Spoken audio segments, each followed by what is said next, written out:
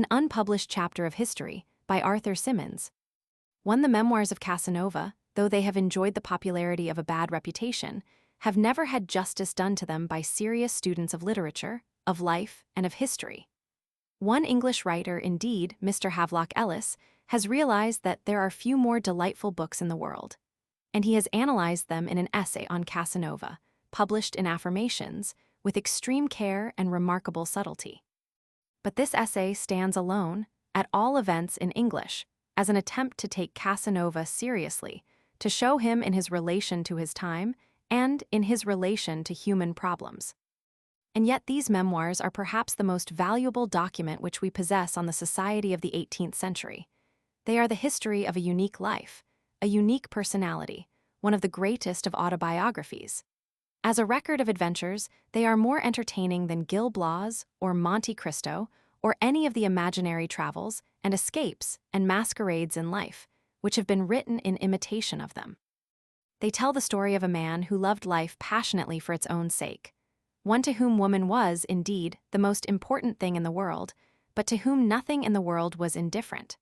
The bust which gives us the most lively notion of him shows us a great, vivid, intellectual face, full of fiery energy and calm resource, the face of a thinker and a fighter in one.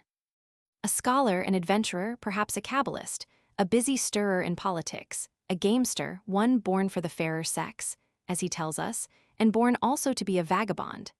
This man, who is remembered now for his written account of his own life, was that rarest kind of autobiographer, one who did not live to write, but wrote because he had lived, and when he could live no longer. And his memoirs take one all over Europe, giving sidelights, all the more valuable in being almost accidental, upon many of the affairs and people most interesting to us during 2/3 of the 18th century. Giacomo Casanova was born in Venice, of Spanish and Italian parentage, on April 2, 1725. He died at the Chateau of Dux in Bohemia on June 4, 1798. In that lifetime of 73 years he traveled, as his memoirs show us, in Italy, France, Germany, Austria, England, Switzerland, Belgium, Russia, Poland, Spain, Holland, Turkey. He met Voltaire at Ferney, Rousseau at Montmorency, Fontenelle, d'Alembert, and Crebillon at Paris, George Roman III. In London, Louis Roman XV. At Fontainebleau, Catherine the Great. At St. Petersburg, Benedict Roman XII. At Rome, Joseph Roman II. At Vienna, Frederick the Great. At Sanssouci. Imprisoned by the Inquisitors of State in the Piombi at Venice, he made, in 1755, the most famous escape in history. His memoirs, as we have them, break off abruptly at the moment when he is expecting a safe conduct and the permission to return to Venice after 20 years' wanderings. He did return, as we know from documents in the Venetian archives. He returned as secret agent of the Inquisitors and remained in their service from 1774 until 1782. At the end of 1782, he left Venice, and next year we find him in Paris, where, in 1784, he met Count Waldstein at the Venetian ambassador, and was invited by him to become his librarian at Dux. He accepted, and for the 14 remaining years of his life lived at Dux, where he wrote his memoirs. Casanova died in 1798, but nothing was heard of the memoirs, which the Prince de Ligne in his own memoirs tells us that Casanova had read to him, and in which he found du diamétique, de la rapidite, du comique, de la philosophie, des choses neuves, sublimes, inimitables meme. Until the year 1820, when a certain Carlo Angiolini brought to the publishing house of Brockhaus, in Leipzig, a manuscript entitled Histoire de ma vie jusqu'à l'an 1797. In the handwriting of Casanova. This manuscript, which I have examined at Leipzig, is written on foolscap paper, rather rough and yellow. It is written on both sides of the page and in sheets or quires. Here and there the paging shows that some pages have been omitted, and in their place are smaller sheets of thinner and whiter paper, all in Casanova's handsome, unmistakable handwriting. The manuscript is done up in 12 bundles, corresponding with the 12 volumes of the original edition, and only in one place is there a gap. The 4th and 5th chapters of the 12th volume are missing, as the editor of the original edition points out, adding, "It is not probable that these 2 chapters have been withdrawn from the manuscript of Casanova by a strange hand. Everything leads us to believe that the author himself suppressed them, in the intention, no doubt, of rewriting them, but without having found time to do so. The manuscript ends abruptly with the year 1774, and not with the year 1797, as the title would lead us to suppose. This manuscript, in its original state, has never been printed. Herr Brockhaus, on obtaining possession of the manuscript, had it translated into German by Wilhelm Schutz, but with many omissions and alterations, and published this translation, volume by volume, from 1822 to 1828, under the title Aus den Memoiren des Venetianers Jacob Casanova de Seingalt. While the German edition was in course of publication, Herr Brockhaus employed a certain Jean Laforgue, a professor of the French language at Dresden, to revise the original manuscript, correcting Casanova's vigorous, but at times incorrect, and often somewhat Italian, French according to his own notions of elegant writing, suppressing passages which seemed too free-spoken from the point of view of morals and of politics, and altering the names of some of the persons referred to, or replacing those names by initials. This revised text was published in 12 volumes, the first two in 1826, the third and fourth in 1828, the fifth to the eighth in 1832, and the ninth to the 12th in 1837, the first four bearing the imprint of Brockhaus at Leipzig and Ponthieu et Cie at Paris, the next four the imprint of Heideloff et Camp at Paris, and the last four nothing but a Bruxelles. The volumes are all uniform, and were all really printed for the firm of Brockhaus. This, however far from representing the real text, is the only authoritative edition, and my references throughout this article will always be to this edition. In turning over the manuscript at Leipzig, I read some of the suppressed passages and regretted their suppression. But Herr Brockhaus, the present head of the firm, assured me that they are not really very considerable in number. The damage, however, to the vivacity of the whole narrative by the persistent alterations of M. Laforgue is incalculable. I compared many passages and found scarcely 3 consecutive sentences untouched. Herr Brockhaus, whose courtesy I cannot sufficiently acknowledge, was kind enough to have a passage copied out for me, which I afterwards read over and checked word by word. In this passage, Casanova says, for instance, "Elle venait presque tous les jours lui faire une belle visite." This is altered into, "Cependant chaque jour Therese venait lui faire une visite." Casanova says that someone avoit, comme de racine, forme le projet d'aller dia avec le diable. This is made to read, Qui, comme de racine, avait saintment forme le projet d'aller les intérêts du ciel aux ouvres de ce monde. Casanova tells us that Therese would not commit a mortal sin pour devenir reine du monde, pour une couronne, corrects the indefatigable Laforgue. Il n'y savait que lui dire becomes dans cet état de perplexite, and so forth. It must, therefore, be realized that the memoirs, as we have them, are only a kind of pale tracing of the vivid colors of the original. When Casanova's memoirs were first published, doubts were expressed as to their authenticity, first by Hugo Foscolo in the Westminster Review, 1827, then by Quarard, supposed to be an authority in regard to anonymous and pseudonymous writings, finally by Paul Lacroix, Le Bibliophile Jacob, who suggested, or rather expressed his certainty, that the real author of the memoirs was Stendhal, whose mind, character, ideas, and style he seemed to recognize on every page. This theory, as foolish and as unsupported as the Baconian theory of Shakespeare, has been carelessly accepted, or at all events accepted as possible, by many good scholars who have never taken the trouble to look into the matter for themselves.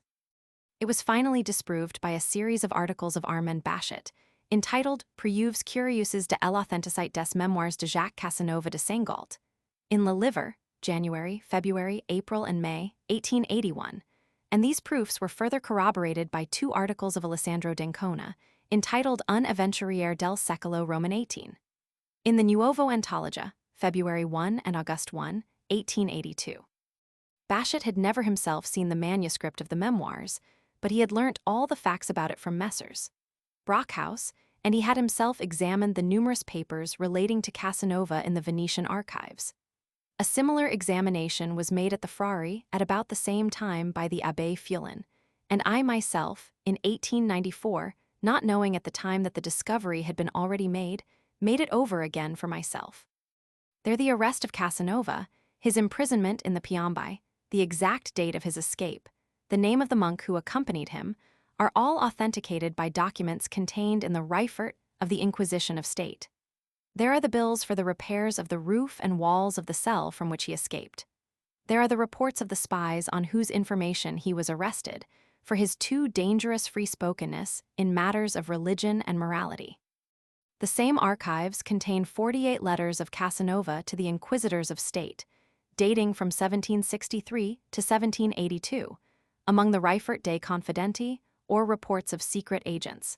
The earliest asking permission to return to Venice, the rest giving information in regard to the immoralities of the city after his return there, all in the same handwriting as the Memoirs.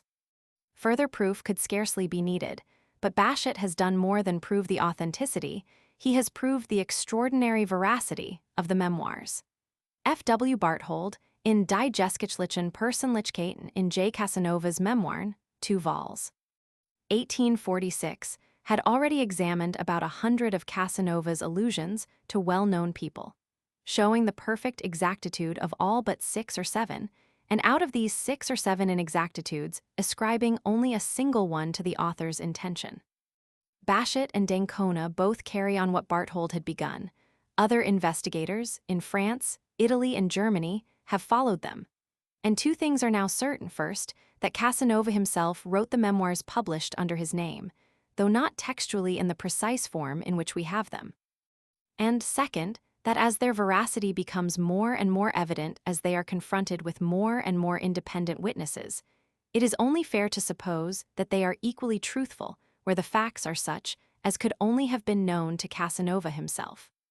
2, for more than 2/3 of a century, it has been known that Casanova spent the last 14 years of his life at Dux, that he wrote his memoirs there, and that he died there. During all this time, people have been discussing the authenticity and the truthfulness of the memoirs. They have been searching for information about Casanova in various directions, and yet hardly anyone has ever taken the trouble, or obtained the permission, to make a careful examination in precisely the one place where information was most likely to be found. The very existence of the manuscripts at Dux was known only to a few, and to most of these only on hearsay. And thus the singular good fortune was reserved for me, on my visit to Count Waldstein in September 1899, to be the first to discover the most interesting things contained in these manuscripts.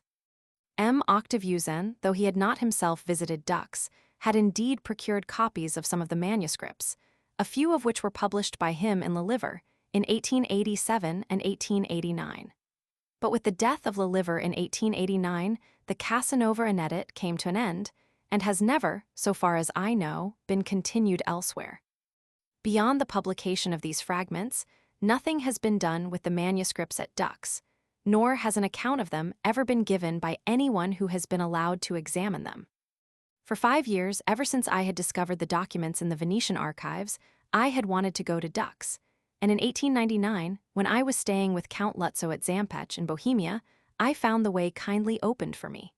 Count Waldstein, the present head of the family, with extreme courtesy, put all his manuscripts at my disposal and invited me to stay with him.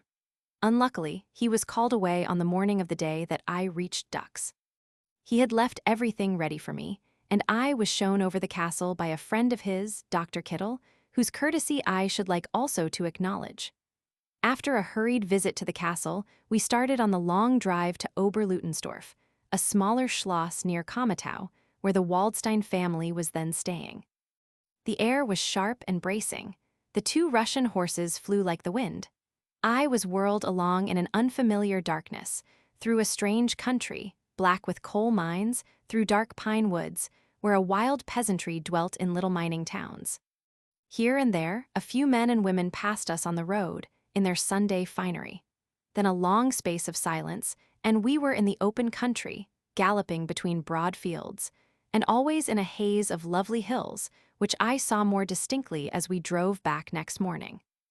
The return to Dux was like a triumphal entry, as we dashed through the marketplace filled with people come for the Monday market, pots and pans and vegetables strewn in heaps all over the ground, on the rough paving stones, up to the great gateway of the castle, leaving but just room for us to drive through their midst.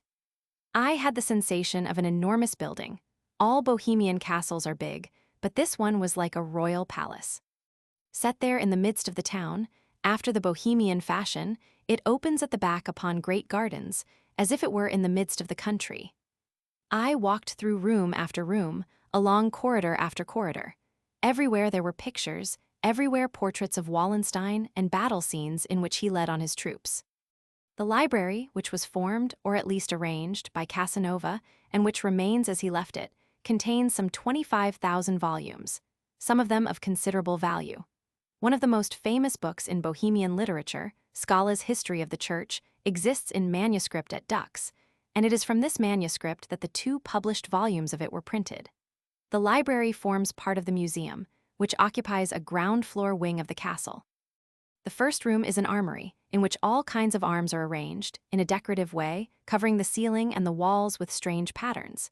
The second room contains pottery, collected by Casanova's Waldstein on his eastern travels. The third room is full of curious mechanical toys and cabinets and carvings in ivory. Finally, we come to the library, contained in the 2 innermost rooms. The bookshelves are painted white and reach to the low vaulted ceilings, which are whitewashed. At the end of a bookcase, in the corner of one of the windows, hangs a fine engraved portrait of Casanova. After I had been all over the castle, so long Casanova's home, I was taken to Count Waldstein's study and left there with the manuscripts. I found 6 huge cardboard cases, large enough to contain foolscap paper, lettered on the back, Graffel, Waldstein-Württembergisches Real Fideikommnis, Dux-Oberleutensdorf, Handschriftlicher Nachlass Casanova. The cases were arranged so as to stand like books, they opened at the side, and on opening them, one after another, I found series after series of manuscripts roughly thrown together, after some pretense at arrangement, and lettered with a very generalized description of contents. The greater part of the manuscripts were in Casanova's handwriting, which I could see gradually beginning to get shaky with years. Most were written in French, a certain number in Italian. The beginning of a catalogue in the library, though said to be by him, was not in his handwriting. Perhaps it was taken down at his dictation. There were also some copies of Italian and Latin poems not written by him. Then there were many big bundles of letters addressed to him, dating over more than 30 years. Almost all the rest was in his own handwriting. I came first upon the smaller manuscripts, among which I found, jumbled together on the same and on separate scraps of paper, washing bills, accounts, hotel bills, lists of letters written, first drafts of letters with many erasures, notes on books, theological and mathematical notes, sums, Latin quotations, French and Italian verses with variants, a long list of classical names which have and have not been Francis's, with reasons for and against. What I must wear at Dresden. Headings without anything to follow, such as Reflections on Respiration on the True Cause of Youth, the Crows, a new method of winning the lottery at Rome, recipes among which is a long printed list of perfumes sold at Spa, a newspaper cutting, dated Prague, 25th October 1790, on the 37th balloon ascent of Blanchard. Thanks to some noble donor for the gift of a dog called Finette. A passport for Monsieur de Casanova, Venetian, Allant Dicey and Holland, October 13, 1758, see Passeport Bon pour 15 jours. Together with an order for post horses, gratis, from Paris to Bordeaux and Bayonne. Occasionally, one gets a glimpse into his daily life at Dux, as in this note, scribbled on a fragment of paper, here and always I translate the French literally. I beg you to tell my servant what the biscuits are that I like to eat, dipped in wine, to fortify my stomach. I believe that they can all be found at Roman S. Usually, however, these notes, though often suggested by something closely personal, branch off into more general considerations, or else begin with general considerations and end with a case in point. Thus, for instance, a fragment of 3 pages begins. A compliment which is only made to gild the pill is a positive impertinence, and Monsieur Bailey is nothing but a charlatan. The monarch ought to have spit in his face, but the monarch trembled with fear.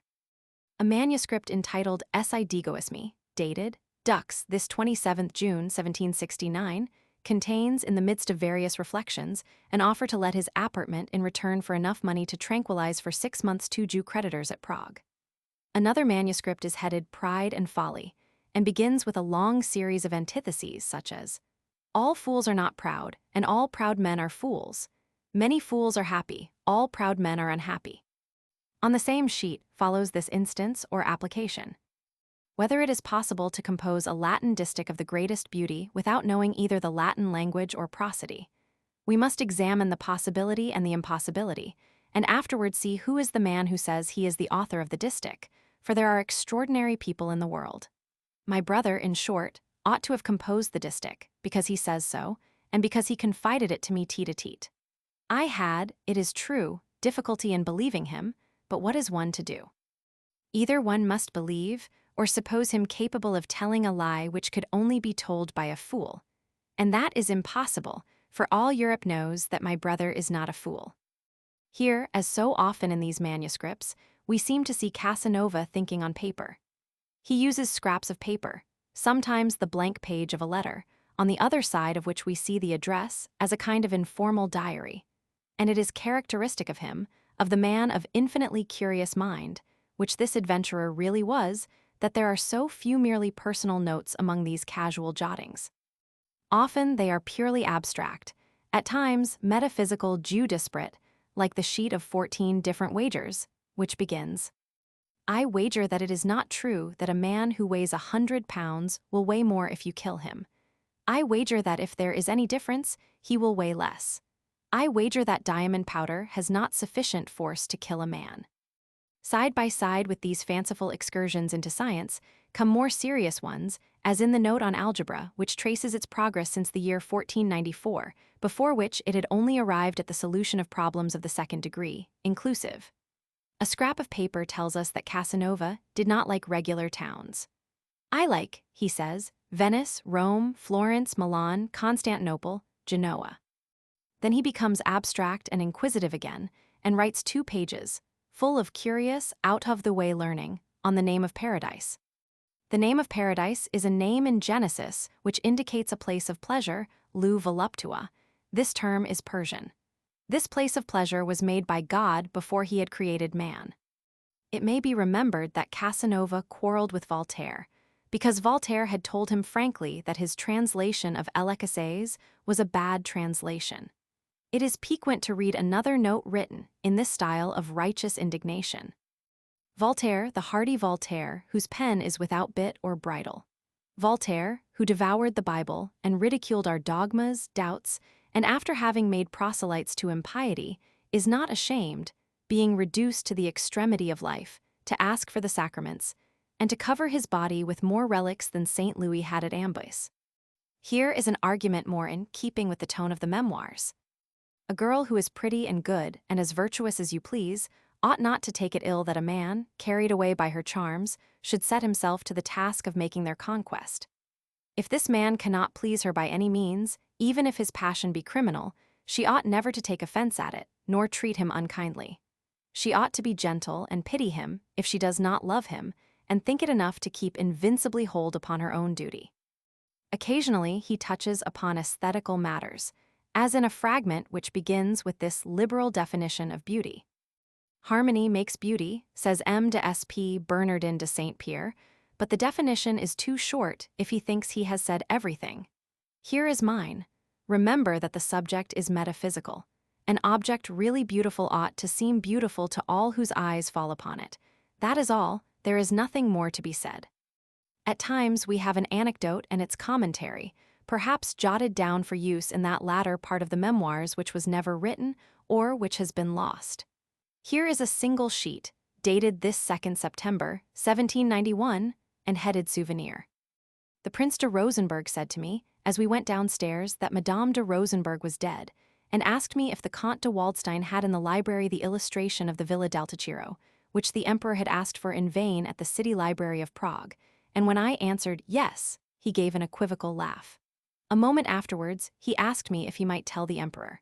'Why not, Monseigneur? It is not a secret. Is His Majesty coming to Dux? If he goes to Oberleitenstorf, sick, he will go to Dux, too, and he may ask you for it, for there is a monument there which relates to him when he was Grand Duke. In that case, His Majesty can also see my critical remarks on the Egyptian prince.'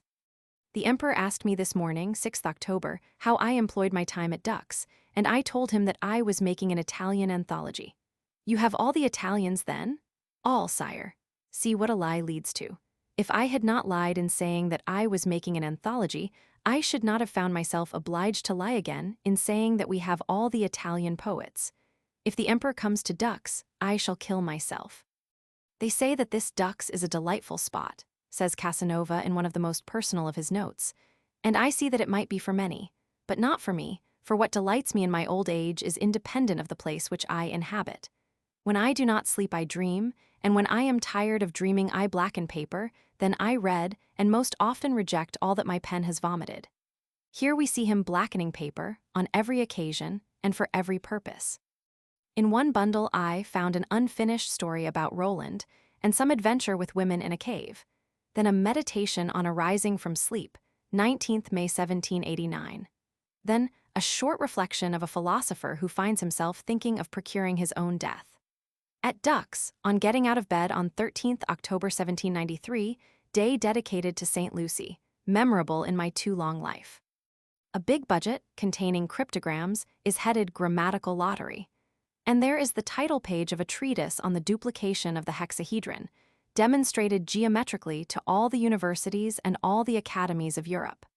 There are innumerable verses, French and Italian, in all stages, occasionally attaining the finality of these lines, which appear in half a dozen tentative forms.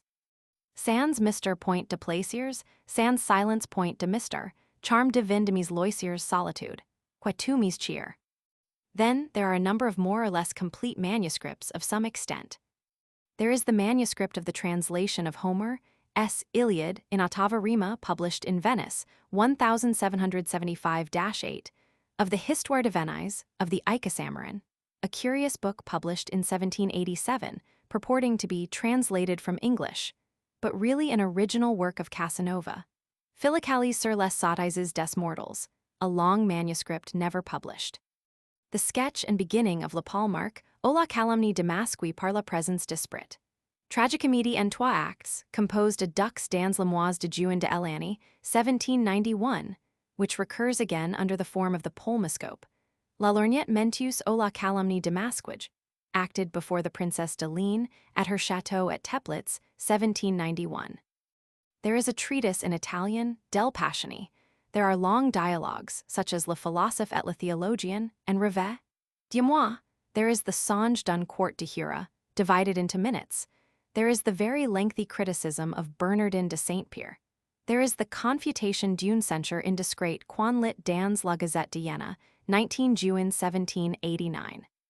With another large manuscript, unfortunately imperfect, first called L'Insult, and then Placed au Public, dated Dux, this 2nd March, 1790, referring to the same criticism on the Ikesamorin and the Fuite des Prisons. L'Histoire de ma Fuite des Prisons de la République de Venise, qu'on appelle les Plombs, which is the first draft of the most famous part of the Memoirs, was published at Leipzig in 1788. And, having read it in the Martian Library at Venice, I am not surprised to learn from this indignant document that it was printed under the care of a young Swiss, who had the talent to commit 100 faults of orthography. 3. We come now to the documents directly relating to the Memoirs, and among these are several attempts at a preface, in which we see the actual preface coming gradually into form. One is entitled Casanova au Lecteur, another Histoire de mon existence, and a third preface. There is also a brief and characteristic Précis de ma vie, dated November 17, 1797. Some of these have been printed in the Liver, 1887. But by far the most important manuscript that I discovered, one which, apparently, I am the first to discover, is a manuscript entitled Extrait du Chapitre 4 et 5. It is written on paper similar to that on which the Memoirs are written. The pages are numbered 104-148, and though it is described as extrait, it seems to contain, at all events, the greater part of the missing chapters to which I have already referred, chapters Roman 4 and V of the last volume of the Memoirs. In this manuscript we find Armeline and Scholastica, whose story is interrupted by the abrupt ending of chapter 3.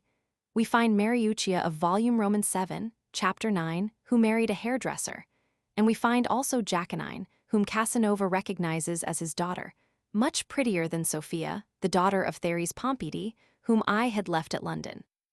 It is curious that this very important manuscript, which supplies the one missing link in the Memoirs, should never have been discovered by any of the few people who have had the opportunity of looking over the Duc's manuscripts.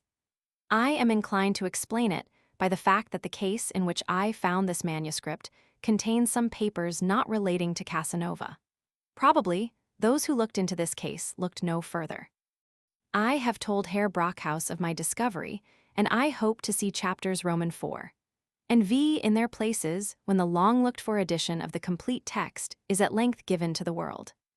Another manuscript which I found tells with great piquancy the whole story of the Abbé de Brosse's ointment, the curing of the Princess de Conti's pimples, and the birth of the Duc de Montpensier, which is told very briefly, and with much less point, in the Memoirs, volume Roman 3, p. 327. Readers of the Memoirs will remember the duel at Warsaw with Count Branicki in 1766, volume X, pp. 274-320, an affair which attracted a good deal of attention at the time, and of which there is an account in a letter from the Abbé Taruffi to the dramatist Francesco Albergati, dated Warsaw, March 19, 1766, quoted in Ernesto Massi's Life of Albergati, Bologna, 1878. A manuscript at Duc's in Casanova's handwriting gives an account of this duel in the third person. It is entitled Description de l'affaire arrivée à Varsovie le 5 Mars, 1766. D'Ancona in the Nuova Antologia, volume LXV. p. 412, referring to the Abbé Taruffi's account, mentions what he considers to be a slight discrepancy. That Taruffi refers to the danseuse, about whom the duel was fought, as La Casacci, while Casanova refers to her as La Cata. In this manuscript, Casanova always refers to her as La Casacci. La Cata is evidently one of M. Laforgue's arbitrary alterations of the text. In turning over another manuscript, I was caught by the name Charpelin, which every reader of the Memoirs will remember as the name of the harpy by whom Casanova suffered so much in London in 1763-4. This manuscript begins by saying, I have been in London for 6 months and have been to see them, that is the mother and daughter in their own house, where he finds nothing but swindlers who cause all who go there to lose their money in gambling. This manuscript adds some details to the story told in the 9th and 10th volumes of the Memoirs, and refers to the meeting with the Charpelins 4.5 years before, described in 5 Volume 5, pages 428-485. It is written in a tone of great indignation. Elsewhere, I found a letter written by Casanova, but not signed, referring to an anonymous letter which he had received in reference to the Charpelins, and ending, My handwriting is known. It was not until the last that I came upon great bundles of letters addressed to Casanova, and so carefully preserved that little scraps of paper, on which postscripts are written, are still in their places. One still sees the seals on the backs of many of the letters, on paper which has slightly yellowed with age, leaving the ink, however, almost always fresh. They come from Venice, Paris, Rome, Prague, Bayreuth, The Hague, Genoa, Fiume, Trieste, etc., and are addressed to as many places, often post restant. Many are letters from women, some in beautiful handwriting on thick paper, others on scraps of paper in painful hands, ill-spelt. A countess writes pitifully, imploring help. One protests her love, in spite of the many chagrins he has caused her. Another asks how they are to live together. Another laments that a report has gone about that she is secretly living with him, which may harm his reputation. Some are in French, more in Italian.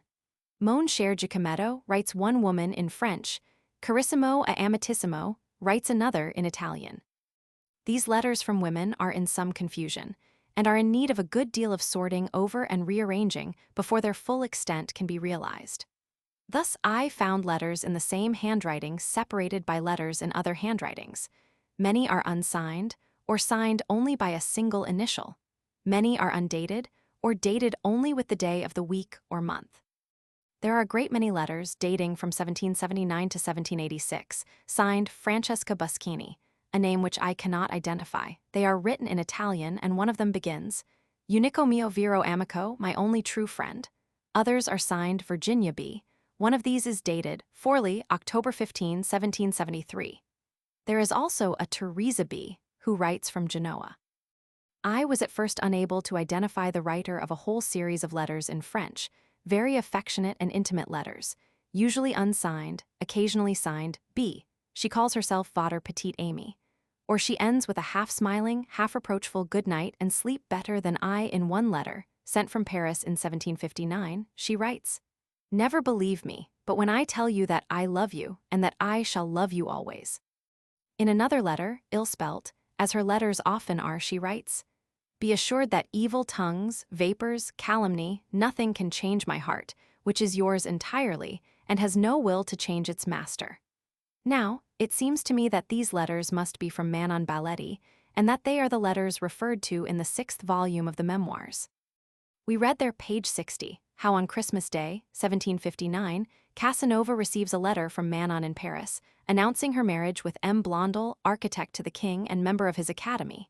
She returns him his letters and begs him to return hers or burn them. Instead of doing so, he allows Esther to read them, intending to burn them afterwards. Esther begs to be allowed to keep the letters, promising to preserve them religiously all her life. These letters, he says, numbered more than 200, and the shortest were of 4 pages. Certainly there are not 200 of them at Dux, but it seems to me highly probable that Casanova made a final selection from Manon's letters, and that it is these which I have found. But however this may be, I was fortunate enough to find the set of letters, which I was most anxious to find the letters from Henriette, whose loss every writer on Casanova has lamented. Henriette, it will be remembered, makes her first appearance at Cesena in the year 1748. After their meeting at Geneva, she reappears romantically, apropos, 22 years later at Aix in Provence, and she writes to Casanova proposing un commerce epistolaire, asking him what he has done since his escape from prison, and promising to do her best to tell him all that has happened to her during the long interval. After quoting her letter, he adds, "I replied to her, accepting the correspondence that she offered me and telling her briefly all my vicissitudes. She related to me in turn, in some 40 letters, all the history of her life.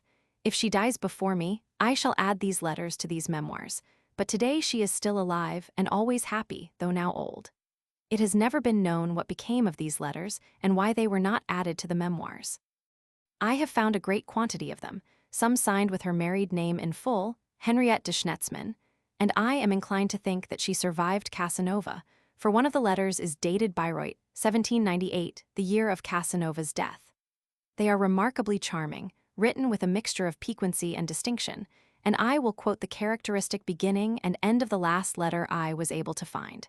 It begins, "No, it is impossible to be sulky with you," and ends, "If I become vicious, it is you, my mentor, who make me so, and I cast my sins upon you. Even if I were damned, I should still be your most devoted friend, Henriette de Schnetzmann." Casanova was 23 when he met Henriette. Now, herself an old woman, she writes to him when he is 73, as if the 50 years that had passed were blotted out in the faithful affection of her memory. How many more discreet and less changing lovers have had the quality of constancy in change, to which this lifelong correspondence bears witness?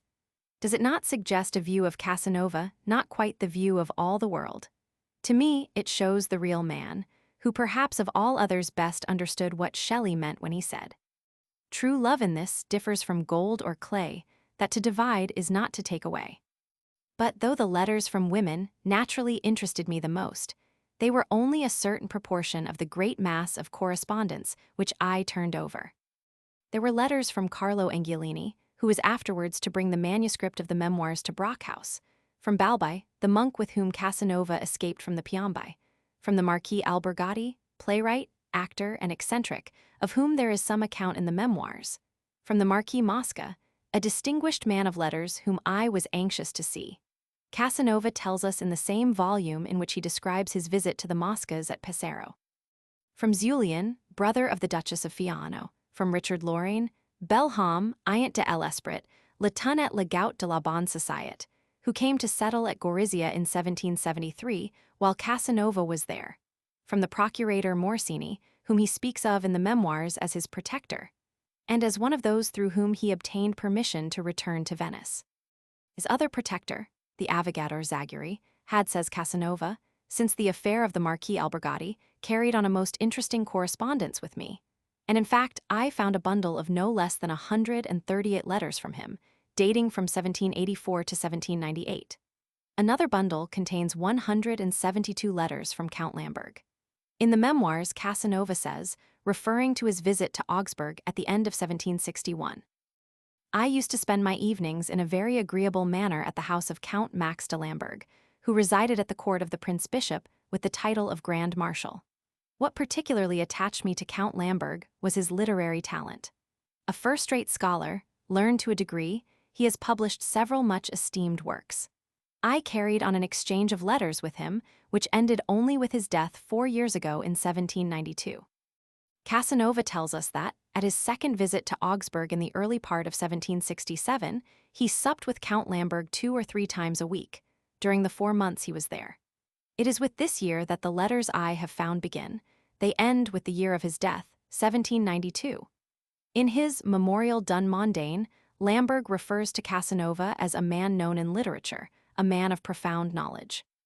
In the first edition of 1774, he laments that a man such as M. de Seingalt should not yet have been taken back into favor by the Venetian government, and in the second edition, 1775, rejoices over Casanova's return to Venice.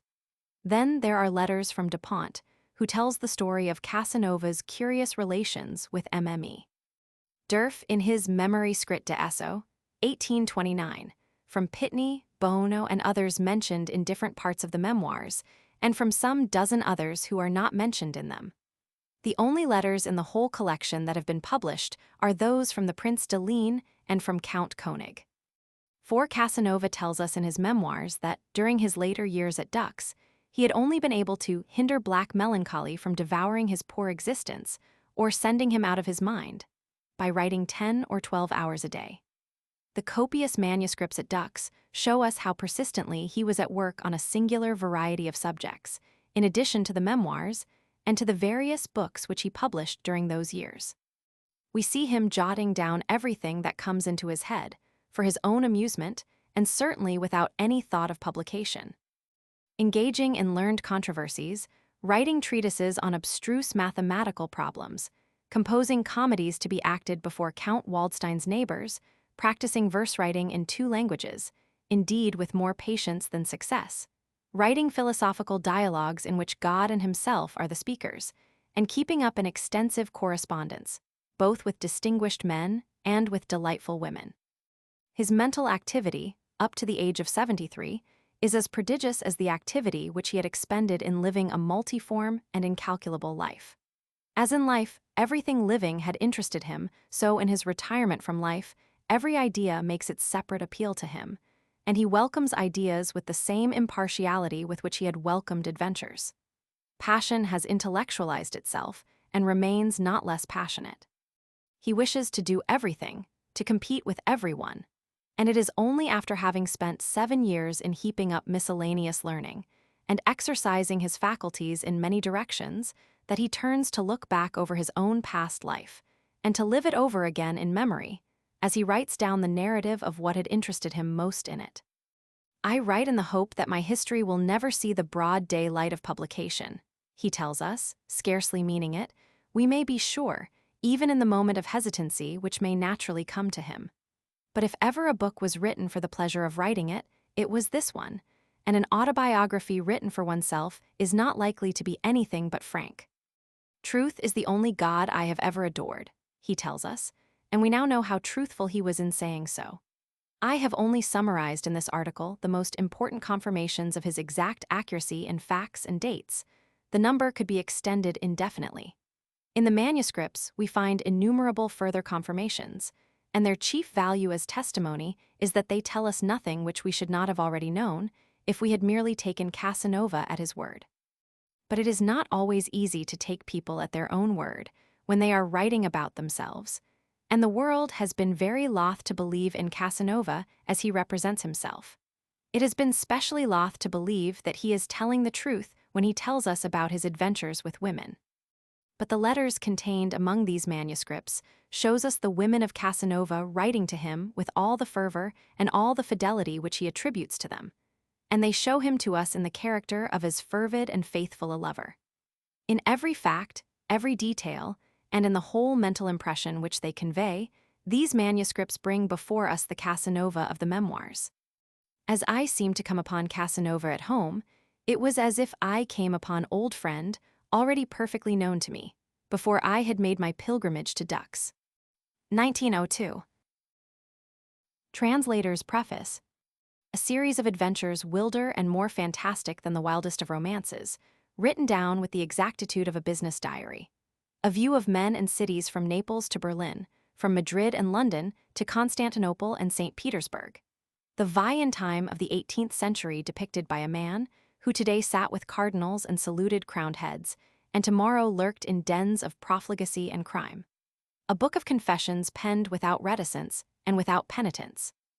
A record of 40 years of occult charlatanism, a collection of tales of successful imposture, of bonds fortunes, of marvelous escapes, of transcendent audacity, told with the humor of Smollett and the delicate wit of Voltaire. Who is there interested in men and letters, and in the life of the past, who would not cry, "Where can such a book as this be found?" Yet the above catalogue is but a brief outline, a bare and meager summary, of the book known as the Memoirs of Casanova, a work absolutely unique in literature. He who opens these wonderful pages is as one who sits in a theater and looks across the gloom, not on a stage play, but on another and a vanished world.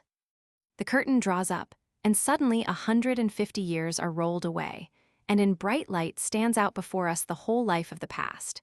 The gay dresses, the polished wit, the careless morals, and all the revel and dancing of those merry years before the mighty deluge of the Revolution. The palaces and marble stairs of old Venice are no longer desolate, but thronged with scarlet-robed senators. Prisoners with the doom of the 10 upon their heads cross the Bridge of Sighs. At dead of night, the nun slips out of the convent gate to the dark canal where a gondola is waiting. We assist at the parties fines of cardinals, and we see the bank made at faro. Venice gives place to the assembly rooms of Mrs. Cornley and the fast taverns of the London of 1760. We pass from Versailles to the winter palace of St. Petersburg in the days of Catherine, from the policy of the great Frederick to the lewd mirth of strolling players, and the presence chamber of the Vatican is succeeded by an intrigue in a garret. It is indeed a new experience to read this history of a man who, refraining from nothing, has concealed nothing. Of one who stood in the courts of Louis the Magnificent before Madame de Pompadour and the nobles of the ancient regime, and had an affair with an adventuress of Denmark Street, Soho, who was bound over to keep the peace by Fielding and New Cagliostro. The friend of popes and kings and noblemen, and of all the male and female ruffians and vagabonds of Europe, abbé, soldier, charlatan, gamester, financier, diplomatist, viveur, philosopher, virtuoso, chemist, fiddler, and buffoon. Each of these, and all of these was Giacomo Casanova, Chevalier de Seingalt, Knight of the Golden Spur. And not only are the memoirs a literary curiosity, they are almost equally curious from a bibliographical point of view. The manuscript was written in French and came into the possession of the publisher Brockhaus, of Leipzig, who had it translated into German and printed.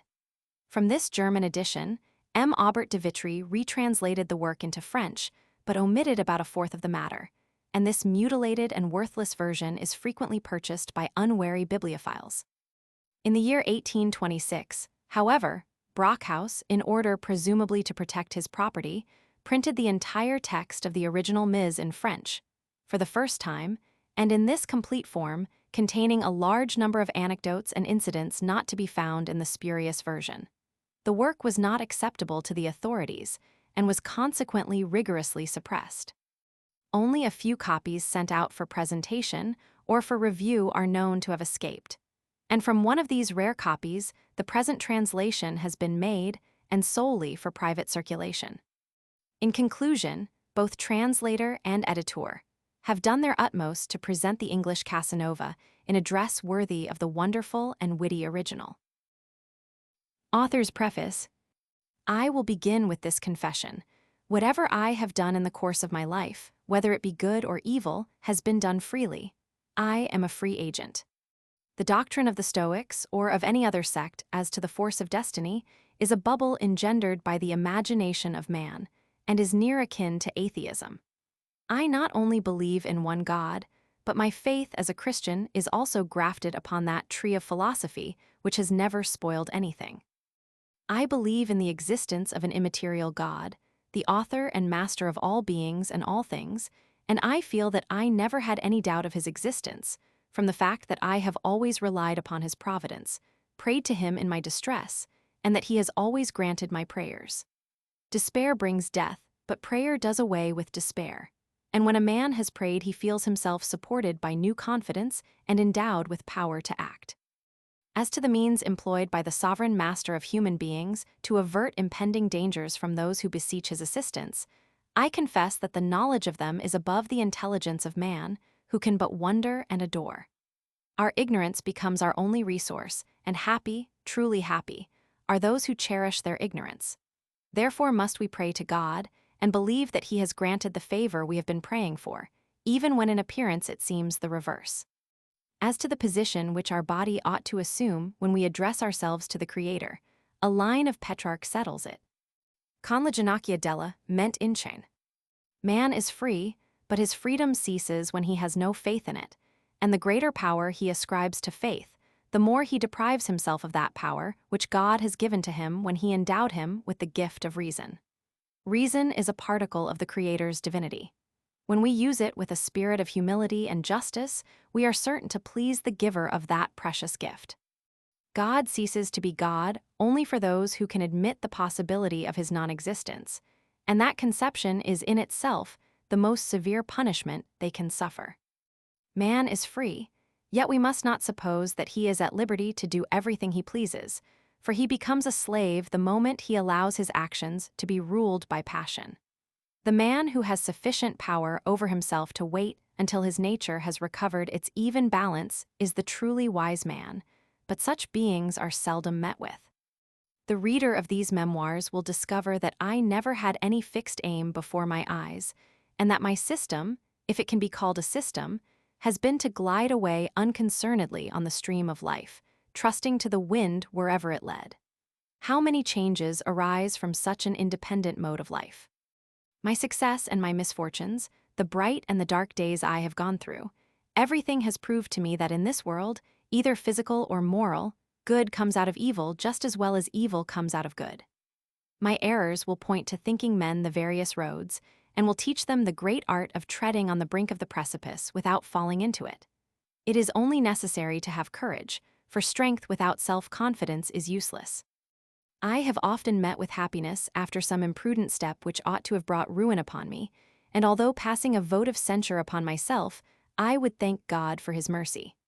But, by way of compensation, dire misfortune has befallen me in consequence of actions prompted by the most cautious wisdom. This would humble me, yet conscious that I had acted rightly, I would easily derive comfort from that conviction. In spite of a good foundation of sound morals, the natural offspring of the divine principles which had been early rooted in my heart, I have been throughout my life the victim of my senses. I have found delight in losing the right path. I have constantly lived in the midst of error, with no consolation but the consciousness of my being mistaken.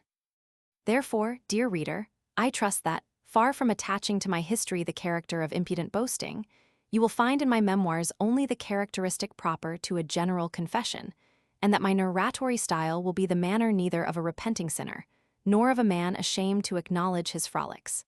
They are the follies inherent to youth. I make sport of them, and, if you are kind, you will not yourself refuse them a good-natured smile. You will be amused when you see that I have more than once deceived without the slightest qualm of conscience, both knaves and fools. As to the deceit perpetrated upon women, let it pass, for, when love is in the way, men and women as a general rule dupe each other. But on the score of fools it is a very different matter. I always feel the greatest bliss when I recollect those I have caught in my snares, for they generally are insolent, and so self-conceited that they challenge wit. We avenge intellect when we dupe a fool, and it is a victory not to be despised, for a fool is covered with steel, and it is often very hard to find his vulnerable part.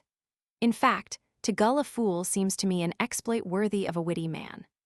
I have felt in my very blood, ever since I was born, a most unconquerable hatred towards the whole tribe of fools, and it arises from the fact that I feel myself a blockhead whenever I am in their company. I am very far from placing them in the same class with those men whom we call stupid, for the latter are stupid only from deficient education, and I rather like them. I have met with some of them very honest fellows, who, with all their stupidity, had a kind of intelligence and an upright good sense, which cannot be the characteristics of fools. They are like eyes veiled with the cataract, which, if the disease could be removed, would be very beautiful. Dear reader, examine the spirit of this preface, and you will at once guess at my purpose. I have written a preface because I wish you to know me thoroughly before you begin the reading of my memoirs. It is only in a coffee room or at a table d'hôte that we like to converse with strangers. I have written the history of my life, and I have a perfect right to do so. But am I wise in throwing it before a public of which I know nothing but evil? No, I am aware it is sheer folly, but I want to be busy, I want to laugh, and why should I deny myself this gratification? Expulit ellibero morbum bilenc miro. An ancient author tells us somewhere, with the tone of a pedagogue, if you have not done anything worthy of being recorded, at least write something worthy of being read. It is a precept as beautiful as a diamond of the first water cut in England, but it cannot be applied to me, because I have not written either a novel or the life of an illustrious character. Worthy or not, my life is my subject, and my subject is my life.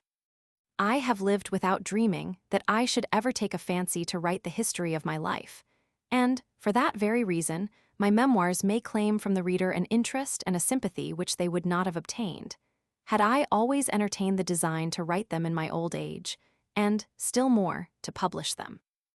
I have reached, in 1797, the age of 70 years and 12. I cannot say, Vixie, and I could not procure a more agreeable pastime than to relate my own adventures, and to cause pleasant laughter amongst the good company listening to me, from which I have received so many tokens of friendship, and in the midst of which I have ever lived. To enable me to write well, I have only to think that my readers will belong to that polite society. Quocunc dixi, si placurent dictavit auditor. Should there be a few intruders whom I cannot prevent from perusing my memoirs, I must find comfort in the idea that my history was not written for them. By recollecting the pleasures I have had formerly, I renew them, I enjoy them a second time, while I laugh at the remembrance of troubles now past, and which I no longer feel. A member of this great universe, I speak to the air, and I fancy myself rendering an account of my administration, as a steward is wont to do before leaving his situation. For my future I have no concern, and as a true philosopher I never would have any, for I know not what it may be. As a Christian, on the other hand, faith must believe without discussion, and the stronger it is, the more it keeps silent. I know that I have lived because I have felt, and, feeling giving me the knowledge of my existence, I know likewise that I shall exist no more when I shall have ceased to feel. Should I perchance still feel after my death, I would no longer have any doubt, but I would most certainly give the lie to anyone asserting before me that I was dead. The history of my life must begin by the earliest circumstance which my memory can evoke. It will therefore commence when I had attained the age of 8 years and 4 months. Before that time, if to think is to live be a true axiom, I did not live. I could only lay claim to a state of vegetation. The mind of a human being is formed only of comparisons made in order to examine analogies, and therefore cannot precede the existence of memory. The mnemonic organ was developed in my head only 8 years and 4 months after my birth. It is then that my soul began to be susceptible of receiving impressions.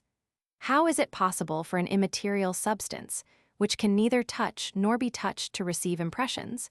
It is a mystery which man cannot unravel. A certain philosophy, full of consolation, and in perfect accord with religion, pretends that the state of dependence in which the soul stands in relation to the senses and to the organs is only incidental and transient, and that it will reach a condition of freedom and happiness when the death of the body shall have delivered it from that state of tyrannic subjection. This is very fine, but, apart from religion, where is the proof of it all?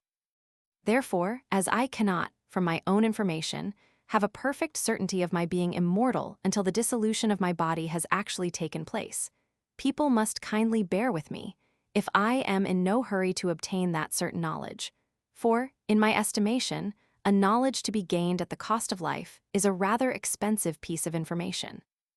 In the meantime, I worship God, laying every wrong action under an interdict which I endeavor to respect, and I loathe the wicked without doing them any injury.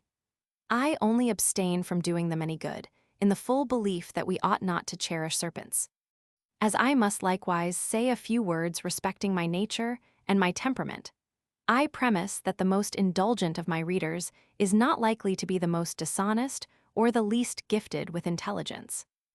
I have had in turn every temperament, phlegmatic in my infancy, sanguine in my youth, later on, bilious, and now I have a disposition which engenders melancholy and most likely will never change. I always made my food congenial to my constitution, and my health was always excellent.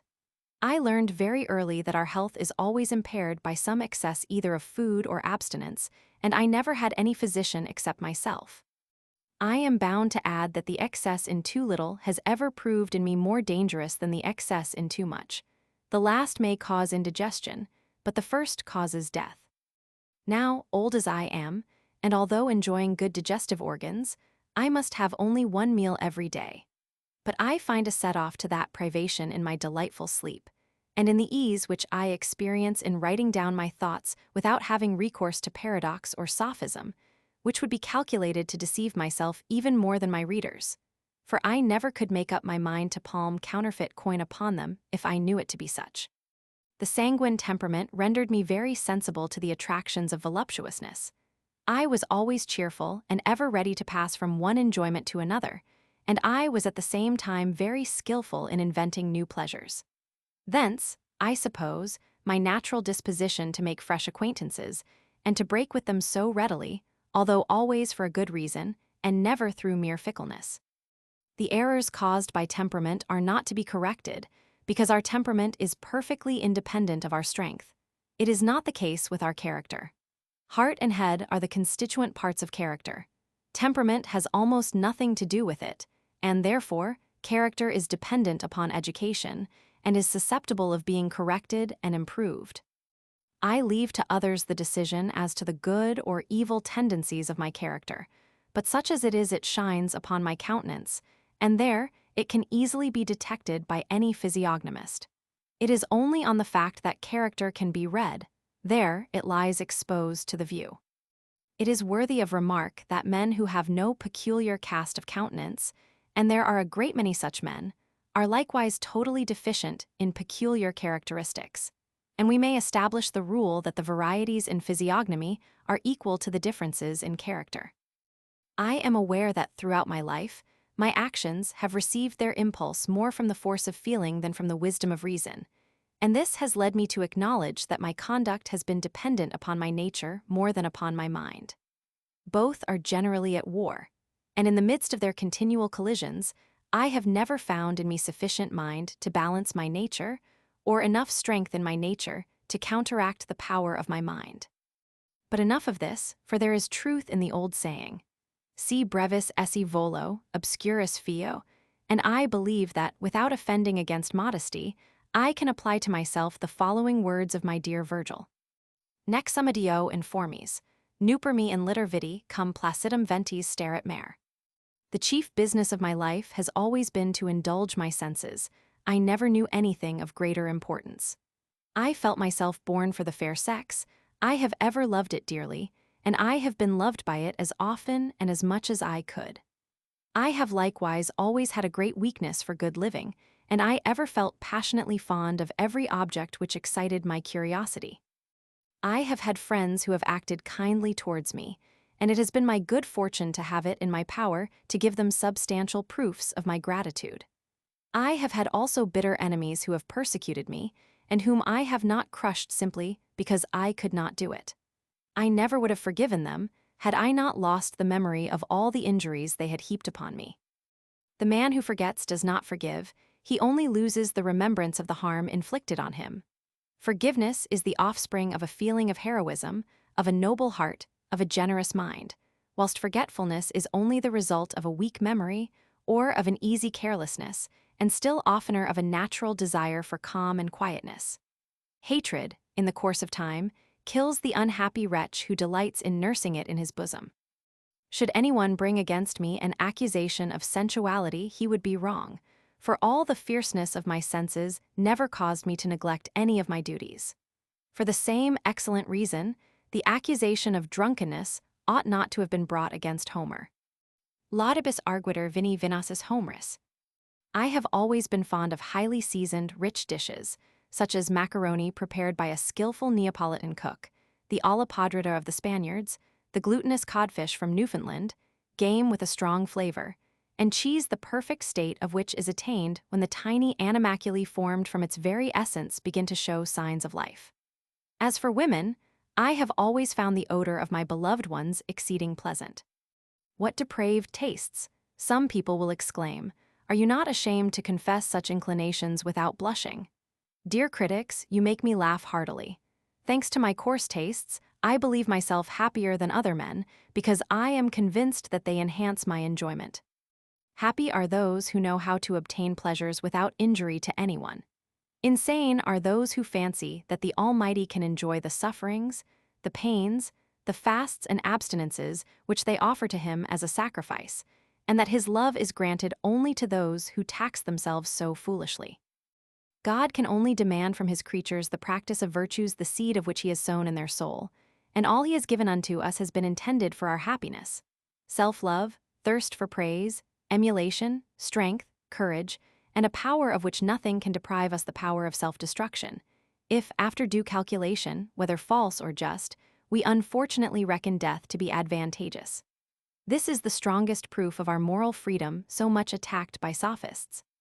Yet this power of self-destruction is repugnant to nature, and has been rightly opposed by every religion. A so-called freethinker told me at one time that I could not consider myself a philosopher if I placed any faith in revelation. But when we accept it readily in physics, why should we reject it in religious matters? The form alone is the point in question. The spirit speaks to the spirit, and not to the ears. The principles of everything we are acquainted with must necessarily have been revealed to those from whom we have received them by the great, supreme principle, which contains them all. The bee erecting its hive, the swallow building its nest, the ant constructing its cave, and the spider warping its web would never have done anything but for a previous and everlasting revelation. We must either believe that it is so, or admit that matter is endowed with thought. But as we dare not pay such a compliment to matter, let us stand by revelation. The great philosopher, who having deeply studied nature, thought he had found the truth because he acknowledged nature as God, died too soon. Had he lived a little while longer, he would have gone much farther, and yet his journey would have been but a short one, for finding himself in his author, he could not have denied him. In him we move and have our being. He would have found him inscrutable, and thus would have ended his journey. God, great principle of all minor principles, God, who is himself without a principle, could not conceive himself, if, in order to do it, he required to know his own principle. Oh, blissful ignorance! Spinoza, the virtuous Spinoza, died before he could possess it. He would have died a learned man, and with a right to the reward his virtue deserved, if he had only supposed his soul to be immortal. It is not true that a wish for reward is unworthy of real virtue, and throws a blemish upon its purity. Such a pretension, on the contrary, helps to sustain virtue, man being himself too weak to consent to be virtuous only for his own gratification. I hold as a myth that Amphiaraus who preferred to be good than to seem good. In fact, I do not believe there is an honest man alive without some pretension, and here is mine. I pretend to the friendship, to the esteem, to the gratitude of my readers. I claim their gratitude, if my memoirs can give them instruction and pleasure. I claim their esteem if, rendering me justice, they find more good qualities in me than faults, and I claim their friendship as soon as they deem me worthy of it by the candor and the good faith with which I abandon myself to their judgment, without disguise and exactly as I am in reality. They will find that I have always had such sincere love for truth, that I have often begun by telling stories for the purpose of getting truth to enter the heads of those who could not appreciate its charms. They will not form a wrong opinion of me when they see one emptying the purse of my friends to satisfy my fancies, for those friends entertained idle schemes, and by giving them the hope of success I trusted to disappointment to cure them. I would deceive them to make them wiser, and I did not consider myself guilty, for I applied to my own enjoyment sums of money which would have been lost in the vain pursuit of possessions denied by nature. Therefore I was not actuated by any avaricious rapacity. I might think myself guilty if I were rich now, but I have nothing. I have squandered everything. It is my comfort and my justification. The money was intended for extravagant follies, and by applying it to my own frolics I did not turn it into a very different channel. If I were deceived in my hope to please, I candidly confess I would regret it, but not sufficiently so to repent having written my memoirs, for, after all, writing them has given me pleasure. Oh, cruel ennui! It must be by mistake that those who have invented the torments of hell have forgotten to ascribe thee the first place among them. Yet I am bound to own that I entertain a great fear of hisses. It is too natural a fear for me to boast of being insensible to them, and I cannot find any solace in the idea that, when these memoirs are published, I shall be no more. I cannot think without a shudder of contracting any obligation towards death. I hate death, for happy or miserable, life is the only blessing which man possesses, and those who do not love it are unworthy of it. If we prefer honor to life, it is because life is blighted by infamy. And if, in the alternative, man sometimes throws away his life, philosophy must remain silent. O death, cruel death, fatal law which nature necessarily rejects because thy very office is to destroy nature.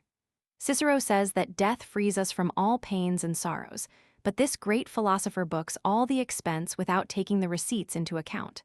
I do not recollect if, when he wrote his Tusculan Disputations, his own Tullia was dead.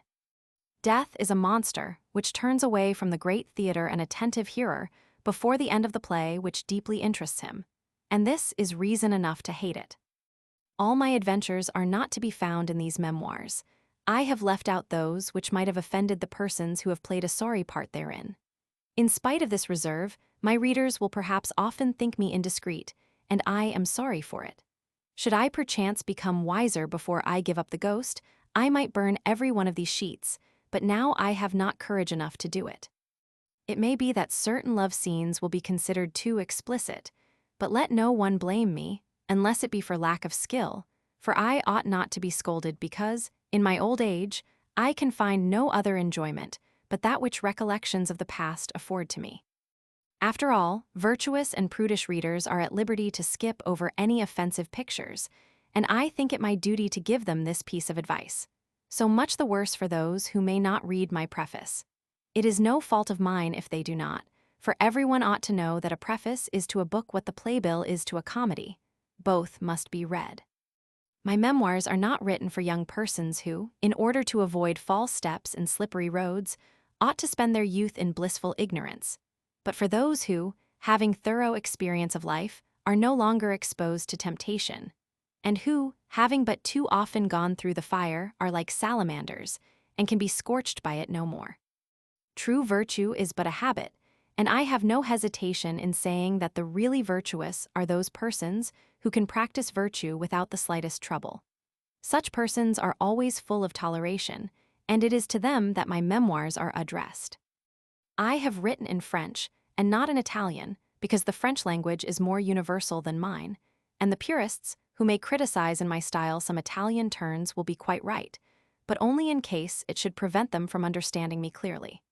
The Greeks admired Theophrastus in spite of his Aresian style, and the Romans delighted in their Livy in spite of his patavinity. Provided I amuse my readers, it seems to me that I can claim the same indulgence. After all, every Italian reads Algarotti with pleasure, although his works are full of French idioms. There is one thing worthy of notice. Of all the living languages belonging to the Republic of Letters, the French tongue is the only one which has been condemned by its masters never to borrow in order to become richer, whilst all other languages, although richer in words than the French, plunder from it words and constructions of sentences, whenever they find that by such robbery they add something to their own beauty. Yet those who borrow the most from the French are the most forward in trumpeting the poverty of that language, very likely thinking that such an accusation justifies their depredations. It is said that the French language has attained the apogee of its beauty, and that the smallest foreign loan would spoil it, but I make bold to assert that this is prejudice. For, although it certainly is the most clear, the most logical of all languages, it would be great temerity to affirm that it can never go farther or higher than it has gone.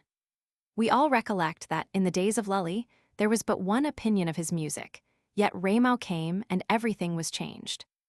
The new impulse given to the French nation may open new and unexpected horizons. and new beauties, fresh perfections, may spring up from new combinations and from new wants. The motto I have adopted justifies my digressions, and all the commentaries, perhaps too numerous, in which I indulge upon my various exploits. Nequidquam sapit qui sibi non sapit. For the same reason, I have always felt a great desire to receive praise and applause from polite society. Exitat auditor stadium, laudatic virtus crescit, et immensum gloria calcar habet. I would willingly have displayed here the proud axiom, Nemo ledator nisi si ipso, had I not feared to offend the immense number of persons who, whenever anything goes wrong with them, are wont to exclaim, "It is no fault of mine." I cannot deprive them of that small particle of comfort, for, were it not for it, they would soon feel hatred for themselves, and self-hatred often leads to the fatal idea of self-destruction. As for myself, I always willingly acknowledge my own self as the principal cause of every good or of every evil which may befall me. Therefore, I have always found myself capable of being my own pupil and ready to love my teacher. The Memoirs of Jacques Casanova. Volume 1, Venetian Years. Episode 1, Childhood. Chapter 1. My family pedigree, my childhood. Don Jacob Casanova, the illegitimate son of Don Francisco Casanova, was a native of Saragossa, the capital of Aragon, and in the year of 1428 he carried off Dona Ana Palafax from her convent on the day after she had taken the veil. He was secretary to King Alfonso. He ran away with her to Rome, where after 1 year of imprisonment, the Pope Martin Roman III released Ana from her vows and gave them the nuptial blessing at the instance of Don Juan Casanova, majordomo of the Vatican and uncle of Don Jacob. All the children born from that marriage died in their infancy, with the exception of Don Juan, who in 1475 married Donna Eleonora Albini, by whom he had a son, Marco Antonio. In 1481, Don Juan, having killed an officer of the King of Naples, was compelled to leave Rome and escape to Como with his wife and his son. But having left that city to seek his fortune, he died while traveling with Christopher Columbus in the year 1493. Marco Antonio became a noted poet of the school of Martial and was secretary to Cardinal Pompeo Colonna.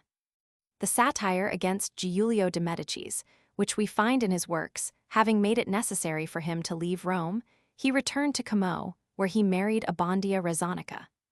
The same Giulio de Medicis, having become pope under the name of Clement Roman VII, pardoned him and called him back to Rome with his wife. The city having been taken and ransacked by the imperialists in 1526, Marco Antonio died there from an attack of the plague. Otherwise, he would have died of misery, the soldiers of Charles V having taken all he possessed. Pierre Valerian speaks of him in his work, De Infelicitate Literatorum.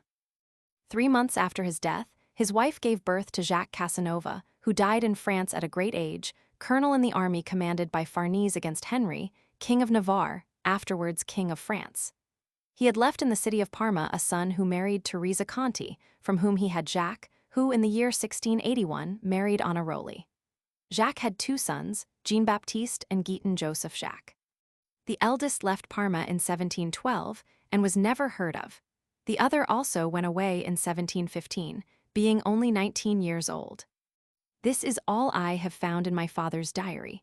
From my mother's lips, I have heard the following particulars. Guiton Joseph Jacques left his family, madly in love with an actress named Fragoletta, who performed the chambermaids. In his poverty, he determined to earn a living by making the most of his own person. At first, he gave himself up to dancing, and 5 years afterwards became an actor, making himself conspicuous by his conduct still more than by his talent. Whether from fickleness or from jealousy, he abandoned the Fragoletta and joined in Venice a troupe of comedians then giving performances at the St. Samuel Theatre. Opposite the house in which he had taken his lodging resided a shoemaker, by name Jerome Farusi, with his wife Marzia, and Zanetta, their only daughter, a perfect beauty 16 years of age. The young actor fell in love with this girl, succeeded in gaining her affection, and in obtaining her consent to a runaway match. It was the only way to win her, for being an actor he never could have had Marzia's consent, still less Jerome's, as in their eyes a player was a most awful individual. The young lovers, provided with the necessary certificates and accompanied by 2 witnesses, presented themselves before the Patriarch of Venice, who performed over them the marriage ceremony. Marzia, Zanetta's mother, indulged in a good deal of exclamation, and the father died broken-hearted. I was born 9 months afterwards, on the 2nd of April, 1725. The following April my mother left me under the care of her own mother, who had forgiven her as soon as she had heard that my father had promised never to compel her to appear on the stage. This is a promise which all actors make to the young girls they marry, and which they never fulfill, simply because their wives never care much about claiming from them the performance of it. Moreover, it turned out a very fortunate thing for my mother that she had studied for the stage. For 9 years later, having been left a widow with 6 children, she could not have brought them up if it had not been for the resources she found in that profession. I was only 1 year old when my father left me to go to London, where he had an engagement. It was in that great city that my mother made her first appearance on the stage, and in that city likewise that she gave birth to my brother Francois, a celebrated painter of battles, now residing in Vienna, where he has followed his profession since 1783. Towards the end of the year 1728, my mother returned to Venice with her husband, and as she had become an actress, she continued her artistic life. In 1730, she was delivered of my brother Jean, who became director of the Academy of Painting at Dresden, and died there in 1795. And during the 3 following years, she became the mother of 2 daughters, one of whom died at an early age, while the other married in Dresden, where she still lived in 1798. I had also a posthumous brother who became a priest. He died in Rome 15 years ago. Let us now come to the dawn of my existence in the character of a thinking being. The organ of memory began to develop itself in me at the beginning of August, 1733. I had at that time reached the age of 8 years and 4 months. Of what may have happened to me before that period, I have not the faintest recollection. This is the circumstance. I was standing in the corner of a room bending towards the wall, supporting my head, and my eyes fixed upon a stream of blood flowing from my nose to the ground. My grandmother, Marzia, whose pet I was, came to me, bathed my face with cold water, and, unknown to everyone in the house, took me with her in a gondola as far as Murin, a thickly populated island only half a league distant from Venice. Alighting from the gondola, we enter a wretched hole, where we find an old woman sitting on a rickety bed, holding a black cat in her arms, with 5 or 6 more purring around her. The 2 old cronies held together a long discourse of which, most likely, I was the subject. At the end of the dialogue, which was carried on in the patois of Forli, the witch, having received a silver ducat from my grandmother, opened a box, took me in her arms, placed me in the box and locked me in it, telling me not to be frightened, a piece of advice which would certainly have had the contrary effect if I had had any wits about me, but I was stupefied. I kept myself quiet in a corner of the box, holding a handkerchief to my nose because it was still bleeding, and otherwise very indifferent to the uproar going on outside. I could hear in turn laughter, weeping, singing, screams, shrieks, and knocking against the box, but for all that I cared not. At last I am taken out of the box. The blood stops flowing. The wonderful old witch, after lavishing caresses upon me, takes off my clothes, lays me on the bed, burns some drugs, gathers the smoke in a sheet which she wraps around me, pronounces incantations, takes the sheet off me, and gives me 5 sugar plums of a very agreeable taste. Then she immediately rubs my temples and the nape of my neck with an ointment exhaling a delightful perfume, and puts my clothes on me again. She told me that my hemorrhage would little by little leave me, provided I should never disclose to anyone what she had done to cure me, and she threatened me, on the other hand, with the loss of all my blood and with death, should I ever breathe a word concerning those mysteries. After having thus taught me my lesson, she informed me that a beautiful lady would pay me a visit during the following night, and that she would make me happy, on condition that I should have sufficient control over myself never to mention to anyone my having received such a visit. Upon this, we left and returned home. I fell asleep almost as soon as I was in bed, without giving a thought to the beautiful visitor I was to receive. But waking up a few hours afterwards, I saw, or fancied I saw, coming down the chimney, a dazzling woman with immense hoops, splendidly attired, and wearing on her head a crown set with precious stones, which seemed to me sparkling with fire. With slow steps, but with a majestic and sweet countenance, she came forward and sat on my bed.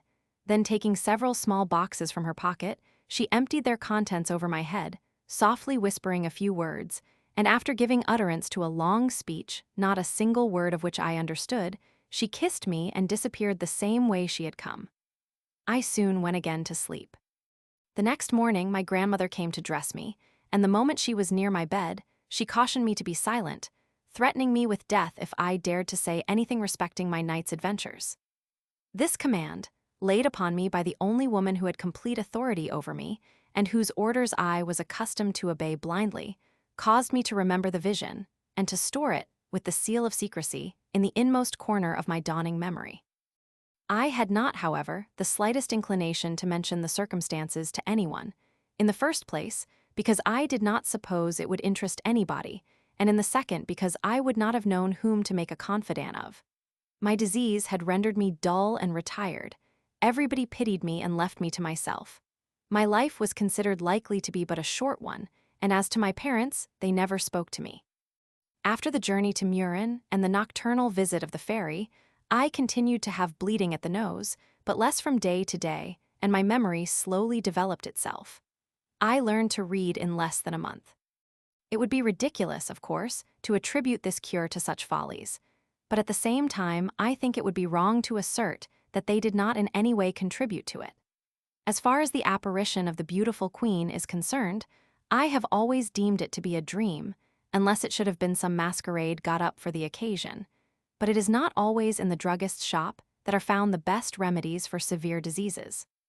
Our ignorance is every day proved by some wonderful phenomenon, and I believe this to be the reason why it is so difficult to meet with a learned man entirely untainted with superstition. We know, as a matter of course, that there never have been any sorcerers in this world, yet it is true that their power has always existed in the estimation of those to whom crafty knaves have passed themselves off as such. Somnio nocturnos lemuris portentac Thessalia vides. Many things become real which, at first, had no existence but in our imagination, and, as a natural consequence, many facts which have been attributed to faith may not always have been miraculous, although they are true miracles for those who lend to faith a boundless power.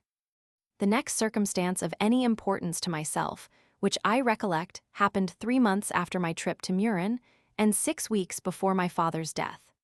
I give it to my readers only to convey some idea of the manner in which my nature was expanding. One day, about the middle of November, I was with my brother Francois, 2 years younger than I, in my father's room, watching him attentively as he was working at optics. A large lump of crystal, round and cut into facets, attracted my attention. I took it up, and having brought it near my eyes, I was delighted to see that it multiplied objects. The wish to possess myself of it at once got hold of me, and seeing myself unobserved, I took my opportunity and hid it in my pocket. A few minutes after this, my father looked about for his crystal, and unable to find it, he concluded that one of us must have taken it. My brother asserted that he had not touched it, and I, although guilty, said the same, but my father, satisfied that he could not be mistaken, threatened to search us and to thrash the one who had told him a story. I pretended to look for the crystal in every corner of the room, and, watching my opportunity, I slyly slipped it in the pocket of my brother's jacket. At first I was sorry for what I had done, for I might as well have feigned to find the crystal somewhere about the room, but the evil deed was past recall. My father, seeing that we were looking in vain, lost patience, searched us, found the unlucky ball of crystal in the pocket of the innocent boy, and inflicted upon him the promised thrashing. 3 or 4 years later, I was foolish enough to boast before my brother of the trick I had then played on him. He never forgave me, and has never failed to take his revenge whenever the opportunity offered. However, having at a later period gone to confession and accused myself to the priest of the sin with every circumstance surrounding it, I gained some knowledge which afforded me great satisfaction. My confessor, who was a Jesuit, told me that by that deed I had verified the meaning of my first name, Jacques, which, he said, meant in Hebrew, supplanter, and that God had changed for that reason the name of the ancient patriarch into that of Israel, which meant knowing. He had deceived his brother Esau. 6 weeks after the above adventure, my father was attacked with an abscess in the head, which carried him off in a week. Dr. Zambelli first gave him operative remedies, and, seeing his mistake, he tried to mend it by administering castoreum, which sent his patient into convulsions and killed him. The abscess broke out through the ear 1 minute after his death, taking its leave after killing him, as if it had no longer any business with him. My father departed this life in the very prime of his manhood.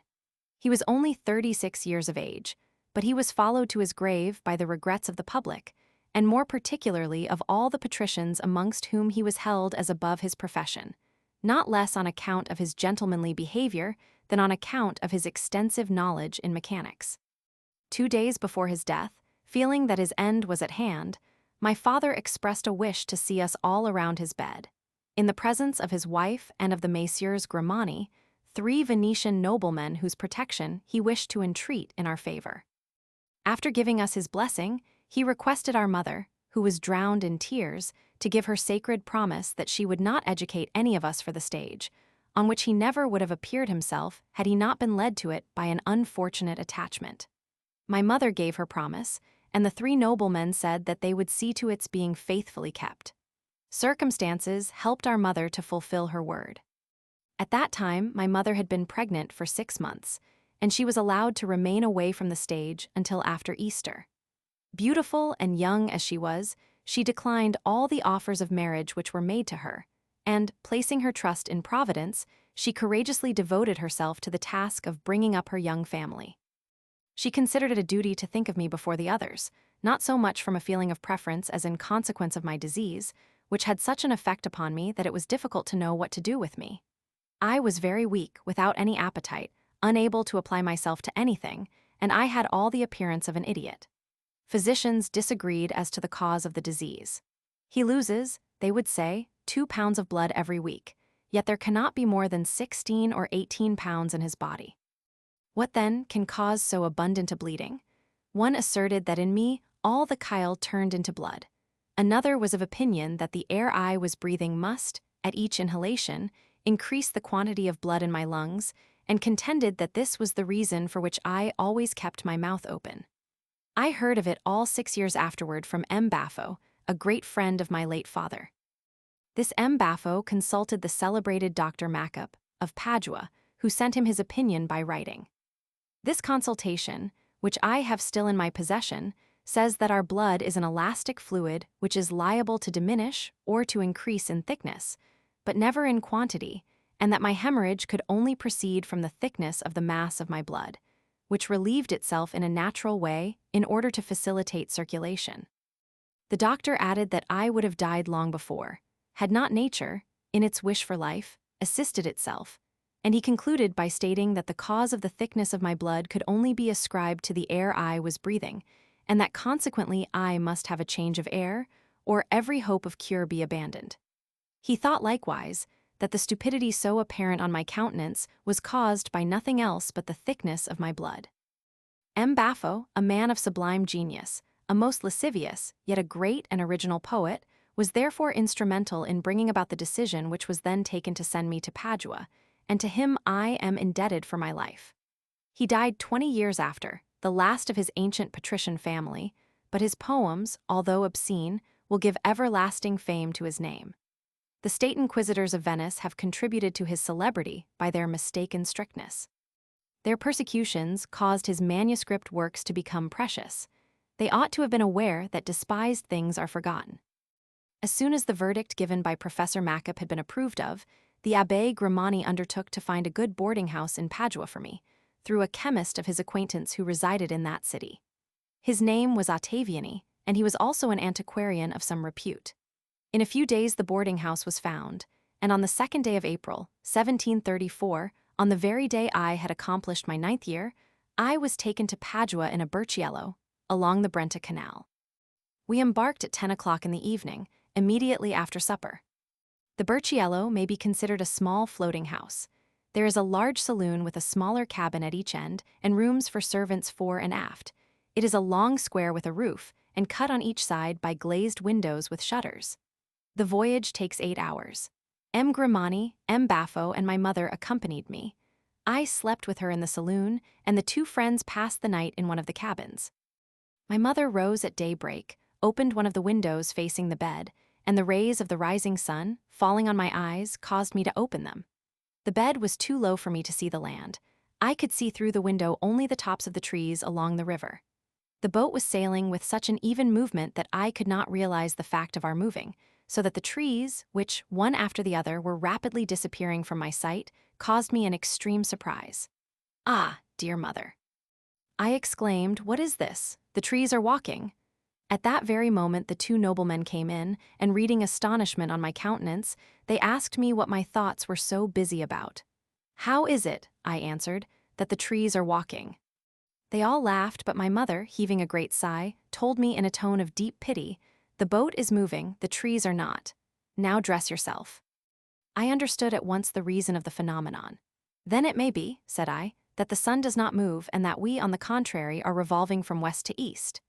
At these words my good mother fairly screamed. M. Grimani pitied my foolishness, and I remained dismayed, grieved, and ready to cry. M. Baffo brought me life again. He rushed to me, embraced me tenderly, and said, "Thou art right, my child. The sun does not move. Take courage, give heed to your reasoning powers, and let others laugh." My mother, greatly surprised, asked him whether he had taken leave of his senses to give me such lessons. But the philosopher, not even condescending to answer her, went on sketching a theory in harmony with my young and simple intelligence. This was the first real pleasure I enjoyed in my life. Had it not been for M. Baffo, this circumstance might have been enough to degrade my understanding. The weakness of credulity would have become part of my mind. The ignorance of the two others would certainly have blunted in me the edge of a faculty which, perhaps, has not carried me very far in my afterlife, but to which alone I feel that I am indebted for every particle of happiness I enjoy when I look into myself. We reached Padua at an early hour and went to Ottaviani's house. His wife loaded me with caresses.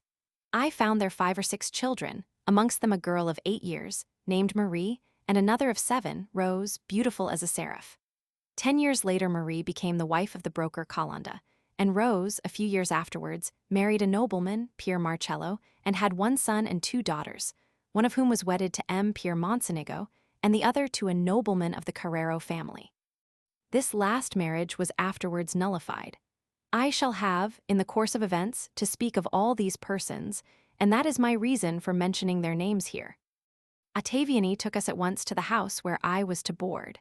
It was only a few yards from his own residence, at Sainte Marie d'Advance, in the parish of St. Michel, in the house of an old Sclavonian woman, who let the first floor to Signora Mita, wife of a Sclavonian colonel.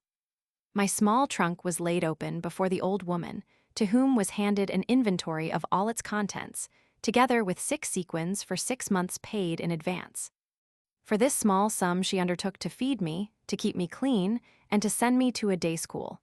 Protesting that it was not enough, she accepted these terms. I was kissed and strongly commanded to be always obedient and docile, and I was left with her. In this way did my family get rid of me. Chapter 2. My grandmother comes to Padua, and takes me to Dr. Gozzi's school, my first love affair.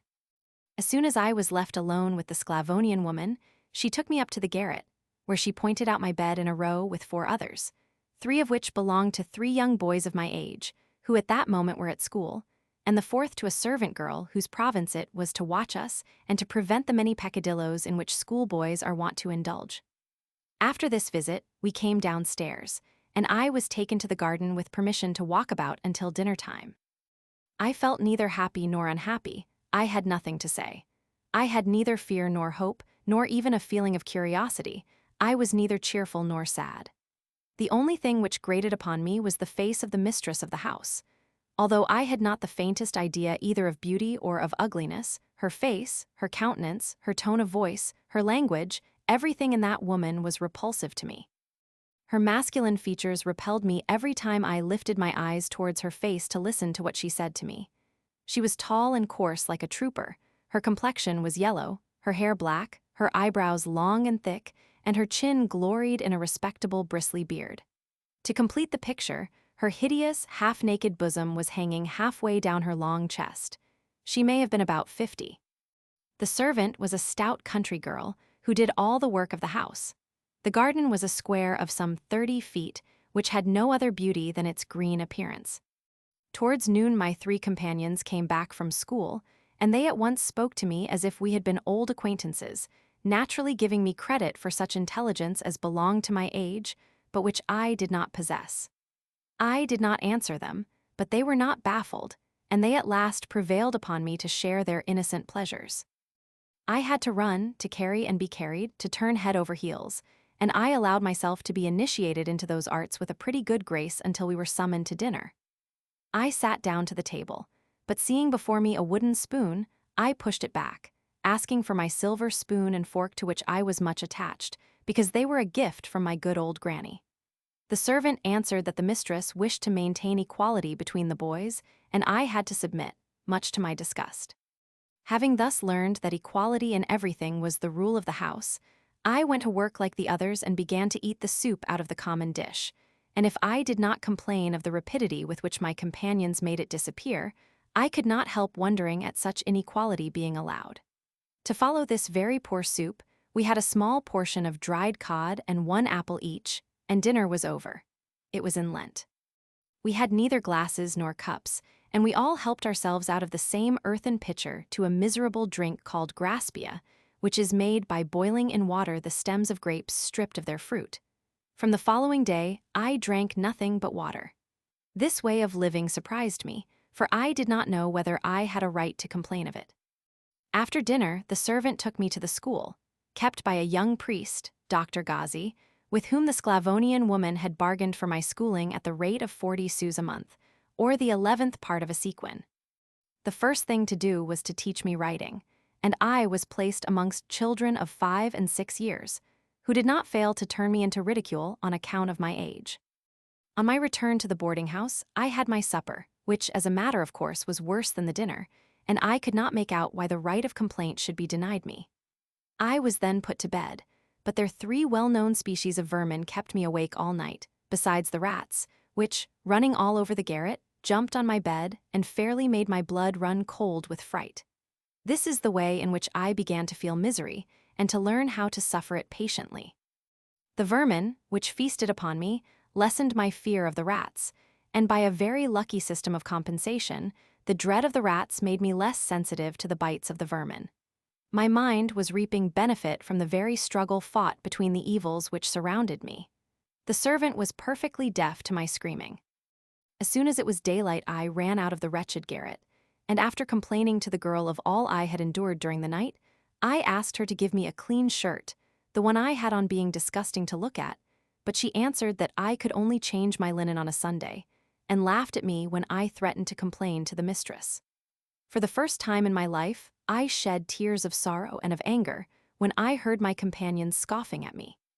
The poor wretches shared my unhappy condition, but they were used to it, and that makes all the difference. Sorely depressed, I went to school, but only to sleep soundly through the morning. One of my comrades, in the hope of turning the affair into ridicule at my expense, told the doctor the reason of my being so sleepy. The good priest, however, to whom without doubt Providence had guided me, called me into his private room, listened to all I had to say, saw with his own eyes the proofs of my misery, and moved by the sight of the blisters which disfigured my innocent skin, he took up his cloak, went with me to my boarding house, and showed the woman the state I was in. She put on a look of great astonishment, and threw all the blame upon the servant. The doctor being curious to see my bed, I was, as much as he was, surprised at the filthy state of the sheets in which I had passed the night. The accursed woman went on blaming the servant, and said that she would discharge her. But the girl, happening to be close by, and not relishing the accusation, told her boldly that the fault was her own, and she then threw open the beds of my companions to show us that they did not experience any better treatment. The mistress, raving, slapped her on the face, and the servant, to be even with her, returned the compliment and ran away. The doctor left me there, saying that I could not enter his school unless I was sent to him as clean as the other boys. The result for me was a very sharp rebuke, with the threat, as a finishing stroke, that if I ever caused such a broil again, I would be ignominiously turned out of the house. I could not make it out. I had just entered life, and I had no knowledge of any other place but the house in which I had been born, in which I had been brought up, and in which I had always seen cleanliness and honest comfort. Here I found myself ill-treated, scolded, although it did not seem possible that any blame could be attached to me. At last, the old shrew tossed a shirt in my face, and an hour later I saw a new servant changing the sheets, after which we had our dinner. My schoolmaster took particular care in instructing me. He gave me a seat at his own desk, and in order to show my proper appreciation of such a favor, I gave myself up to my studies. At the end of the first month, I could write so well that I was promoted to the grammar class. The new life I was leading, the half-starvation system to which I was condemned, and most likely more than everything else, the air of Padua, brought me health such as I had never enjoyed before. But that very state of blooming health made it still more difficult for me to bear the hunger which I was compelled to endure. It became unbearable. I was growing rapidly. I enjoyed 9 hours of deep sleep, unbroken by any dreams, save that I always fancied myself sitting at a well-spread table and gratifying my cruel appetite, but every morning I could realize in full the vanity and the unpleasant disappointment of flattering dreams. This ravenous appetite would at last have weakened me to death, had I not made up my mind to pounce upon, and to swallow, every kind of eatables I could find, whenever I was certain of not being seen. Necessity begets ingenuity. I had spied in a cupboard of the kitchen some 50 red herrings. I devoured them all one after the other, as well as all the sausages which were hanging in the chimney to be smoked. And in order to accomplish those feats without being detected, I was in the habit of getting up at night and of undertaking my foraging expeditions under the friendly veil of darkness. Every new-laid egg I could discover in the poultry yard, quite warm and scarcely dropped by the hen, was a most delicious treat.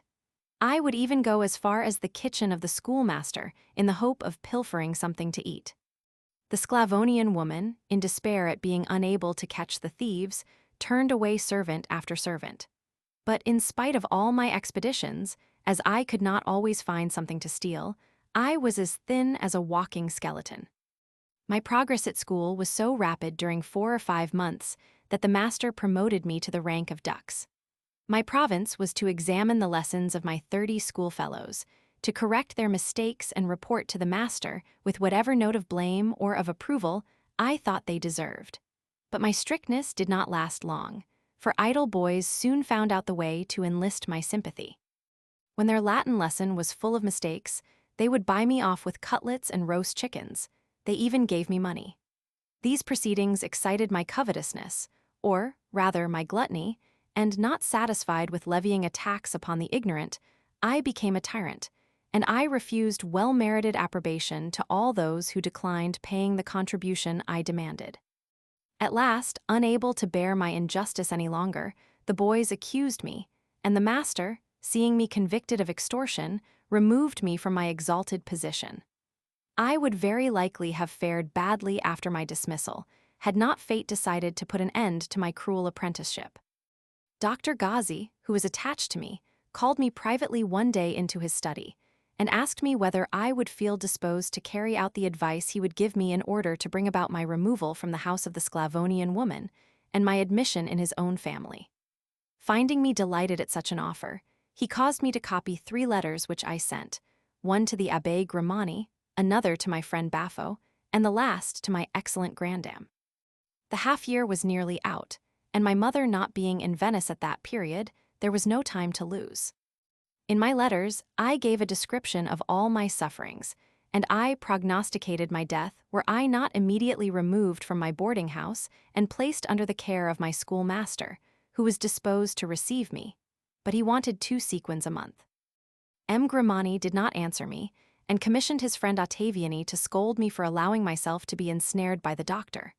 But M. Baffo went to consult with my grandmother, who could not write, and in a letter which he addressed to me, he informed me that I would soon find myself in a happier situation.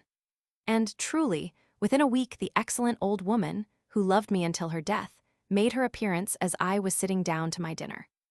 She came in with the mistress of the house, and the moment I saw her I threw my arms around her neck, crying bitterly, in which luxury the old lady soon joined me. She sat down and took me on her knees. My courage rose again. In the presence of the Sclavonian woman I enumerated all my grievances, and after calling her attention to the food, fit only for beggars, which I was compelled to swallow, I took her upstairs to show her my bed. I begged her to take me out and give me a good dinner after 6 months of such starvation. The boarding house keeper boldly asserted that she could not afford better for the amount she had received, and there was truth in that, but she had no business to keep house and to become the tormentor of poor children who were thrown on her hands by stinginess and who required to be properly fed. My grandmother very quietly intimated her intention to take me away forthwith and asked her to put all my things in my trunk. I cannot express my joy during these preparations. For the first time, I felt that kind of happiness which makes forgiveness compulsory upon the being who enjoys it and causes him to forget all previous unpleasantness. My grandmother took me to the inn, and dinner was served, but she could hardly eat anything in her astonishment at the voracity with which I was swallowing my food. In the meantime, Dr. Ghazi, to whom she had sent notice of her arrival, came in, and his appearance soon prepossessed her in his favor. He was then a fine-looking priest, 26 years of age, chubby, modest, and respectful. In less than a quarter of an hour everything was satisfactorily arranged between them. The good old lady counted out 24 sequins for 1 year of my schooling and took a receipt for the same. But she kept me with her for 3 days in order to have me clothed like a priest, and to get me a wig, as the filthy state of my hair made it necessary to have it all cut off. At the end of the 3 days, she took me to the doctor's house, so as to see herself to my installation and to recommend me to the doctor's mother, who desired her to send or to buy in Padua a bedstead and bedding.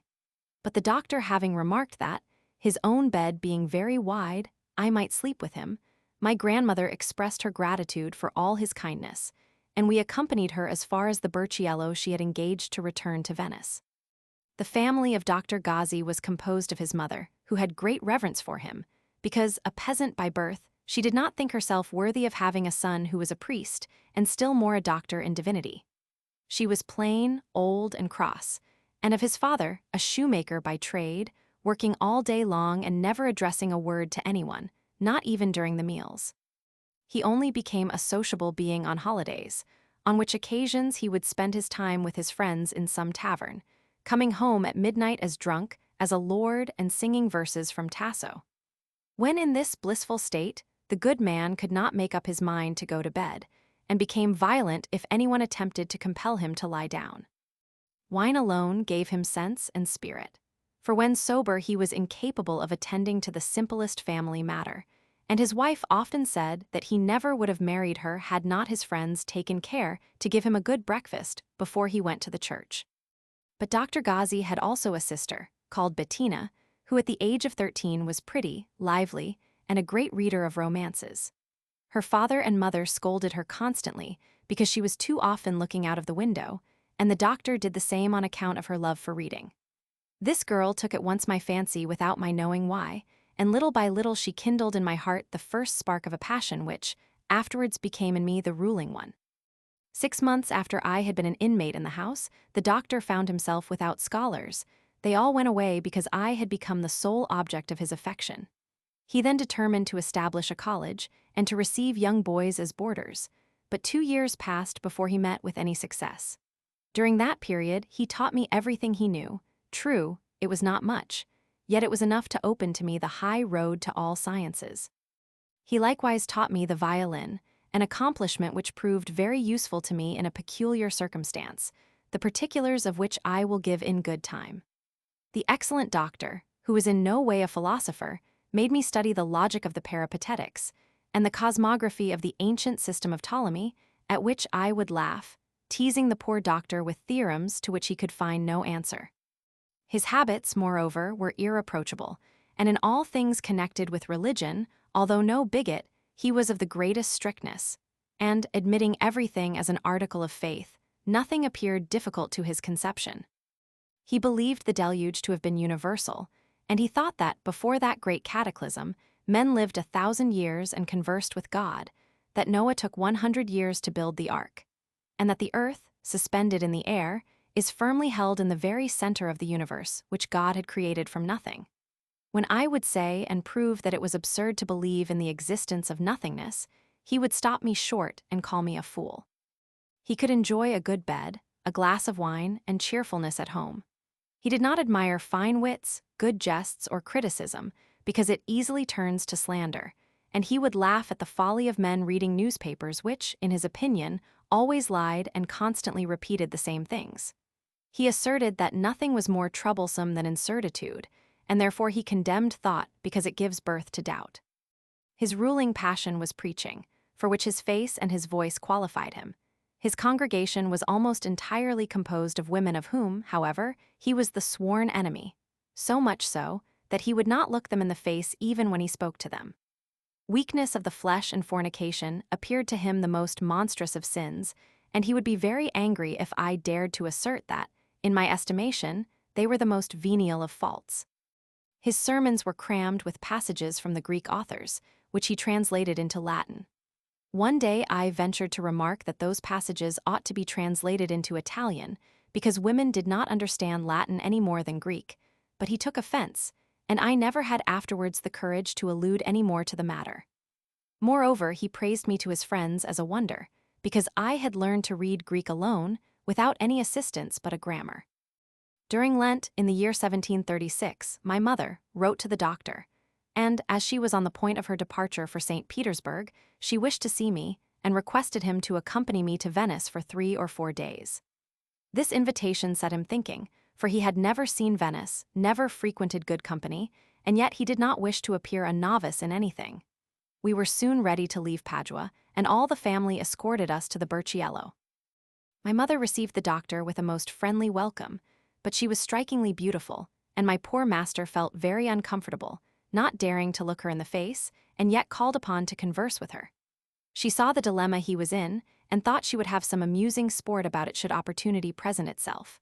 I, in the meantime, drew the attention of everyone in her circle. Everybody had known me as a fool, and was amazed at my improvement in the short space of 2 years.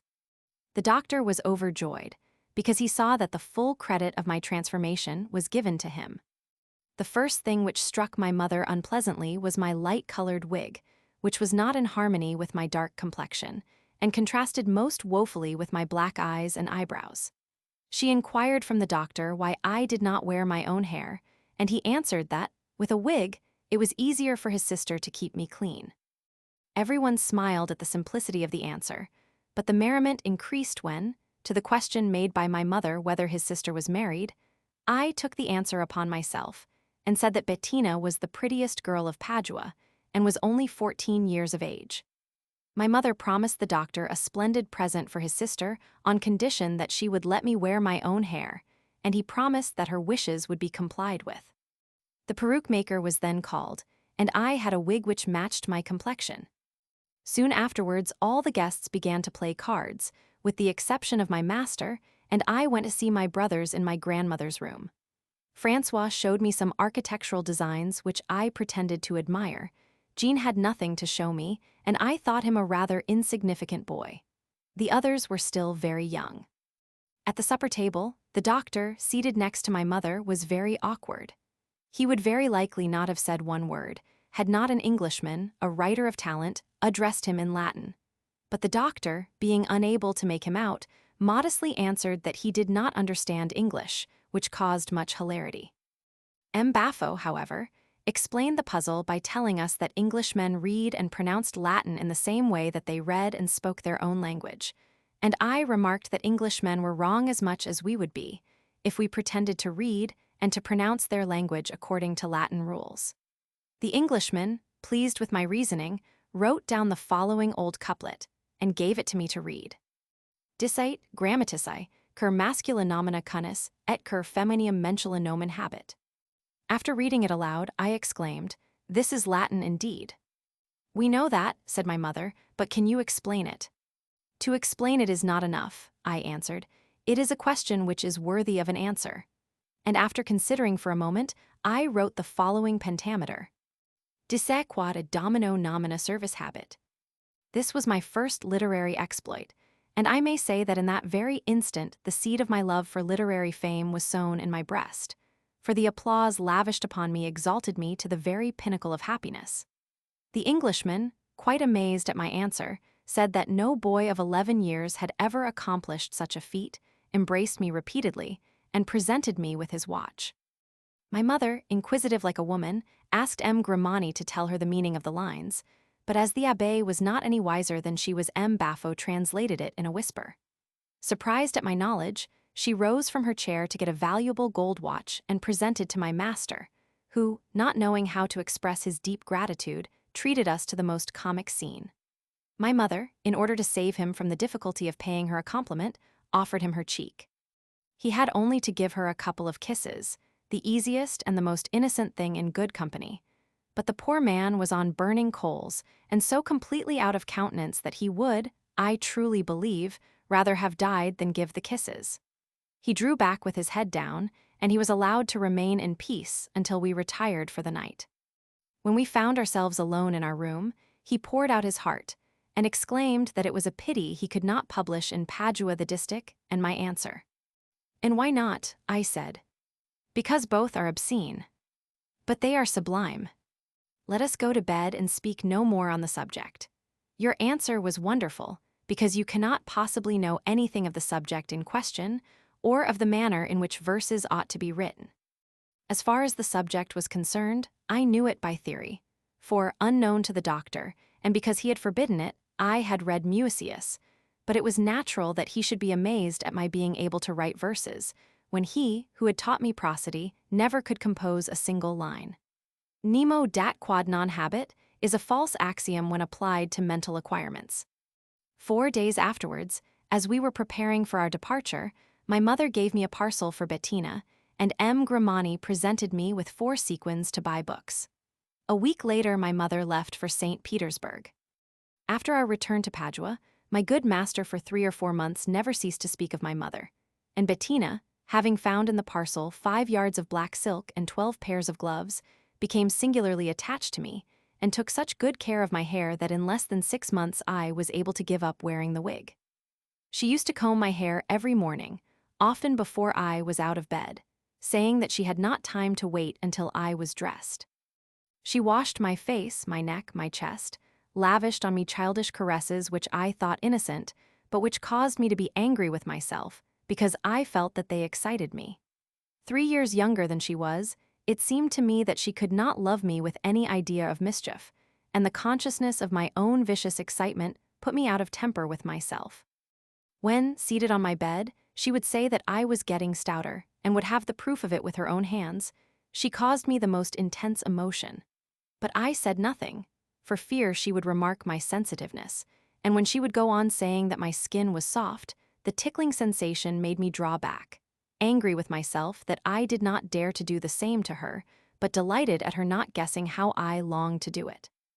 When I was dressed, she often gave me the sweetest kisses, calling me her darling child, but whatever wish I had to follow her example, I was not yet bold enough. After some time, however, Bettina laughing at my timidity, I became more daring and returned her kisses with interest, but I always gave way the moment I felt a wish to go further. I then would turn my head, pretending to look for something, and she would go away. She was scarcely out of the room before I was in despair at not having followed the inclination of my nature, and astonished at the fact that Bettina could do to me all she was in the habit of doing without feeling any excitement from it. While I could hardly refrain from pushing my attacks further, I would every day determine to change my way of acting. In the early part of autumn, the doctor received 3 new boarders, and one of them, who was 15 years old, appeared to me in less than a month on very friendly terms with Bettina. This circumstance caused me a feeling of which, until then, I had no idea, and which I only analyzed a few years afterwards.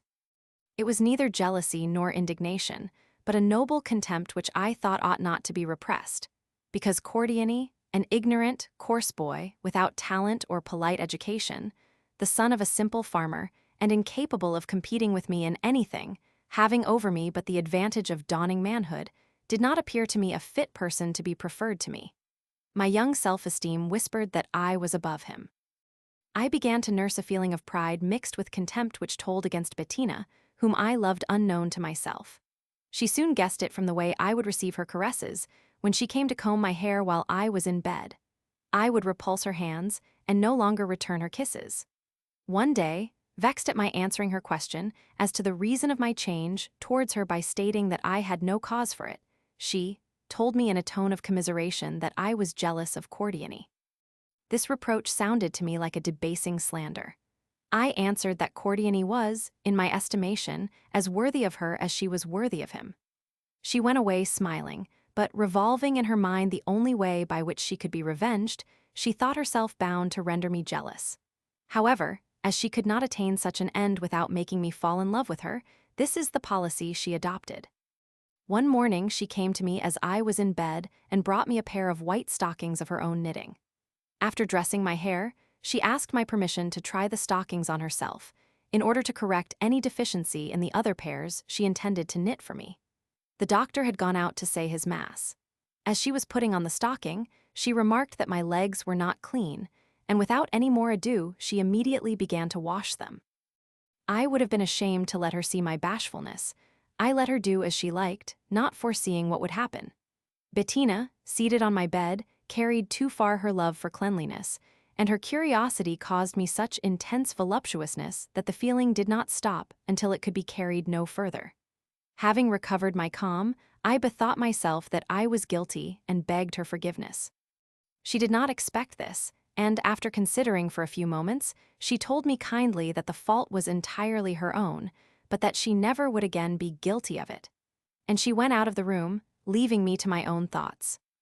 They were of a cruel character.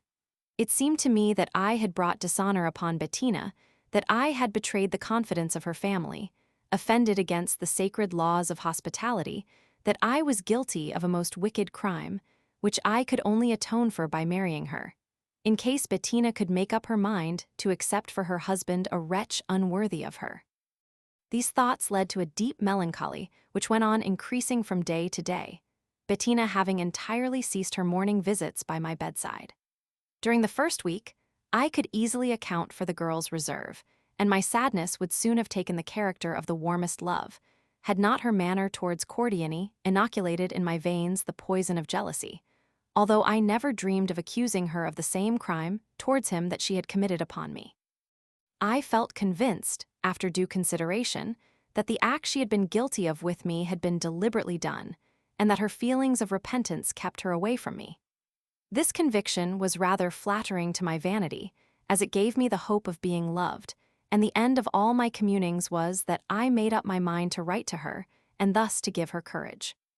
I composed a letter, short but calculated to restore peace to her mind, whether she thought herself guilty or suspected me of feelings contrary to those which her dignity might expect from me. My letter was, in my own estimation, a perfect masterpiece, and just the kind of epistle by which I was certain to conquer her very adoration, and to sink forever the son of Cordiani, whom I could not accept as the sort of being likely to make her hesitate for one instant in her choice between him and me. Half an hour after the receipt of my letter, she told me herself that the next morning she would pay me her usual visit, but I waited in vain. This conduct provoked me almost to madness, but my surprise was indeed great when, at the breakfast table, she asked me whether I would let her dress me up as a girl to accompany her 5 or 6 days later to a ball for which a neighbor of ours, Dr. Olivo, had sent letters of invitation. Everybody having seconded the motion, I gave my consent. I thought this arrangement would afford a favorable opportunity for an explanation, for mutual vindication, and would open a door for the most complete reconciliation, without fear of any surprise arising from the proverbial weakness of the flesh. But a most unexpected circumstance prevented our attending the ball, and brought forth a comedy with a truly tragic turn. Dr. Ghazi's godfather, a man advanced in age and in easy circumstances, residing in the country, thought himself, after a severe illness, very near his end, and sent to the doctor a carriage with a request to come to him at once with his father, as he wished them to be present at his death, and to pray for his departing soul. The old shoemaker drained a bottle, donned his Sunday clothes, and went off with his son. I thought this a favorable opportunity and determined to improve it, considering that the night of the ball was too remote to suit my impatience. I therefore managed to tell Bettina that I would leave ajar the door of my room, and that I would wait for her as soon as everyone in the house had gone to bed. She promised to come. She slept on the ground floor in a small closet divided only by a partition from her father's chamber. The doctor being away, I was alone in the large room. The three boarders had their apartment in a different part of the house, and I had therefore no mishap to fear. I was delighted at the idea that I had at last reached the moment so ardently desired. The instant I was in my room, I bolted my door and opened the one leading to the passage, so that Bettina should have only to push it in order to come in. I then put my light out, but did not undress. When we read of such situations in a romance, we think they are exaggerated. They are not so, and the passage in which Ariosto represents Roger waiting for Alcine is a beautiful picture painted from nature. Until midnight I waited without feeling much anxiety, but I heard the clock strike 2, 3, 4 o'clock in the morning without seeing Bettina. My blood began to boil, and I was soon in a state of furious rage. It was snowing hard, but I shook from passion more than from cold. 1 hour before daybreak, unable to master any longer my impatience, I made up my mind to go downstairs with bare feet so as not to wake the dog, and to place myself at the bottom of the stairs within a yard of Bettina's door, which ought to have been opened if she had gone out of her room. I reached the door. It was closed, and as it could be locked only from inside, I imagined that Bettina had fallen asleep. I was on the point of knocking at the door, but was prevented by fear of rousing the dog, as from that door to that of her closet there was a distance of 3 or 4 yards. Overwhelmed with grief and unable to take a decision, I sat down on the last step of the stairs. But at daybreak, chilled, benumbed, shivering with cold, afraid that the servant would see me and would think I was mad, I determined to go back to my room. I arise, but at that very moment I hear some noise in Bettina's room. Certain that I am going to see her, and hope lending me new strength, I draw nearer to the door. It opens, but instead of Bettina coming out, I see Cordiani, who gives me such a furious kick in the stomach that I am thrown at a distance deep in the snow. Without stopping a single instant, Cordiani is off and locks himself up in the room which he shared with the brothers Feltrini. I pick myself up quickly with the intention of taking my revenge upon Bettina, whom nothing could have saved from the effects of my rage at that moment. But I find her door locked. I kick vigorously against it, the dog starts a loud barking, and I make a hurried retreat to my room, in which I lock myself up, throwing myself in bed to compose and heal up my mind and body, for I was half dead. Deceived, humbled, ill-treated, an object of contempt to the happy and triumphant Cordiani, I spent 3 hours ruminating the darkest schemes of revenge. To poison them both seemed to me but a trifle in that terrible moment of bitter misery. This project gave way to another as extravagant, as cowardly, namely, to go at once to her brother and disclose everything to him. I was 12 years of age, and my mind had not yet acquired sufficient coolness to mature schemes of heroic revenge, which are produced by false feelings of honor. This was only my apprenticeship in such adventures. I was in that state of mind when suddenly I heard outside of my door the gruff voice of Bettina's mother, who begged me to come down, adding that her daughter was dying. As I would have been very sorry if she had departed this life before she could feel the effects of my revenge, I got up hurriedly and went downstairs. I found Bettina lying in her father's bed writhing with fearful convulsions and surrounded by the whole family. Half-dressed, nearly bent in two, she was throwing her body now to the right, now to the left, striking at random with her feet and with her fists, and extricating herself by violent shaking from the hands of those who endeavored to keep her down. With this sight before me, and the night's adventure still in my mind, I hardly knew what to think. I had no knowledge of human nature, no knowledge of artifice and tricks, and I could not understand how I found myself coolly witnessing such a scene, and composedly calm in the presence of two beings, one of whom I intended to kill and the other to dishonor. At the end of an hour, Bettina fell asleep. A nurse and Dr. Olivo came soon after. The first said that the convulsions were caused by hysterics, but the doctor said no, and prescribed rest and cold baths. I said nothing, but I could not refrain from laughing at them, for I knew, or rather guessed, that Bettina's sickness was the result of her nocturnal employment, or of the fright which she must have felt at my meeting with Cordiani. At all events, I determined to postpone my revenge until the return of her brother. Although I had not the slightest suspicion that her illness was all sham, for I did not give her credit for so much cleverness. To return to my room, I had to pass through Bettina's closet, and seeing her dress handy on the bed, I took it into my head to search her pockets. I found a small note, and recognizing Cordiani's handwriting, I took possession of it to read it in my room. I marveled at the girl's imprudence, for her mother might have discovered it, and being unable to read would very likely have given it to the doctor, her son. I thought she must have taken leave of her senses, but my feelings may be appreciated when I read the following words. As your father is away, it is not necessary to leave your door ajar as usual. When we leave the supper table, I will go to your closet. You will find me there. When I recovered from my stupor, I gave way to an irresistible fit of laughter, and seeing how completely I had been duped, I thought I was cured of my love. Cordiani appeared to me deserving of forgiveness, and Bettina of contempt. I congratulated myself upon having received a lesson of such importance for the remainder of my life. I even went so far as to acknowledge to myself that Bettina had been quite right in giving the preference to Cordiani, who was 15 years old, while I was only a child. Yet, in spite of my good disposition to forgiveness, the kick administered by Cordiani was still heavy upon my memory, and I could not help keeping a grudge against him. At noon, as we were at dinner in the kitchen, where we took our meals on account of the cold weather, Bettina began again to raise piercing screams. Everybody rushed to her room, but I quietly kept my seat and finished my dinner, after which I went to my studies. In the evening, when I came down to supper, I found that Bettina's bed had been brought to the kitchen close by her mother's. But it was no concern of mine, and I remained likewise perfectly indifferent to the noise made during the night, and to the confusion which took place in the morning when she had a fresh fit of convulsions. Dr. Gozzi and his father returned in the evening. Cordiani, who felt uneasy, came to inquire from me what my intentions were, but I rushed towards him with an open penknife in my hand, and he beat a hasty retreat. I had entirely abandoned the idea of relating the night's scandalous adventure to the doctor, for such a project I could only entertain in a moment of excitement and rage. The next day the mother came in while we were at our lesson, and told the doctor, after a lengthened preamble, that she had discovered the character of her daughter's illness, that it was caused by a spell thrown over her by a witch, and that she knew the witch well.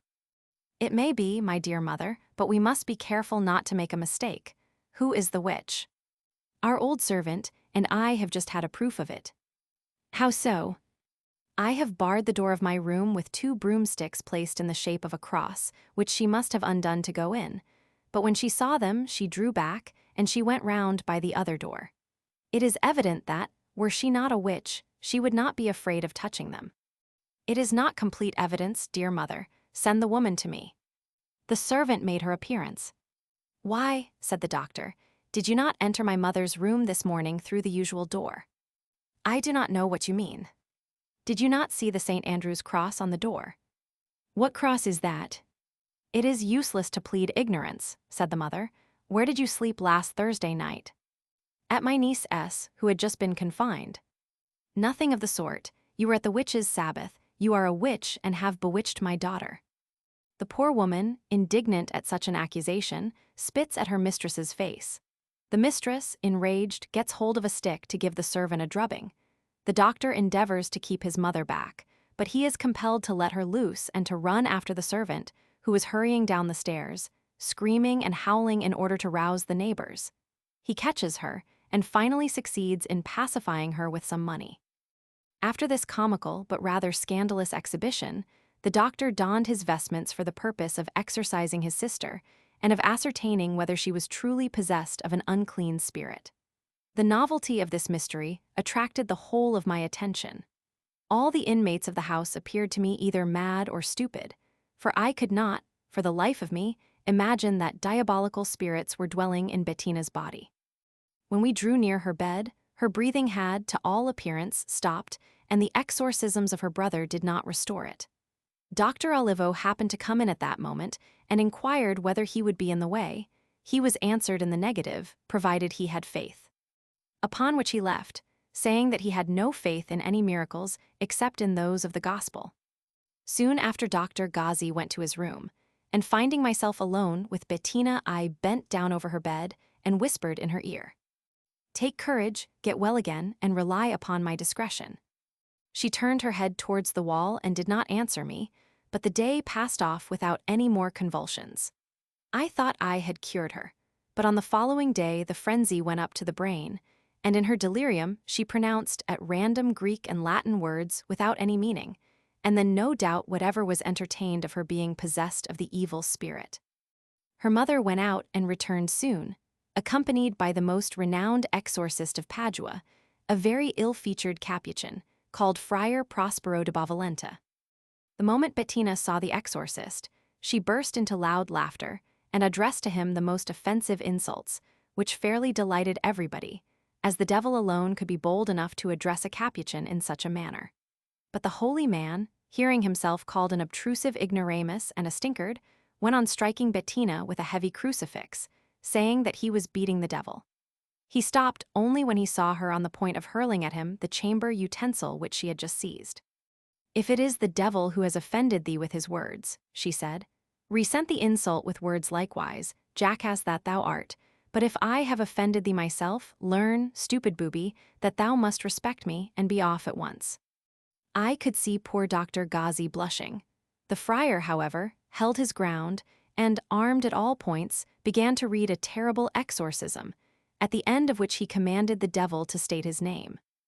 "My name is Bettina." "It cannot be, for it is the name of a baptized girl." "Then thou art of opinion that a devil must rejoice in a masculine name?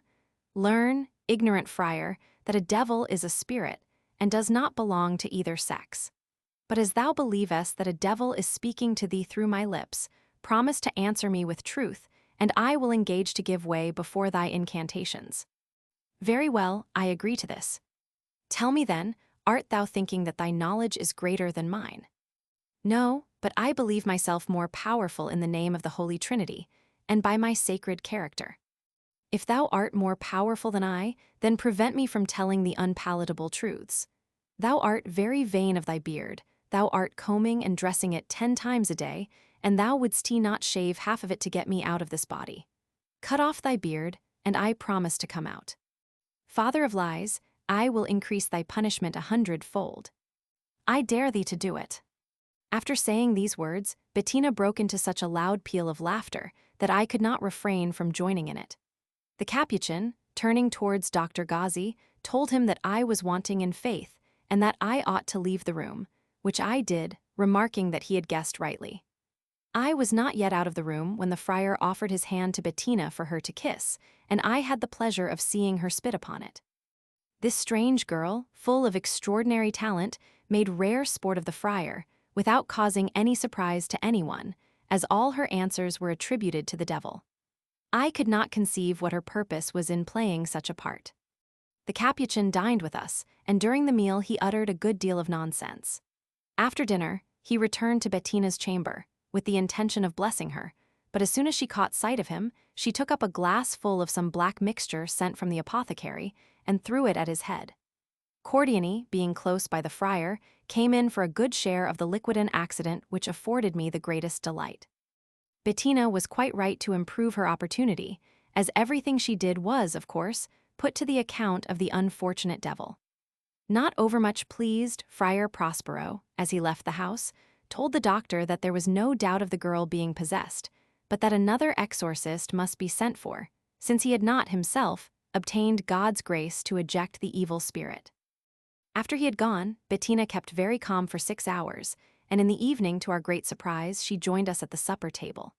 She told her parents that she felt quite well, spoke to her brother, and then, addressing me, she remarked that, the ball taking place on the morrow, she would come to my room in the morning to dress my hair like a girl.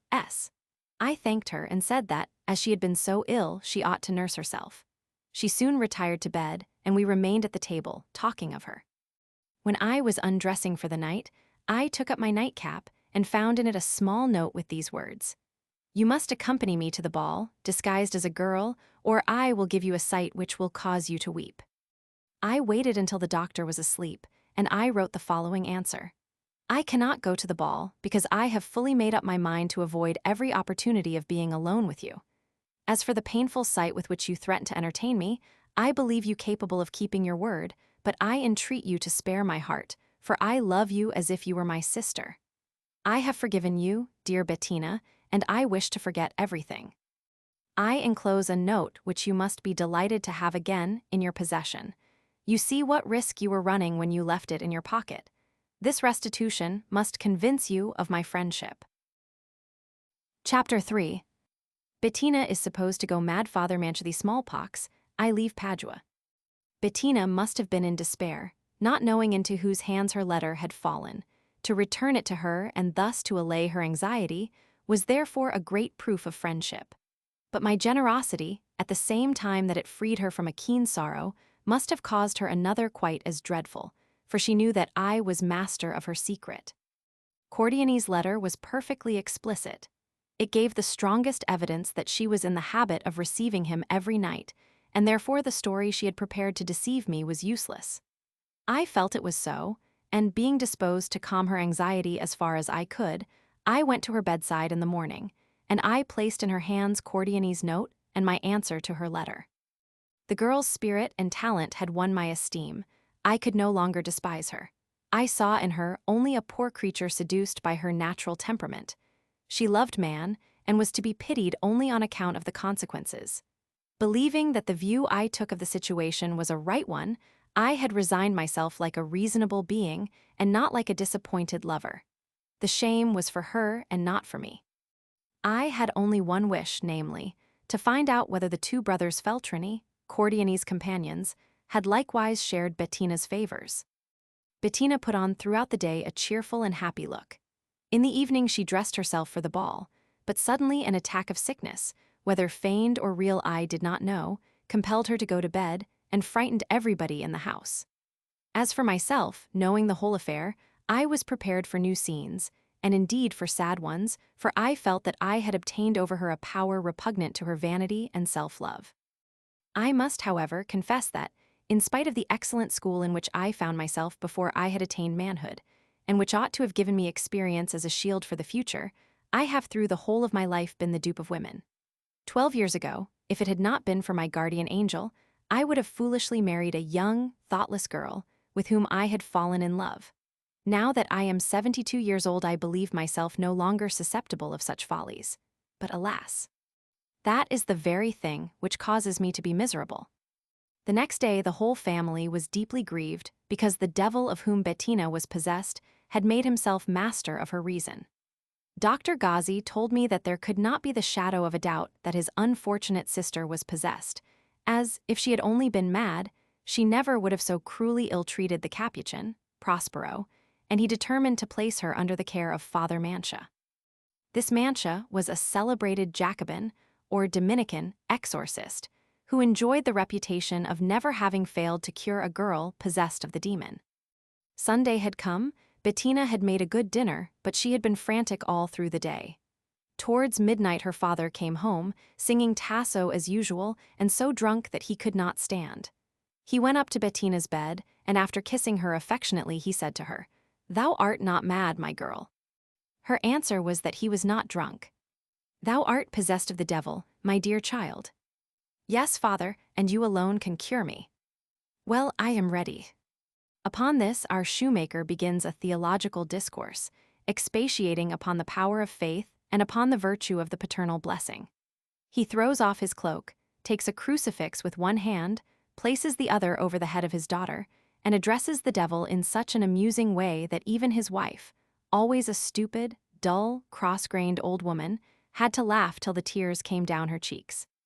The two performers in the comedy alone were not laughing, and their serious countenance added to the fun of the performance. I marveled at Bettina, who was always ready to enjoy a good laugh, having sufficient control over herself to remain calm and grave. Dr. Gozzi had also given way to merriment, but begged that the farce should come to an end, for he deemed that his father's eccentricities were as many profanations against the sacredness of exorcism. At last the exorcist, doubtless tired out, went to bed saying that he was certain that the devil would not disturb his daughter during the night. On the morrow, just as we had finished our breakfast, Father Mancha made his appearance. Dr. Gozzi, followed by the whole family, escorted him to his sister's bedside. As for me, I was entirely taken up by the face of the monk. Here is his portrait. His figure was tall and majestic, his age about 30. He had light hair and blue eyes. His features were those of Apollo, but without his pride and assuming haughtiness. His complexion, dazzling white, was pale, but that paleness seemed to have been given for the very purpose of showing off the red coral of his lips, through which could be seen, when they opened, 2 rows of pearls. He was neither thin nor stout, and the habitual sadness of his countenance enhanced its sweetness. His gait was slow, his air timid, an indication of the great modesty of his mind. When we entered the room, Bettina was asleep, or pretended to be so. Father Mancha took a sprinkler and threw over her a few drops of holy water. She opened her eyes, looked at the monk, and closed them immediately. A little while after she opened them again, had a better look at him, laid herself on her back, let her arms droop down gently, and with her head prettily bent on one side, she fell into the sweetest of slumbers. The exorcist, standing by the bed, took out his pocket ritual and the stole which he put round his neck, then a reliquary, which he placed on the bosom of the sleeping girl, and with the air of a saint, he begged all of us to fall on our knees and to pray, so that God should let him know whether the patient was possessed or only laboring under a natural disease. He kept us kneeling for half an hour, reading all the time in a low tone of voice. Bettina did not stir. Tired, I suppose, of the performance, he desired to speak privately with Dr. Ghazi. They passed into the next room, out of which they emerged after a quarter of an hour, brought back by a loud peal of laughter from the mad girl, who, when she saw them, turned her back on them. Father Mancha smiled, dipped the sprinkler over and over in the holy water, gave us all a generous shower, and took his leave. Dr. Ghazi told us that the exorcist would come again on the morrow, and that he had promised to deliver Bettina within 3 hours if she were truly possessed of the demon, but that he made no promise if it should turn out to be a case of madness. The mother exclaimed that he would surely deliver her, and she poured out her thanks to God for having allowed her the grace of beholding a saint before her death. The following day Bettina was in a fine frenzy. She began to utter the most extravagant speeches that a poet could imagine, and did not stop when the charming exorcist came into her room. He seemed to enjoy her foolish talk for a few minutes, after which, having armed himself, cap a pie, he begged us to withdraw. His order was obeyed instantly. We left the chamber, and the door remained open. But what did it matter? Who would have been bold enough to go in?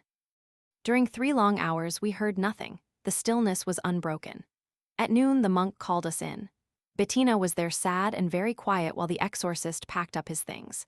He took his departure, saying he had very good hopes of the case, and requesting that the doctor would send him news of the patient. Bettina partook of dinner in her bed, got up for supper, and the next day behaved herself rationally, but the following circumstance strengthened my opinion that she had been neither insane nor possessed. It was 2 days before the purification of the Holy Virgin. Dr. Ghazi was in the habit of giving us the sacrament in his own church, but he always sent us for our confession to the church of St. Augustine, in which the Jacobins of Padua officiated. At the supper table, he told us to prepare ourselves for the next day, and his mother, addressing us, said, "You ought, all of you, to confess to Father Mancha, so as to obtain absolution from that holy man. I intend to go to him myself." Cordiani and the 2 Feltrini agreed to the proposal. I remained silent, but as the idea was unpleasant to me, I concealed the feeling, with a full determination to prevent the execution of the project. I had entire confidence in the secrecy of confession, and I was incapable of making a false one, but knowing that I had a right to choose my confessor, I most certainly never would have been so simple as to confess to Father Mancha what had taken place between me and a girl, because he would have easily guessed that the girl could be no other but Bettina. Besides, I was satisfied that Cordiani would confess everything to the monk, and I was deeply sorry. Early the next morning, Bettina brought me a band for my neck and gave me the following letter: "Spurn me, but respect my honor and the shadow of peace to which I aspire. No one from this house must confess to Father Mancha. You alone can prevent the execution of that project, and I need not suggest the way to succeed. It will prove whether you have some friendship for me." I could not express the pity I felt for the poor girl, as I read that note. In spite of that feeling, this is what I answered: "I can well understand that, notwithstanding the inviolability of confession, your mother's proposal should cause you great anxiety.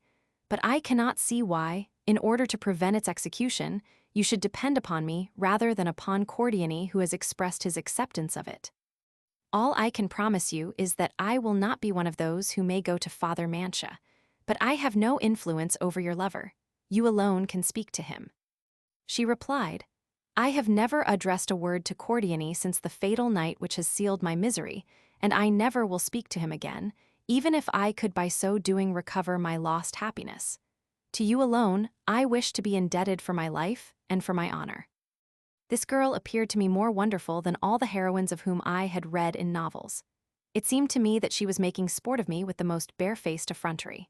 I thought she was trying to fetter me again with her chains, and although I had no inclination for them, I made up my mind to render her the service she claimed at my hands, and which she believed I alone could compass. She felt certain of her success, but in what school had she obtained her experience of the human heart? Was it in reading novels? Most likely the reading of a certain class of novels causes the ruin of a great many young girls, but I am of opinion that from good romances they acquire graceful manners and a knowledge of society. Having made up my mind to show her every kindness in my power, I took an opportunity, as we were undressing for the night, of telling Dr. Ghazi that, for conscientious motives, I could not confess to Father Mancha, and yet that I did not wish to be an exception in that matter. He kindly answered that he understood my reasons, and that he would take us all to the church of Saint Anton. I kissed his hand in token of my gratitude.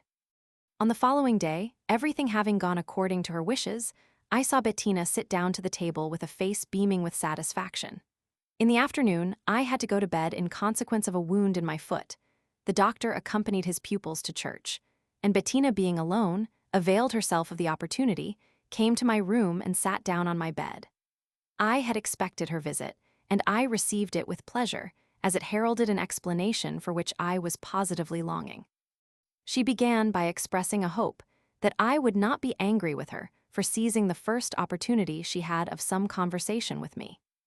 "No," I answered, "for you thus afford me an occasion of assuring you that, my feelings towards you being those of a friend only, you need not have any fear of my causing you any anxiety or displeasure. Therefore, Bettina, you may do whatever suits you. My love is no more. You have at one blow given the death stroke to the intense passion which was blossoming in my heart." When I reached my room, after the ill treatment I had experienced at Cordiani's hands, I felt for you nothing but hatred. That feeling soon merged into utter contempt, but that sensation itself was in time, when my mind recovered its balance, changed for a feeling of the deepest indifference, which again has given way when I saw what power there is in your mind. I have now become your friend. I have conceived the greatest esteem for your cleverness. I have been the dupe of it, but no matter. That talent of yours does exist. It is wonderful, divine. I admire it, I love it, and the highest homage I can render to it is, in my estimation, to foster for the possessor of it the purest feelings of friendship. Reciprocate that friendship, be true, sincere, and plain dealing. Give up all nonsense, for you have already obtained from me all I can give you. The very thought of love is repugnant to me. I can bestow my love only where I feel certain of being the only one loved. You are at liberty to lay my foolish delicacy to the account of my youthful age, but I feel so, and I cannot help it. You have written to me that you never speak to Cordiani. If I am the cause of that rupture between you, I regret it, and I think that, in the interest of your honor, you would do well to make it up with him. For the future I must be careful never to give him any grounds for umbrage or suspicion. Recollect also that, if you have tempted him by the same maneuvers which you have employed towards me, you are doubly wrong, for it may be that, if he truly loves you, you have caused him to be miserable. All you have just said to me, answered Bettina, is grounded upon false impressions and deceptive appearances. I do not love Cordiani, and I never had any love for him. On the contrary, I have felt, and I do feel, for him a hatred which he has richly deserved, and I hope to convince you, in spite of every appearance which seems to convict me. As to the reproach of seduction, I entreat you to spare me such an accusation. On our side, consider that, if you had not yourself thrown temptation in my way, I never would have committed towards you an action of which I have deeply repented, for reasons which you do not know, but which you must learn from me. The fault I have been guilty of is a serious one only because I did not foresee the injury it would do me in the inexperienced mind of the ingrate who dares to reproach me with it. Bettina was shedding tears. All she had said was not unlikely and rather complimentary to my vanity, but I had seen too much. Besides, I knew the extent of her cleverness, and it was very natural to lend her a wish to deceive me. How could I help thinking that her visit to me was prompted only by her self-love being too deeply wounded to let me enjoy a victory so humiliating to herself? Therefore, unshaken in my preconceived opinion, I told her that I placed implicit confidence in all she had just said respecting the state of her heart previous to the playful nonsense which had been the origin of my love for her, and that I promised never in the future to allude again to my accusation of seduction. But, I continued, confess that the fire at that time burning in your bosom was only of short duration, and that the slightest breath of wind had been enough to extinguish it. Your virtue, which went astray for only one instant, and which has so suddenly recovered its mastery over your senses, deserves some praise. You, with all your deep adoring love for me, became all at once blind to my sorrow, whatever care I took to make it clear to your sight. It remains for me to learn how that virtue could be so very dear to you, at the very time that Cordiani took care to wreck it every night. Bettina eyed me with the air of triumph which perfect confidence in victory gives to a person, and said, "You have just reached the point where I wished you to be. You shall now be made aware of things which I could not explain before, owing to your refusing the appointment which I then gave you for no other purpose than to tell you all the truth." Cordiani declared his love for me a week after he became an inmate in our house. He begged my consent to a marriage, if his father made the demand of my hand as soon as he should have completed his studies. My answer was that I did not know him sufficiently, that I could form no idea on the subject, and I requested him not to allude to it any more. He appeared to have quietly given up the matter, but soon after, I found out that it was not the case. He begged me one day to come to his room now and then to dress his hair. I told him I had no time to spare, and he remarked that you were more fortunate. I laughed at this reproach, as everyone here knew that I had the care of you. It was a fortnight after my refusal to Cordiani that I unfortunately spent an hour with you in that loving nonsense which has naturally given you ideas until then unknown to your senses. That hour made me very happy. I loved you, and having given way to very natural desires, I reveled in my enjoyment without the slightest remorse of conscience. I was longing to be again with you the next morning, but after supper, misfortune laid for the first time its hand upon me. Cordiani slipped in my hands this note, and this letter which I have since hidden in a hole in the wall, with the intention of showing them to you at the first opportunity. Saying this, Bettina handed me the note and the letter. The first ran as follows. Admit me this evening in your closet, the door of which, leading to the yard, can be left ajar, or prepare yourself to make the best of it with the doctor, to whom I intend to deliver, if you should refuse my request, the letter of which I enclose a copy. The letter contained the statement of a cowardly and enraged informer, and would certainly have caused the most unpleasant results. In that letter, Cordiani informed the doctor that his sister spent her mornings with me in criminal connection while he was saying his mass, and he pledged himself to enter into particulars which would leave him no doubt. After giving to the case the consideration it required, continued Bettina, I made up my mind to hear that monster. But my determination being fixed, I put in my pocket my father's stiletto, and holding my door ajar I waited for him there, unwilling to let him come in, as my closet is divided only by a thin partition from the room of my father, whom the slightest noise might have roused up. My first question to Cordiani was in reference to the slander contained in the letter he threatened to deliver to my brother. He answered that it was no slander, for he had been a witness to everything that had taken place in the morning through a hole he had bored in the garret just above your bed, and to which he would apply his eye the moment he knew that I was in your room. He wound up by threatening to discover everything to my brother and to my mother, unless I granted him the same favors I had bestowed upon you. In my just indignation, I loaded him with the most bitter insults. I called him a cowardly spy and slanderer, for he could not have seen anything but childish playfulness, and I declared to him that he need not flatter himself that any threat would compel me to give the slightest compliance to his wishes. He then begged and begged my pardon 1,000 times, and went on assuring me that I must lay to my rigor the odium of the step he had taken, the only excuse for it being in the fervent love I had kindled in his heart, and which made him miserable. He acknowledged that his letter might be a slander, that he had acted treacherously, and he pledged his honor never to attempt obtaining from me by violence favors, which he desired to merit only by the constancy of his love. I then thought myself to some extent compelled to say that I might love him at some future time, and to promise that I would not again come near your bed during the absence of my brother. In this way, I dismissed him satisfied, without his daring to beg for so much as a kiss, but with the promise that we might now and then have some conversation in the same place.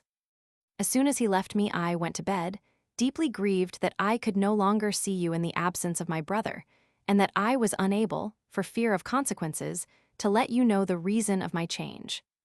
3 weeks passed off in that position, and I cannot express what have been my sufferings, for you, of course, urged me to come, and I was always under the painful necessity of disappointing you. I even feared to find myself alone with you, for I felt certain that I could not have refrained from telling you the cause of the change in my conduct. To crown my misery, add that I found myself compelled, at least once a week, to receive the vile Cordiani outside of my room, and to speak to him, in order to check his impatience with a few words. At last, unable to bear up any longer under such misery, threatened likewise by you, I determined to end my agony. I wish to disclose to you all this intrigue, leaving to you the care of bringing a change for the better, and for that purpose, I proposed that you should accompany me to the ball disguised as a girl, although I knew it would enrage Cordiani, but my mind was made up. You know how my scheme fell to the ground. The unexpected departure of my brother with my father suggested to both of you the same idea, and it was before receiving Cordiani's letter that I promised to come to you. Cordiani did not ask for an appointment. He only stated that he would be waiting for me in my closet, and I had no opportunity of telling him that I could not allow him to come, any more than I could find time to let you know that I would be with you only after midnight, as I intended to do, for I reckoned that after an hour's talk I would dismiss the wretch to his room. But my reckoning was wrong. Cordiani had conceived a scheme, and I could not help listening to all he had to say about it. His whining and exaggerated complaints had no end. He upbraided me for refusing to further the plan he had concocted, and which he thought I would accept with rapture if I loved him. The scheme was for me to elope with him during Holy Week, and to run away to Ferrara, where he had an uncle who would have given us a kind welcome, and would soon have brought his father to forgive him and to ensure our happiness for life. The objections I made, his answers, the details to be entered into, the explanations and the ways and means to be examined to obviate the difficulties of the project, took up the whole night. My heart was bleeding as I thought of you, but my conscience is at rest, and I did nothing that could render me unworthy of your esteem.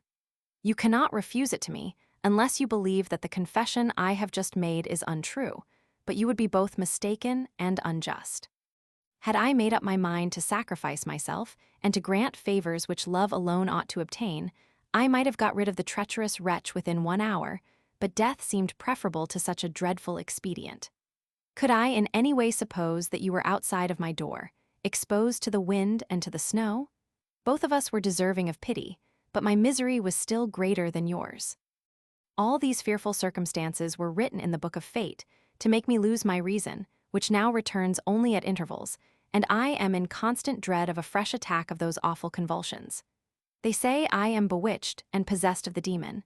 I do not know anything about it, but if it should be true, I am the most miserable creature in existence.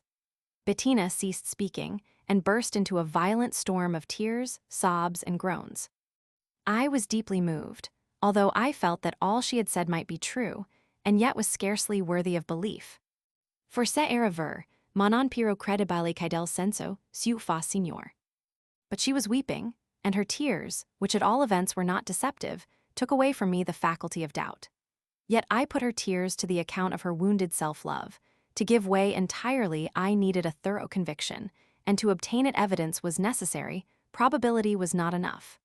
I could not admit either Cordiani's moderation or Bettina's patience, or the fact of 7 hours employed in innocent conversation. In spite of all these considerations, I felt a sort of pleasure in accepting for ready cash all the counterfeit coins that she had spread out before me. After drying her tears, Bettina fixed her beautiful eyes upon mine, thinking that she could discern in them evident signs of her victory. But I surprised her much by alluding to one point which, with all her cunning, she had neglected to mention in her defense. Rhetoric makes use of nature's secrets in the same way as painters who try to imitate it. Their most beautiful work is false. This young girl, whose mind had not been refined by study, aimed at being considered innocent and artless, and she did her best to succeed, but I had seen too good a specimen of her cleverness. "Well, my dear Bettina," I said, "your story has affected me, but how do you think I am going to accept your convulsions as natural, and to believe in the demoniac symptoms which came on so seasonably during the exorcisms, although you very properly expressed your doubts on the matter?" Hearing this, Bettina stared at me, remaining silent for a few minutes, then casting her eyes down she gave way to fresh tears, exclaiming now and then, "Poor me, oh poor me." This situation, however, becoming most painful to me, I asked what I could do for her. She answered in a sad tone that if my heart did not suggest to me what to do, she did not herself see what she could demand of me. "I thought," said she, "that I would reconquer my lost influence over your heart, but I see it too plainly, you no longer feel an interest in me. Go on treating me harshly. Go on taking for mere fiction sufferings which are but too real, which you have caused, and which you will now increase. Some day, but too late, you will be sorry, and your repentance will be bitter indeed." As she pronounced these words, she rose to take her leave. But judging her capable of anything, I felt afraid, and I detained her to say that the only way to regain my affection was to remain 1 month without convulsions, and without handsome Father Mancha's presence being required. "I cannot help being convulsed," she answered, "but what do you mean by applying to the Jacobin that epithet of handsome? Could you suppose?" Not at all, I suppose nothing. To do so would be necessary for me to be jealous. But I cannot help saying that the preference given by your devils to the exorcism of that handsome monk over the incantations of the ugly Capuchin is likely to give birth to remarks rather detrimental to your honor. Moreover, you are free to do whatever pleases you." Thereupon she left my room, and a few minutes later everybody came home. After supper the servant, without any question on my part, informed me that Bettina had gone to bed with violent feverish chills, having previously had her bed carried into the kitchen beside her mother S. This attack of fever might be real, but I had my doubts. I felt certain that she would never make up her mind to be well, for her good health would have supplied me with too strong an argument against her pretended innocence, even in the case of Cordiani. I likewise considered her idea of having her bed placed near her mother's nothing but artful contrivance. The next day Dr. Olivo found her very feverish, and told her brother that she would most likely be excited and delirious, but that it would be the effect of the fever and not the work of the devil. And truly, Bettina was raving all day, but Dr. Gozzi, placing implicit confidence in the physician, would not listen to his mother, and did not send for the Jacobin friar. The fever increased in violence, and on the 4th day the smallpox broke out. Cordiani and the 2 brothers Fatroni, who had so far escaped that disease, were immediately sent away, but as I had had it before I remained at home. The poor girl was so fearfully covered with the loathsome eruption that on the 6th day her skin could not be seen on any part of her body. Her eyes closed, and her life was despaired of, when it was found that her mouth and throat were obstructed to such a degree that she could swallow nothing but a few drops of honey. She was perfectly motionless. She breathed, and that was all. Her mother never left her bedside, and I was thought a saint when I carried my table and my books into the patient's room. The unfortunate girl had become a fearful sight to look upon. Her head was dreadfully swollen, the nose could no longer be seen, and much fear was entertained for her eyes, in case her life should be spared. The odor of her perspiration was most offensive, but I persisted in keeping my watch by her. On the 9th day, the vicar gave her absolution, and after administering extreme unction, he left her, as he said, in the hands of God. In the midst of so much sadness, the conversation of the mother with her son would, in spite of myself, cause me some amount of merriment. The good woman wanted to know whether the demon who was dwelling in her child could still influence her to perform extravagant follies, and what would become of the demon in the case of her daughter's death. For, as she expressed it, she could not think of his being so stupid as to remain in so loathsome a body.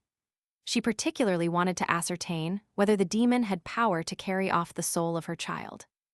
Dr. Gozzi, who was an ubiquitarian, made to all those questions answers which had not even the shadow of good sense, and which of course had no other effect than to increase 100-fold the perplexity of his poor mother.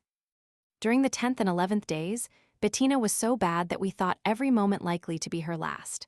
The disease had reached its worst period. The smell was unbearable. I alone would not leave her, so sorely did I pity her. The heart of man is indeed an unfathomable abyss, for however incredible it may appear, it was while in that fearful state that Bettina inspired me with the fondness which I showed her after her recovery. On the 13th day the fever abated, but the patient began to experience great irritation, owing to a dreadful itching, which no remedy could have allayed as effectually as these powerful words, which I kept constantly pouring into her ear. "Bettina, you are getting better, but if you dare to scratch yourself, you will become such a fright that nobody will ever love you." All the physicians in the universe might be challenged to prescribe a more potent remedy against itching for a girl who, aware that she has been pretty, finds herself exposed to the loss of her beauty through her own fault if she scratches herself. At last her fine eyes opened again to the light of heaven. She was moved to her own room, but she had to keep her bed until Easter. She inoculated me with a few pox, 3 of which have left upon my face everlasting marks, but in her eyes they gave me credit for great devotedness, for they were a proof of my constant care, and she felt that I indeed deserved her whole love. And she truly loved me, and I returned her love, although I never plucked a flower which fate and prejudice kept in store for a husband. But what a contemptible husband! 2 years later she married a shoemaker, by name Pigazwa Base, errant knave who beggared and ill-treated her to such an extent that her brother had to take her home and to provide for her. 15 years afterwards, having been appointed archpriest at St. George de la Vallée, he took her there with him, and when I went to pay him a visit 18 years ago, I found Bettina old, ill, and dying.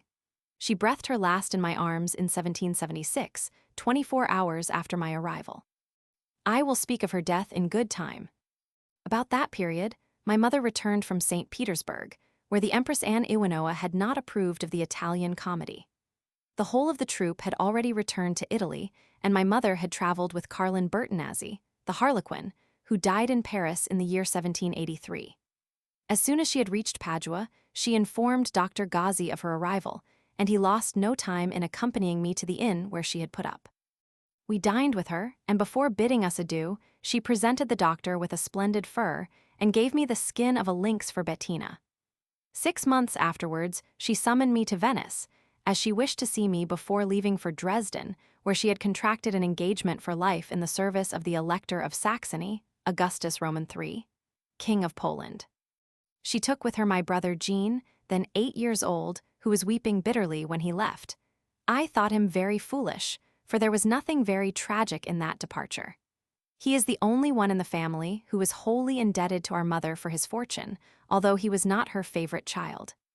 I spent another year in Padua, studying law in which I took the degree of doctor in my 16th year, the subject of my thesis being in the civil law, de testamentis, and in the canon law, utrum Hebræi possunt construere novas synagogas. My vocation was to study medicine, and to practice it, for I felt a great inclination for that profession, but no heed was given to my wishes, and I was compelled to apply myself to the study of the law, for which I had an invincible repugnance. My friends were of opinion that I could not make my fortune in any profession but that of an advocate and, what is still worse, of an ecclesiastical advocate. If they had given the matter proper consideration, they would have given me leave to follow my own inclinations, and I would have been a physician, a profession in which quackery is of still greater avail than in the legal business. I never became either a physician or an advocate, and I never would apply to a lawyer when I had any legal business, nor call in a physician when I happened to be ill. Lawsuits and pettifoggery may support a good many families, but a greater proportion is ruined by them, and those who perish in the hands of physicians are more numerous by far than those who get cured. Strong evidence, in my opinion, that mankind would be much less miserable without either lawyers or doctors. To attend the lectures of the professors, I had to go to the university called the Bow, and it became necessary for me to go out alone. This was a matter of great wonder to me, for until then I had never considered myself a free man, and in my wish to enjoy fully the liberty I thought I had just conquered, it was not long before I had made the very worst acquaintances amongst the most renowned students. As a matter of course, the most renowned were the most worthless, dissolute fellows, gamblers, frequenters of disorderly houses, hard drinkers, debauchees, tormentors and suborners of honest girls, liars, and wholly incapable of any good or virtuous feeling. In the company of such men did I begin my apprenticeship of the world, learning my lesson from the book of experience. The theory of morals and its usefulness through the life of man can be compared to the advantage derived by running over the index of a book.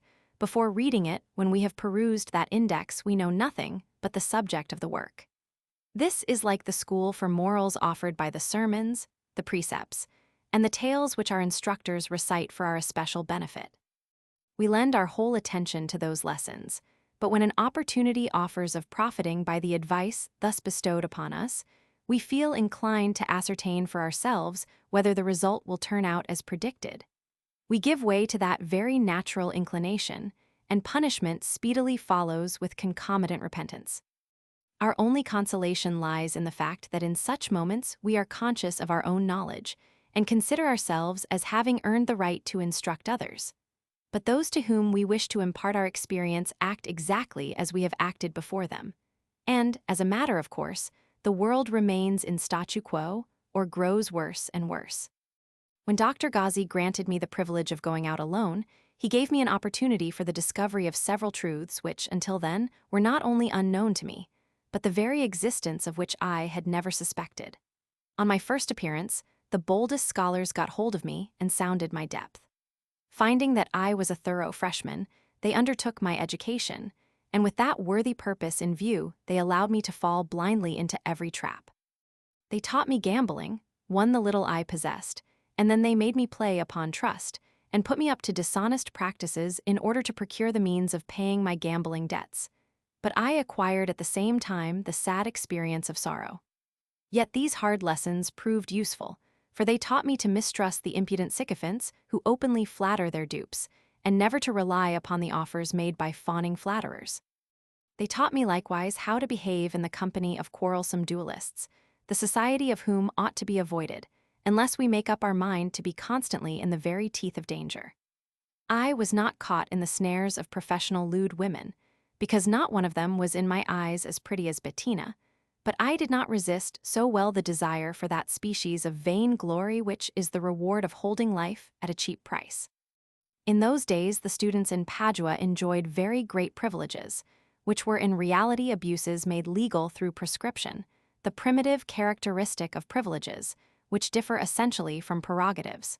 In fact, in order to maintain the legality of their privileges, the students often committed crimes. The guilty were dealt with tenderly, because the interest of the city demanded that severity should not diminish the great influx of scholars who flocked to that renowned university from every part of Europe. The practice of the Venetian government was to secure at a high salary the most celebrated professors, and to grant the utmost freedom to the young men attending their lessons. The students acknowledged no authority but that of a chief, chosen among themselves and called syndic. He was usually a foreign nobleman who could keep a large establishment and who was responsible to the government for the behavior of the scholars. It was his duty to give them up to justice when they transgressed the laws, and the students never disputed his sentence, because he always defended them to the utmost when they had the slightest shadow of right on their side. The students, amongst other privileges, would not suffer their trunks to be searched by custom house authorities, and no ordinary policeman would have dared to arrest one of them. They carried about them forbidden weapons, seduced helpless girls, and often disturbed the public peace by their nocturnal broils and impudent practical jokes. In one word, they were a body of young fellows, whom nothing could restrain, who would gratify every whim, and enjoy their sport without regard or consideration for any human being. It was about that time that a policeman entered a coffee room in which were seated two students. One of them ordered him out, but the man taking no notice of it, the student fired a pistol at him and missed his aim. The policeman returned the fire, wounded the aggressor, and ran away. The students immediately mustered together at the Bow, divided into bands, and went over the city, hunting the policemen to murder them and avenge the insult they had received. In one of the encounters, 2 of the students were killed, and all the others, assembling in one troop, swore never to lay their arms down as long as there should be one policeman alive in Padua. The authorities had to interfere, and the syndic of the students undertook to put a stop to hostilities provided proper satisfaction was given, as the police were in the wrong. The man who had shot the student in the coffee room was hanged, and peace was restored. But during the 8 days of agitation, as I was anxious not to appear less brave than my comrades who were patrolling the city, I followed them in spite of Dr. Ghazi's remonstrances. Armed with a carbine and a pair of pistols, I ran about the town with the others, in quest of the enemy, and I recollect how disappointed I was because the troop to which I belonged did not meet one policeman. When the war was over, the doctor laughed at me, but Bettina admired my valor. Unfortunately, I indulged in expenses far above my means, owing to my unwillingness to seem poorer than my new friends. I sold or pledged everything I possessed, and I contracted debts which I could not possibly pay. This state of things caused my first sorrows, and they are the most poignant sorrows under which a young man can smart. Not knowing which way to turn, I wrote to my excellent grandmother, begging her assistance, but instead of sending me some money, she came to Padua on the 1st of October, 1739, and after thanking the doctor and Bettina for all their affectionate care, she brought me back to Venice. As he took leave of me, the doctor, who was shedding tears, gave me what he prized most on earth, a relic of some saint, which perhaps I might have kept to this very day, had not the setting been of gold. It performed only one miracle, that of being of service to me in a moment of great need. Whenever I visited Padua, to complete my study of the law, I stayed at the house of the kind doctor, but I was always grieved at seeing near Bettina the brute to whom she was engaged, and who did not appear to me deserving of such a wife. I have always regretted that a prejudice, of which I soon got rid, should have made me preserve for that man a flower which I could have plucked so easily. Chapter 4. I receive the minor orders from the Patriarch of Venice. I get acquainted with Senator Malapiro, with Therese Emer, with the niece of the curate, with Madame Oriot, with Nanette and Martin, and with the Cavamacchia. I become a preacher. My adventure with Lucy at Paciana Rendezvous on the 3rd story. He comes from Padua, where he has completed his studies. Such were the words by which I was everywhere introduced, and which, the moment they were uttered, called upon me the silent observation of every young man of my age and condition, the compliments of all fathers, and the caresses of old women, as well as the kisses of a few who, although not old, were not sorry to be considered so for the sake of embracing a young man without impropriety. The curate of St. Samuel, the Abbé Joselo, presented me to Monsignor Corer, Patriarch of Venice, who gave me the tonsure, and who, 4 months afterwards, by special favor, admitted me to the 4 minor orders. No words could express the joy and the pride of my grandmother. Excellent masters were given to me to continue my studies, and M. Baffo chose the Abbé Schiavo to teach me a pure Italian style, especially poetry, for which I had a decided talent. I was very comfortably lodged with my brother Francois, who was studying theatrical architecture. My sister and my youngest brother were living with our grandam in a house of her own, in which it was her wish to die, because her husband had there breathed his last. The house in which I dwelt was the same in which my father had died, and the rent of which my mother continued to pay. It was large and well furnished. Although Abbé Grimani was my chief protector, I seldom saw him, and I particularly attached myself to M. de Malapiro, to whom I had been presented by the curate Joselo. M. de Malapiro was a senator, who was unwilling at 70 years of age to attend any more to state affairs, and enjoyed a happy, sumptuous life in his mansion, surrounded every evening by a well-chosen party of ladies who had all known how to make the best of their younger days, and of gentlemen who were always acquainted with the news of the town. He was a bachelor and wealthy, but unfortunately, he had 3 or 4 times every year severe attacks of gout, which always left him crippled in some part or other of his body, so that all his person was disabled. His head, his lungs, and his stomach had alone escaped this cruel havoc. He was still a fine man, a great epicure, and a good judge of wine. His wit was keen, his knowledge of the world extensive, his eloquence worthy of a son of Venice, and he had that wisdom which must naturally belong to a senator who for 40 years has had the management of public affairs, and to a man who has bid farewell to women after having possessed 20 mistresses, and only when he felt himself compelled to acknowledge that he could no longer be accepted by any woman. Although almost entirely crippled, he did not appear to be so when he was seated, when he talked, or when he was at table. He had only one meal a day, and always took it alone because, being toothless and unable to eat otherwise than very slowly, he did not wish to hurry himself out of compliment to his guests, and would have been sorry to see them waiting for him. This feeling deprived him of the pleasure he would have enjoyed in entertaining at his board friendly and agreeable guests, and caused great sorrow to his excellent cook. The first time I had the honor of being introduced to him by the curate, I opposed earnestly the reason which made him eat his meals in solitude, and I said that His Excellency had only to invite guests whose appetite was good enough to enable them to eat a double share. "But where can I find such table companions?" he asked. "It is rather a delicate matter," I answered. "But you must take your guests on trial, and after they have been found such as you wish them to be, the only difficulty will be to keep them as your guests without their being aware of the real cause of your preference, for no respectable man could acknowledge that he enjoys the honor of sitting at your Excellency's table only because he eats twice as much as any other man." The senator understood the truth of my argument and asked the curate to bring me to dinner on the following day. He found my practice even better than my theory, and I became his daily guest. This man, who had given up everything in life except his own self, fostered an amorous inclination, in spite of his age and of his gout. He loved a young girl named Thérèse Emer, the daughter of an actor residing near his mansion, her bedroom window being opposite to his own. This young girl, then in her 17th year, was pretty, whimsical, and a regular coquette. She was practicing music with a view to entering the theatrical profession, and by showing herself constantly at the window, she had intoxicated the old senator and was playing with him cruelly. She paid him a daily visit, but always escorted by her mother, a former actress, who had retired from the stage in order to work out her salvation, and who, as a matter of course, had made up her mind to combine the interests of heaven with the works of this world.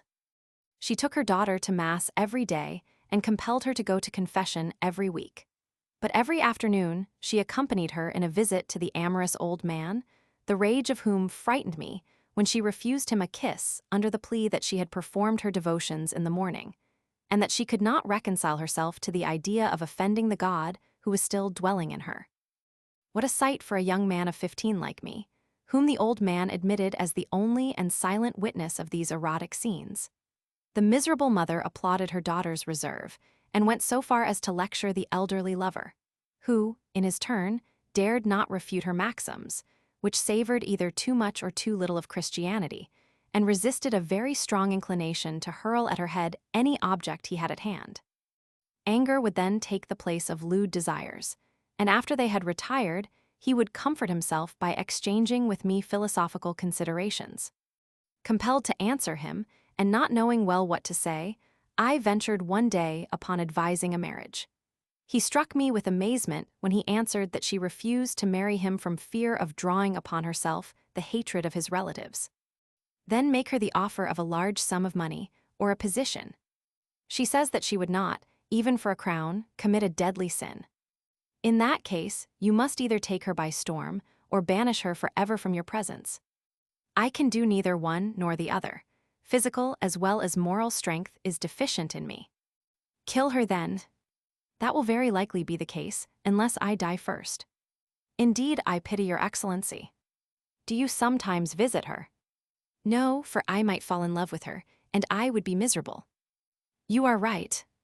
Witnessing many such scenes, and taking part in many similar conversations, I became an especial favorite with the old nobleman.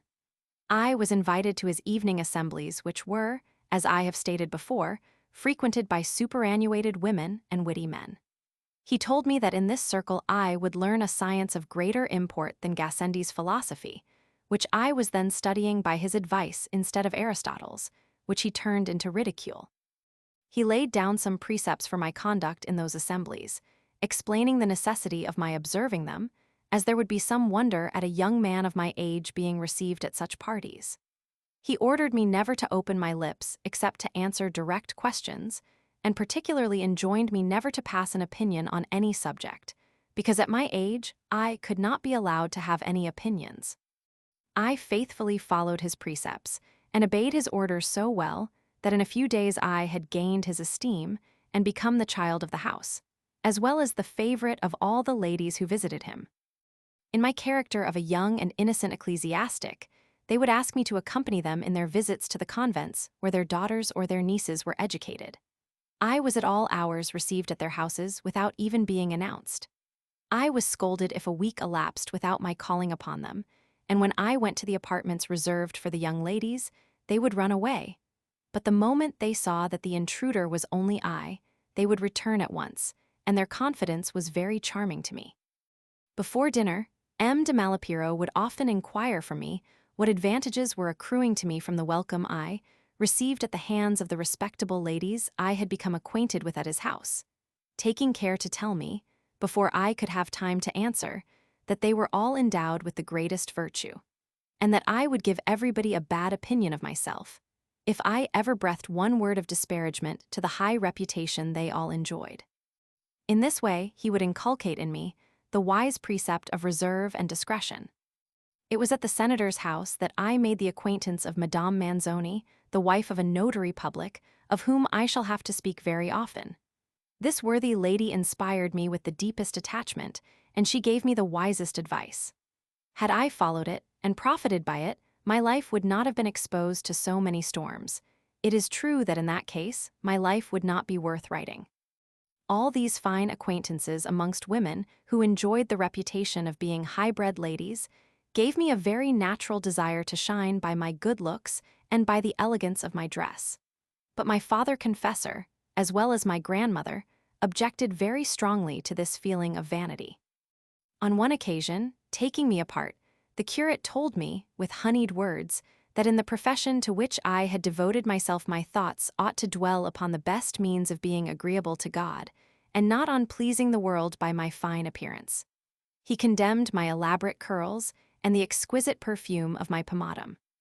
He said that the devil had got hold of me by the hair, that I would be excommunicated if I continued to take such care of it, and concluded by quoting for my benefit these words from an ecumenical council: Clericus qui nutrit comen, anathema sit. I answered him with the names of several fashionable perfumed abbots, who were not threatened with excommunication, who were not interfered with, although they wore 4 times as much powder as I did, for I only used a slight sprinkling, who perfumed their hair with a certain amber-scented pomatum which brought women to the very point of fainting, while mine, a jessamine pomade, called forth the compliment of every circle in which I was received. I added that I could not, much to my regret, obey him, and that if I had meant to live in slovenliness, I would have become a Capuchin and not an abbé. My answer made him so angry that 3 or 4 days afterwards, he contrived to obtain leave from my grandmother to enter my chamber early in the morning, before I was awake, and approaching my bed on tiptoe with a sharp pair of scissors, he cut off unmercifully all my front hair, from one ear to the other. My brother Francois was in the adjoining room and saw him, but he did not interfere, as he was delighted at my misfortune. He wore a wig and was very jealous of my beautiful head of hair. Francois was envious through the whole of his life, yet he combined this feeling of envy with friendship. I never could understand him. But this vice of his, like my own vices, must by this time have died of old age. After his great operation, the abbé left my room quietly. But when I woke up shortly afterwards and realized all the horror of this unheard-of execution, my rage and indignation were indeed wrought to the highest pitch. What wild schemes of revenge my brain engendered while, with a looking-glass in my hand, I was groaning over the shameful havoc performed by this audacious priest. At the noise, I made my grandmother hasten to my room, and amidst my brothers' laughter the kind old woman assured me that the priest would never have been allowed to enter my room if she could have foreseen his intention, and she managed to soothe my passion to some extent by confessing that he had overstepped the limits of his right to administer a reproof. But I was determined upon revenge, and I went on dressing myself and revolving in my mind the darkest plots. It seemed to me that I was entitled to the most cruel revenge, without having anything to dread from the terrors of the law. The theaters being open at that time, I put on a mask to go out, and I went to the advocate Carrier, with whom I had become acquainted at the senator's house, to inquire from him whether I could bring a suit against the priest.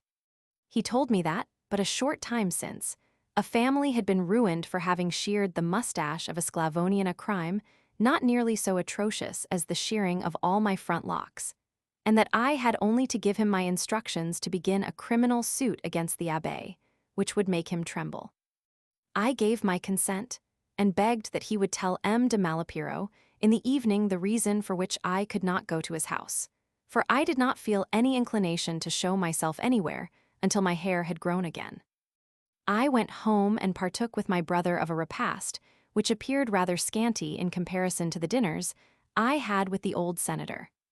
The privation of the delicate and plentiful fare to which His Excellency had accustomed me was most painful, besides all the enjoyments from which I was excluded through the atrocious conduct of the virulent priest, who was my godfather.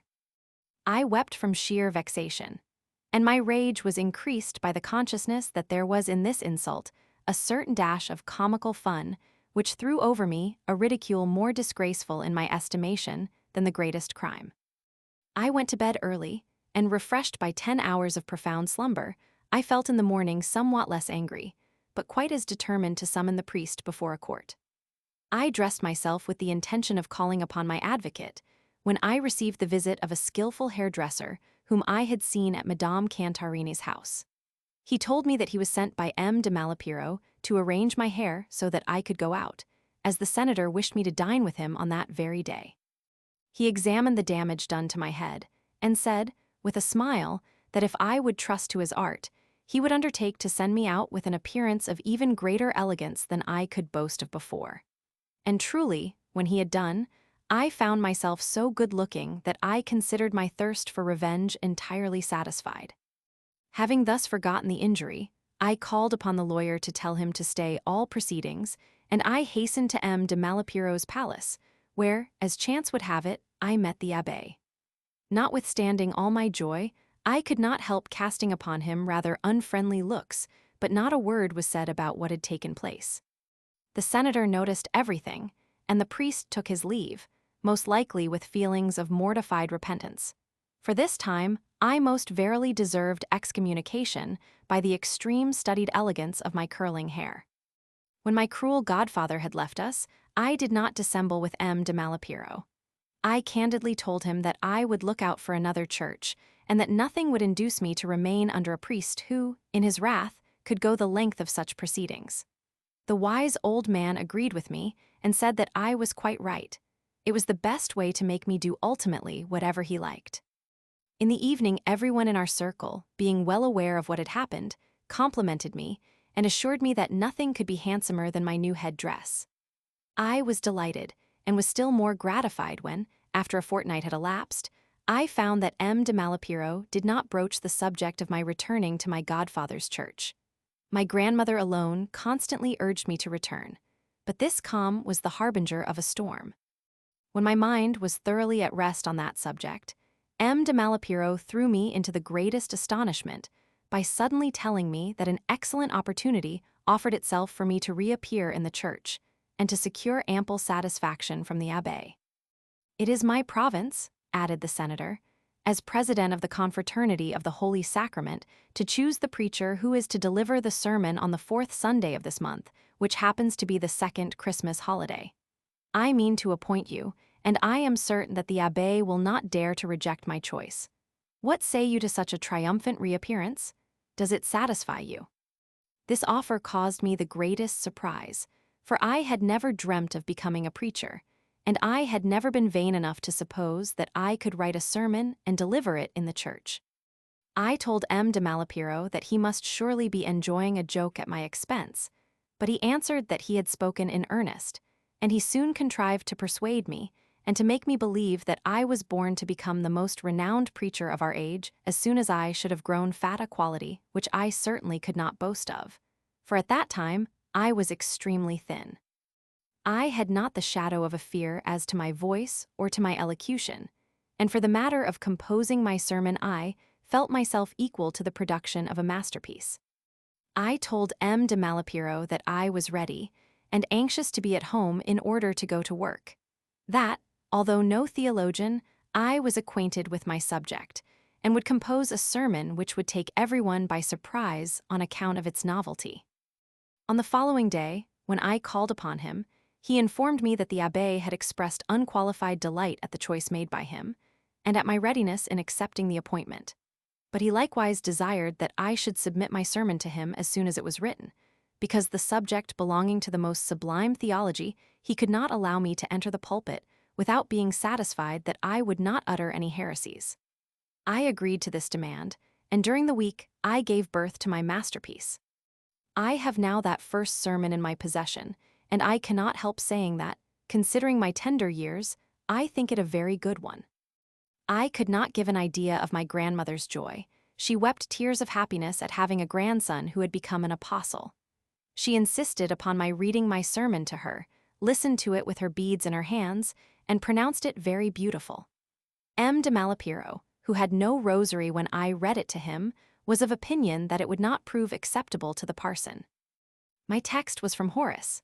Pluriversues non respondir favorum spurtum meritus, and I deplored the wickedness and ingratitude of men, through which had failed the design adopted by divine wisdom for the redemption of humankind. But M. de Malapiro was sorry that I had taken my text from any heretical poet, although he was pleased that my sermon was not interlarded with Latin quotations. I called upon the priest to read my production, but as he was out I had to wait for his return, and during that time I fell in love with his niece, Angela. She was busy upon some tambour work. I sat down close by her, and telling me that she had long desired to make my acquaintance, she begged me to relate the history of the locks of hair sheared by her venerable uncle. My love for Angela proved fatal to me, because from it sprang two other love affairs which, in their turn, gave birth to a great many others, and caused me finally to renounce the church as a profession. But let us proceed quietly, and not encroach upon future events. On his return home, the abbé found me with his niece, who was about my age, and he did not appear to be angry. I gave him my sermon. He read it over, and told me that it was a beautiful academical dissertation, but unfit for a sermon from the pulpit, and he added, "I will give you a sermon written by myself, which I have never delivered. You will commit it to memory, and I promise to let everybody suppose that it is of your own composition. I thank you, very reverend Father, but I will preach my own sermon or none at all. At all events, you shall not preach such a sermon as this in my church. You can talk the matter over with M. de Malapiro.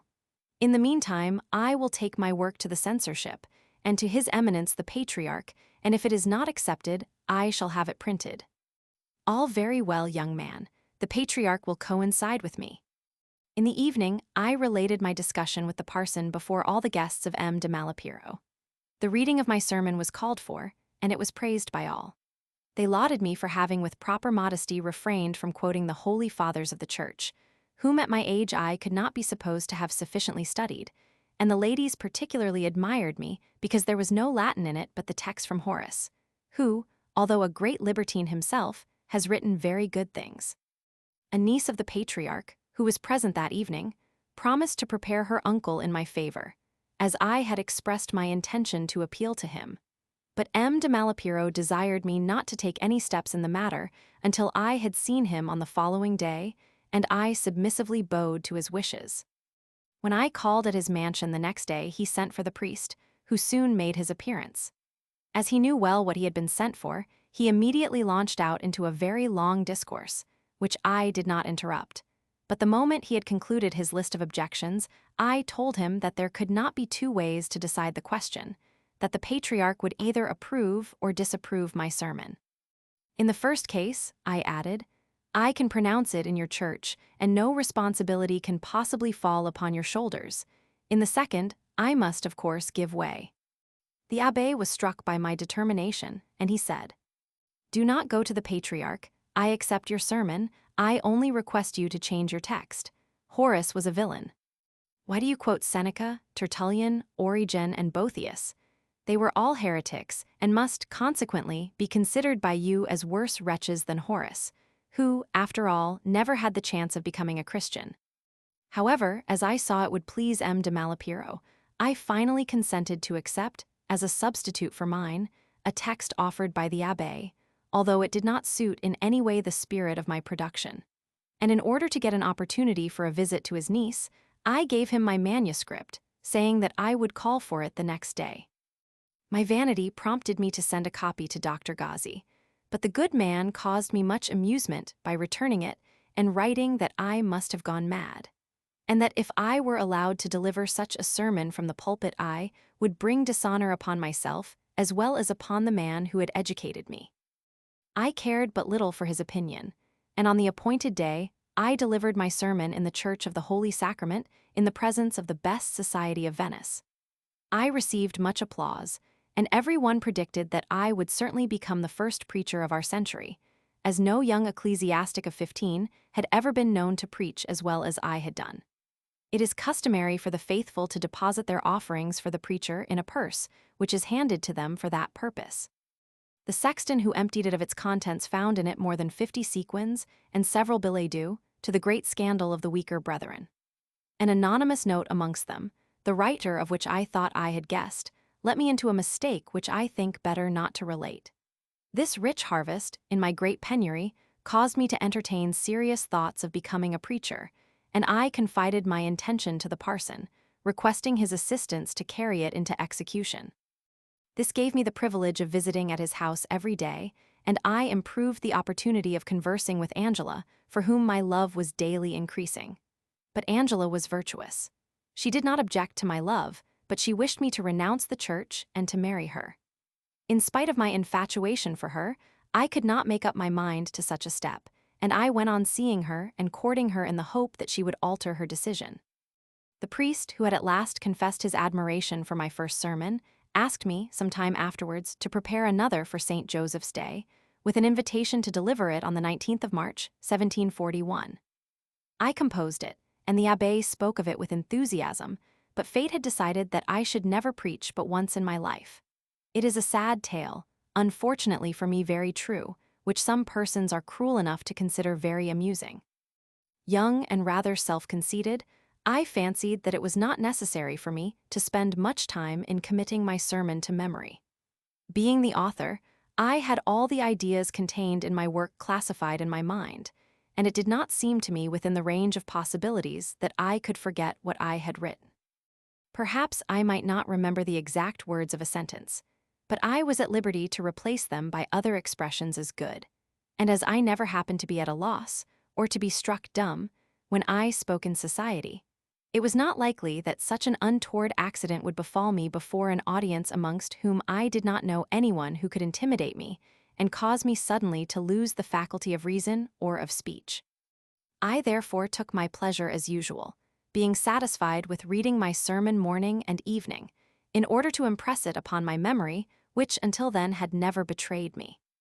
The 19th of March came, and on that eventful day at 4 o'clock in the afternoon I was to ascend the pulpit. But believing myself quite secure and thoroughly master of my subject, I had not the moral courage to deny myself the pleasure of dining with Count Montreal, who was then reciting with me, and who had invited the patrician Barezzi, engaged to be married to his daughter after the Easter holidays. I was still enjoying myself with my fine company when the sexton of the church came in to tell me that they were waiting for me in the vestry. With a full stomach and my head rather heated, I took my leave, ran to the church, and entered the pulpit. I went through the exordium with credit to myself, and I took breathing time. But scarcely had I pronounced the first sentences of the narration before I forgot what I was saying, what I had to say, and in my endeavors to proceed, I fairly wandered from my subject and I lost myself entirely. I was still more discomforted by a half-repressed murmur of the audience, as my deficiency appeared evident. Several persons left the church, others began to smile. I lost all presence of mind and every hope of getting out of the scrape. I could not say whether I feigned a fainting fit or whether I truly swooned. All I know is that I fell down on the floor of the pulpit, striking my head against the wall with an inward prayer for annihilation. 2 of the parish clerks carried me to the vestry, and after a few moments, without addressing a word to anyone, I took my cloak and my hat and went home to lock myself in my room. I immediately dressed myself in a short coat. After the fashion of traveling priests, I packed a few things in a trunk, obtained some money from my grandmother, and took my departure for Padua, where I intended to pass my third examination. I reached Padua at midnight and went to Dr. Gozzi's house, but I did not feel the slightest temptation to mention to him my unlucky adventure. I remained in Padua long enough to prepare myself for the doctor's degree, which I intended to take the following year, and after Easter I returned to Venice, where my misfortune was already forgotten. But preaching was out of the question, and when any attempt was made to induce me to renew my efforts, I manfully kept to my determination never to ascend the pulpit again. On the eve of Ascension, Dei M. Manzoni introduced me to a young courtesan who was at that time in great repute at Venice, and was nicknamed Cavamacchia, because her father had been a scourer. This name vexed her a great deal. She wished to be called Preti, which was her family name, but it was all in vain, and the only concession her friends would make was to call her by her Christian name of Juliet. She had been introduced to fashionable notice by the Marquis de San Vitale, a nobleman from Parma who had given her 100,000 ducats for her favors. Her beauty was then the talk of everybody in Venice, and it was fashionable to call upon her. To converse with her, and especially to be admitted into her circle, was considered a great boon. As I shall have to mention her several times in the course of my history, my readers will, I trust, allow me to enter into some particulars about her previous life. Juliet was only 14 years of age when her father sent her one day to the house of a Venetian nobleman, Marco Muazzo, with a coat which he had cleaned for him.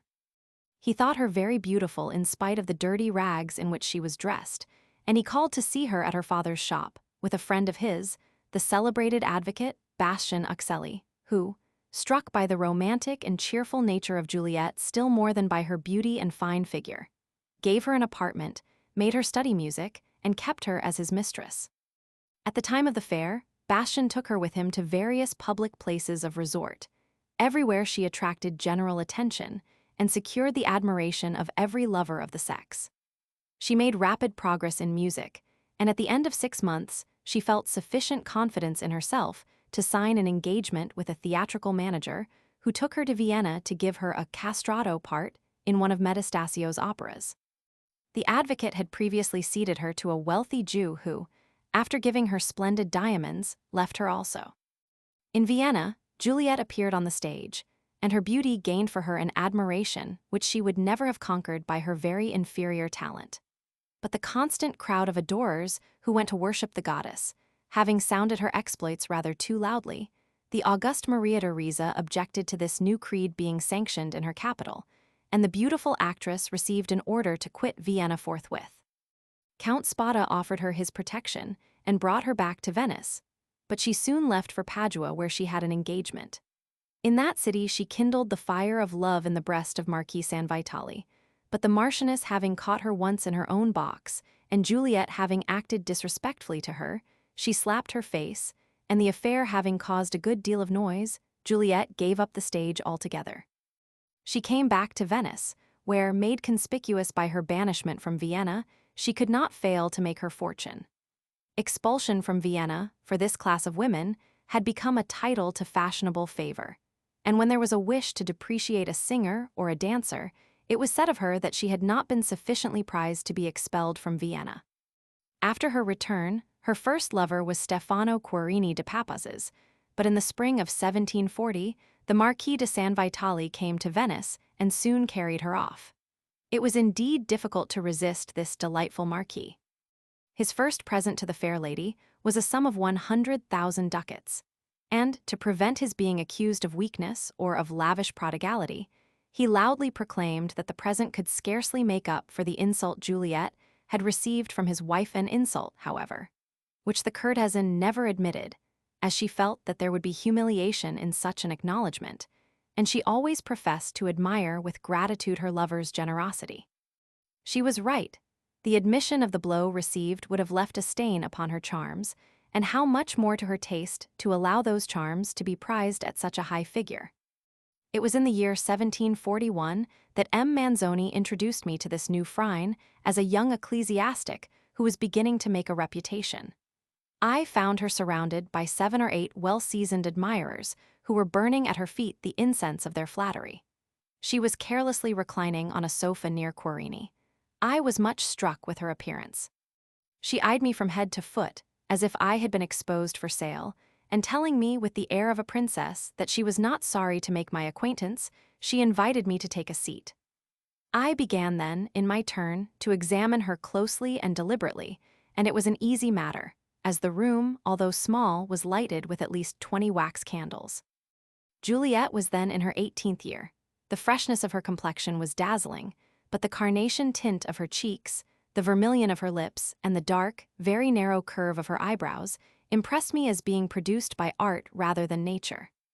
Her teeth, 2 rows of magnificent pearls, made one overlook the fact that her mouth was somewhat too large, and whether from habit or because she could not help it, she seemed to be ever smiling. Her bosom, hid under a light gauze, invited the desires of love, yet I did not surrender to her charms. Her bracelets and the rings which covered her fingers did not prevent me from noticing that her hand was too large and too fleshy, and in spite of her carefully hiding her feet, I judged, by a telltale slipper lying close by her dress, that they were well proportioned to the height of her figure, a proportion which is unpleasant not only to the Chinese and Spaniards, but likewise to every man of refined taste. We want a tall woman to have a small foot, and certainly it is not a modern taste, for Holofernes of old was of the same opinion. Otherwise he would not have thought Judith so charming. Et sandalid ejus rapurunt oculos ejus. Altogether, I found her beautiful. But when I compared her beauty and the price of 100,000 ducats paid for it, I marveled at my remaining so cold, and at my not being tempted to give even one sequin for the privilege of making from nature a study of the charms which her dress concealed from my eyes. I had scarcely been there a quarter of an hour when the noise made by the oars of a gondola striking the water heralded the prodigal marquis. We all rose from our seats, and M. Querini hastened, somewhat blushing, to quit his place on the sofa. M. de San Vitale, a man of middle age who had traveled much, took a seat near Juliet, but not on the sofa, so she was compelled to turn round. It gave me the opportunity of seeing her full front, while I had before only a side view of her face.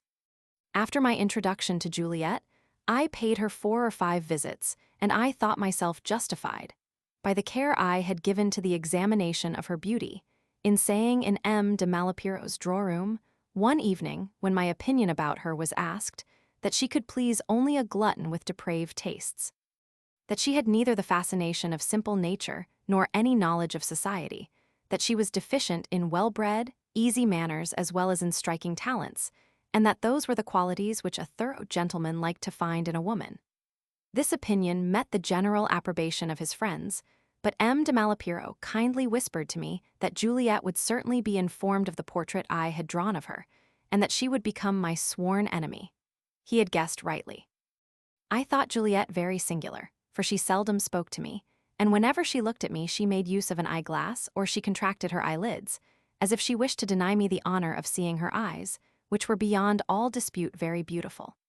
They were blue, wondrously large and full, and tinted with that unfathomable variegated iris which nature only gives to youth, and which generally disappears, after having worked miracles, when the owner reaches the shady side of 40. Frederick the Great preserved it until his death. Juliet was informed of the portrait I had given of her to M. de Malipiro's friends by the indiscreet pensioner, Xavier Cortantini. One evening I called upon her with M. Manzoni, and she told him that a wonderful judge of beauty had found flaws in hers, but she took good care not to specify them. It was not difficult to make out that she was indirectly firing at me, and I prepared myself for the ostracism which I was expecting, but which, however, she kept in abeyance fully for an hour. At last, our conversation falling upon a concert given a few days before by Amour, the actor, and in which his daughter Therese had taken a brilliant part, Juliet turned round to me and inquired what M. de Malipiro did for Therese. I said that he was educating her. "He can well do it," she answered, "for he is a man of talent, but I should like to know what he can do with you." "Whatever he can. I am told that he thinks you rather stupid." As a matter of course, she had the laugh on her side, and I, confused, uncomfortable, and not knowing what to say, took leave after having cut a very sorry figure, and determined never again to darken her door. The next day at dinner, the account of my adventure caused much amusement to the old senator. Throughout the summer, I carried on a course of platonic love with my charming Angela at the house of her teacher of embroidery, but her extreme reserve excited me, and my love had almost become a torment to myself. With my ardent nature, I required a mistress like Bettina, who knew how to satisfy my love without wearing it out.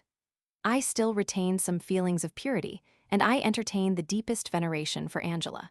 She was in my eyes the very palladium of Cecrops. Still very innocent, I felt some disinclination towards women, and I was simple enough to be jealous of even their husbands. Angela would not grant me the slightest favor, yet she was no flirt, but the fire beginning in me parched and withered me. The pathetic entreaties which I poured out of my heart had less effect upon her than upon two young sisters, her companions and friends. Had I not concentrated every look of mine upon the heartless girl, I might have discovered that her friends excelled her in beauty and in feeling, but my prejudiced eyes saw no one but Angela.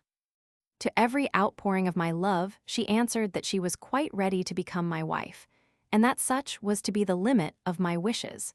When she condescended to add that she suffered as much as I did myself, she thought she had bestowed upon me the greatest of favors. Such was the state of my mind, when, in the first days of autumn, I received a letter from the Countess de Montreal with an invitation to spend some time at her beautiful estate at Pasean. She expected many guests, and among them her own daughter, who had married a Venetian nobleman, and who had a great reputation for wit and beauty, although she had but one eye.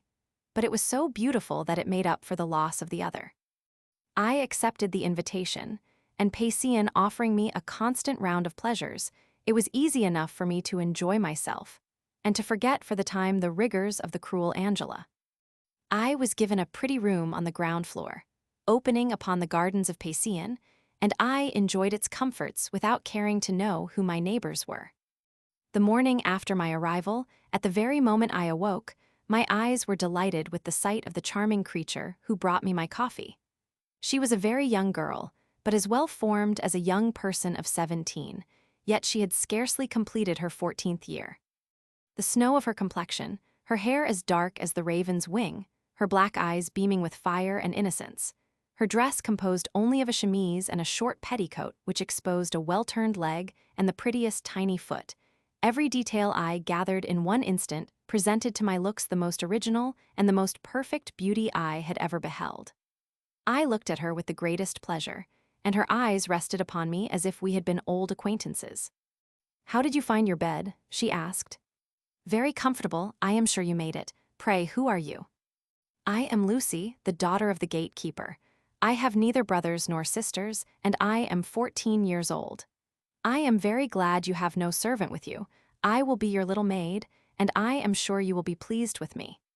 Delighted at this beginning, I sat up in my bed, and she helped me to put on my dressing gown, saying 100 things which I did not understand.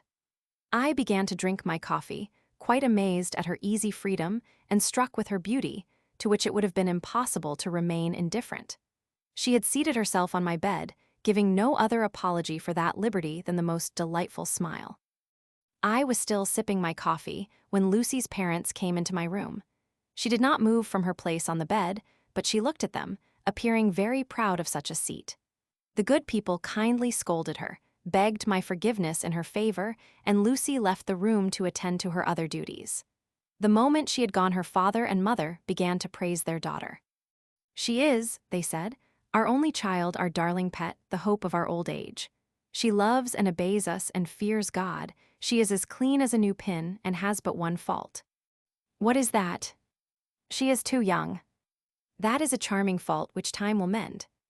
I was not long in ascertaining that they were living specimens of honesty, of truth, of homely virtues, and of real happiness. I was delighted at this discovery, when Lucy returned as gay as a lark, prettily dressed, her hair done in a peculiar way of her own, and with well-fitting shoes. She dropped a simple courtesy before me, gave a couple of hearty kisses to both her parents, and jumped on her father's knees. I asked her to come and sit on my bed, but she answered that she could not take such a liberty now that she was dressed. The simplicity, artlessness, and innocence of the answer seemed to me very enchanting, and brought a smile on my lips. I examined her to see whether she was prettier in her new dress or in the morning's negligee, and I decided in favor of the latter. To speak the truth, Lucy was, I thought, superior in everything, not only to Angela, but even to Bettina. The hairdresser made his appearance, and the honest family left my room. When I was dressed, I went to meet the Countess and her amiable daughter. The day passed off very pleasantly, as is generally the case in the country when you are amongst agreeable people. In the morning, the moment my eyes were opened, I rang the bell, and pretty Lucy came in, simple and natural as before, with her easy manners and wonderful remarks. Her candor, her innocence shone brilliantly all over her person. I could not conceive how, with her goodness, her virtue, and her intelligence, she could run the risk of exciting me by coming into my room alone and with so much familiarity.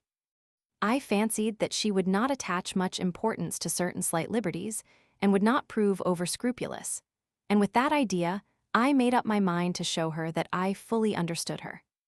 I felt no remorse of conscience on the score of her parents, who, in my estimation, were as careless as herself. I had no dread of being the first to give the alarm to her innocence, or to enlighten her mind with the gloomy light of malice, but, unwilling either to be the dupe of feeling or to act against it, I resolved to reconnoiter the ground. I extend a daring hand towards her person, and by an involuntary movement she withdraws, blushes, her cheerfulness disappears, and, turning her head aside as if she were in search of something, she waits until her agitation has subsided. The whole affair had not lasted 1 minute. She came back, abashed at the idea that she had proved herself rather knowing, and at the dread of having perhaps given a wrong interpretation to an action which might have been, on my part, perfectly innocent, or the result of politeness. Her natural laugh soon returned, and having rapidly read in her mind all I have just described, I lost no time in restoring her confidence, and judging that I would venture too much by active operations, I resolved to employ the following morning in a friendly chat during which I could make her out better. In pursuance of that plan, the next morning, as we were talking, I told her that it was cold, but that she would not feel it if she would lie down near me. "Shall I disturb you?" she said. "No, but I am thinking that if your mother happened to come in, she would be angry." "Mother would not think of any harm." "Come then, but Lucy, do you know what danger you are exposing yourself to?" "Certainly I do, but you are good, and what is more, you are a priest." "Come, only lock the door." "No, no, for people might think, I do not know what." She laid down close by me and kept on her chatting, although I did not understand a word of what she said, for in that singular position, and unwilling to give way to my ardent desires, I remained as still as a log. Her confidence in her safety, confidence which was certainly not feigned, worked upon my feelings to such an extent that I would have been ashamed to take any advantage of it. At last she told me that 9 o'clock had struck, and that if old Count Antonio found us as we were, he would tease her with his jokes. "When I see that man," she said, "I am afraid and I run away." Saying these words, she rose from the bed and left the room. I remained motionless for a long while, stupefied, benumbed, and mastered by the agitation of my excited senses as well as by my thoughts. The next morning, as I wished to keep calm, I only let her sit down on my bed, and the conversation I had with her proved without the shadow of a doubt that her parents had every reason to idolize her, and that the easy freedom of her mind as well as of her behavior with me was entirely owing to her innocence and to her purity. Her artlessness, her vivacity, her eager curiosity, and the bashful blushes which spread over her face whenever her innocent or jesting remarks caused me to laugh. Everything, in fact, convinced me that she was an angel destined to become the victim of the first libertine who would undertake to seduce her. I felt sufficient control over my own feelings to resist any attempt against her virtue, which my conscience might afterwards reproach me with. The mere thought of taking advantage of her innocence made me shudder, and my self-esteem was a guarantee to her parents, who abandoned her to me on the strength of the good opinion they entertained of me, that Lucy's honor was safe in my hands. I thought I would have despised myself if I had betrayed the trust they reposed in me. I therefore determined to conquer my feelings, and, with perfect confidence in the victory, I made up my mind to wage war against myself, and to be satisfied with her presence as the only reward of my heroic efforts. I was not yet acquainted with the axiom that, as long as the fighting lasts, victory remains uncertain. As I enjoyed her conversation much, a natural instinct prompted me to tell her that she would afford me great pleasure if she could come earlier in the morning, and even wake me up if I happened to be asleep, adding, in order to give more weight to my request, that the less I slept the better I felt in health. In this manner I contrived to spend 3 hours instead of 2 in her society, although this cunning contrivance of mine did not prevent the hours flying, at least in my opinion, as swift as lightning. Her mother would often come in as we were talking, and when the good woman found her sitting on my bed she would say nothing, only wondering at my kindness. Lucy would then cover her with kisses, and the kind old soul would entreat me to give her child lessons of goodness, and to cultivate her mind. But when she had left us, Lucy did not think herself more unrestrained, and whether in or out of her mother's presence, she was always the same without the slightest change. If the society of this angelic child afforded me the sweetest delight, it also caused me the most cruel suffering. Often, very often, when her face was close to my lips, I felt the most ardent temptation to smother her with kisses, and my blood was at fever heat when she wished that she had been a sister of mine. But I kept sufficient command over myself to avoid the slightest contact, for I was conscious that even one kiss would have been the spark which would have blown up all the edifice of my reserve. Every time she left me I remained astounded at my own victory, but always eager to win fresh laurels, I longed for the following morning, panting for a renewal of this sweet yet very dangerous contest. At the end of 10 or 12 days, I felt that there was no alternative but to put a stop to this state of things, or to become a monster in my own eyes. And I decided for the moral side of the question all the more easily that nothing ensured me success, if I chose the second alternative. The moment I placed her under the obligation to defend herself, Lucy would become a heroine, and the door of my room being open, I might have been exposed to shame and to a very useless repentance. This rather frightened me, yet to put an end to my torture, I did not know what to decide. I could no longer resist the effect made upon my senses by this beautiful girl, who, at the break of day and scarcely dressed, ran gaily into my room, came to my bed inquiring how I had slept, bent familiarly her head towards me, and, so to speak, dropped her words on my lips. In those dangerous moments, I would turn my head aside, but in her innocence, she would reproach me for being afraid when she felt herself so safe, and if I answered that I could not possibly fear a child, she would reply that a difference of 2 years was of no account. Standing at bay, exhausted, conscious that every instant increased the ardor which was devouring me, I resolved to entreat from herself the discontinuance of her visits, and this resolution appeared to me sublime and infallible. But having postponed its execution until the following morning, I passed a dreadful night, tortured by the image of Lucy, and by the idea that I would see her in the morning for the last time. I fancied that Lucy would not only grant my prayer, but that she would conceive for me the highest esteem. In the morning, it was barely daylight, Lucy beaming, radiant with beauty, a happy smile brightening her pretty mouth, and her splendid hair in the most fascinating disorder, bursts into my room and rushes with open arms towards my bed. But when she sees my pale, dejected, and unhappy countenance, she stops short, and her beautiful face taking an expression of sadness and anxiety. "What ails you?" she asks with deep sympathy. "I have had no sleep through the night." "And why?" "Because I have made up my mind to impart to you a project which, although fraught with misery to myself, will at least secure me your esteem. But if your project is to ensure my esteem, it ought to make you very cheerful. Only tell me, reverend sir, why, after calling me thou yesterday, you treat me today respectfully like a lady? What have I done? I will get your coffee, and you must tell me everything after you have drunk it. I long to hear you." She goes and returns, I drink the coffee, and seeing that my countenance remains grave, she tries to enliven me, contrives to make me smile, and claps her hands for joy. After putting everything in order, she closes the door because the wind is high, and in her anxiety not to lose one word of what I have to say, she entreats artlessly a little place near me. I cannot refuse her, for I feel almost lifeless. I then begin a faithful recital of the fearful state in which her beauty has thrown me, and a vivid picture of all the suffering I have experienced in trying to master my ardent wish to give her some proof of my love. I explain to her that, unable to endure such torture any longer, I see no other safety but in entreating her not to see me any more.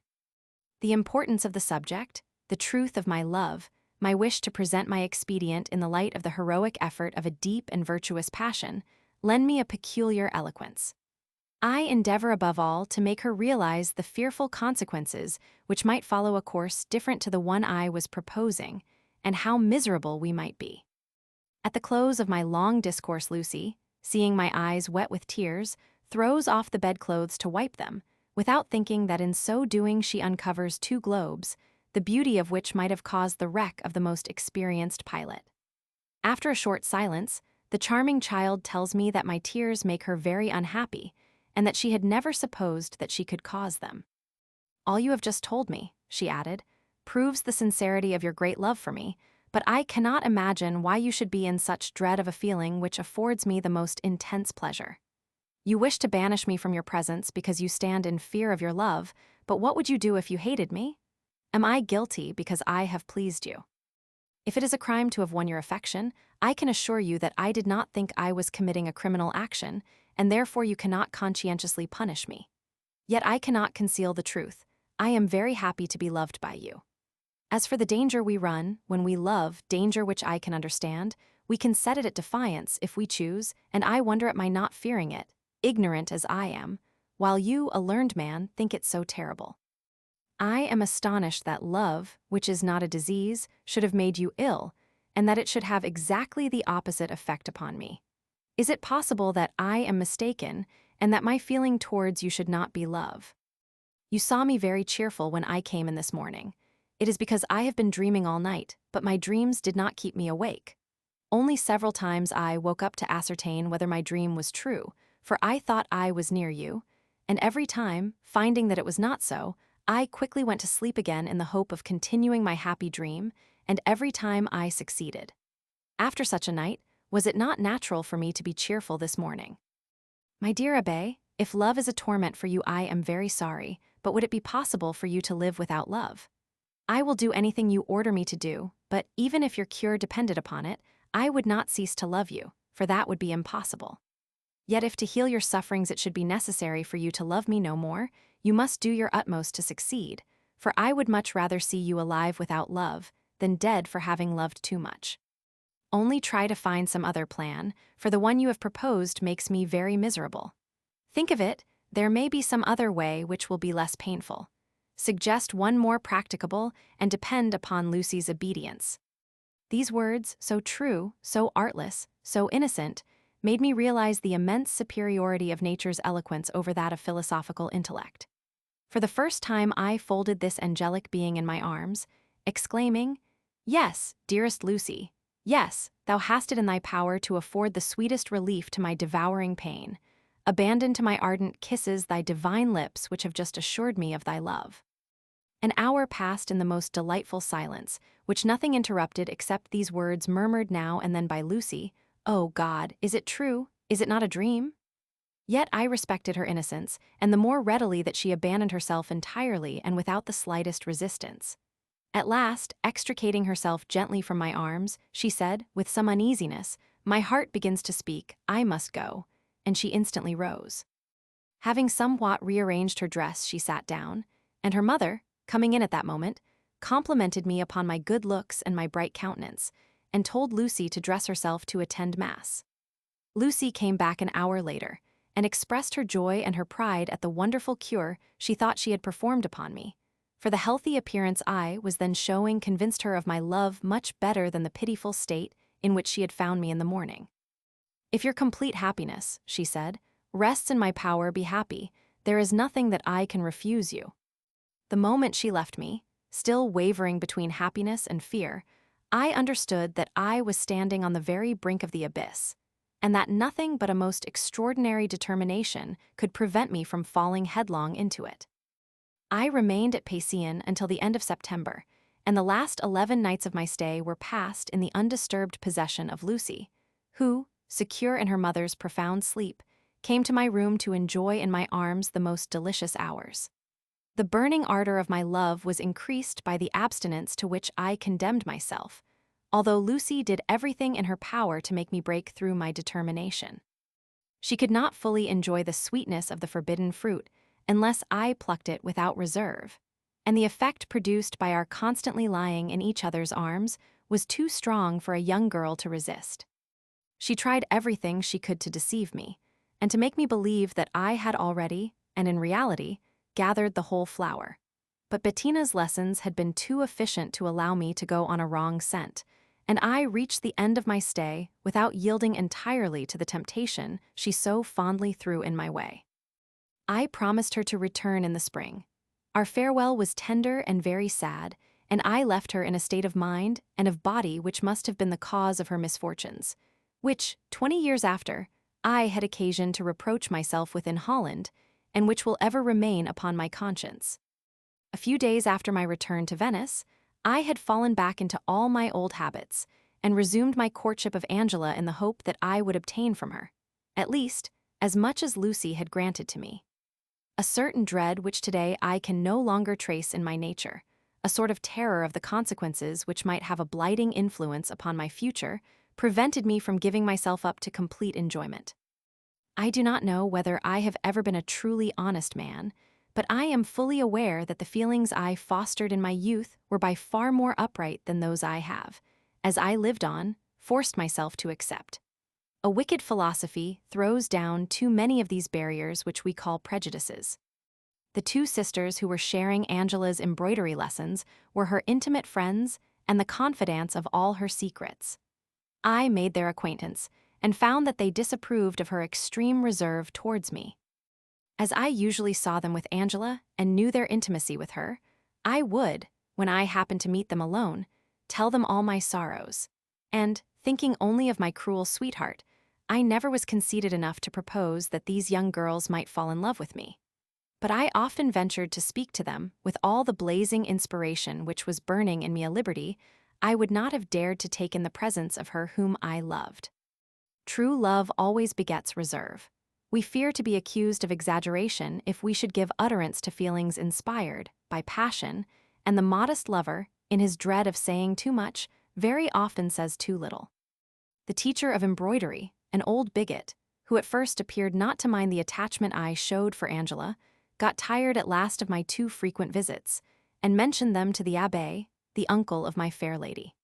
He told me kindly one day that I ought not to call at that house so often, as my constant visits might be wrongly construed and prove detrimental to the reputation of his niece. His words fell upon me like a thunderbolt, but I mastered my feelings sufficiently to leave him without incurring any suspicion, and I promised to follow his good advice. 3 or 4 days afterwards, I paid a visit to the teacher of embroidery, and, to make her believe that my visit was only intended for her, I did not stop one instant near the young girls.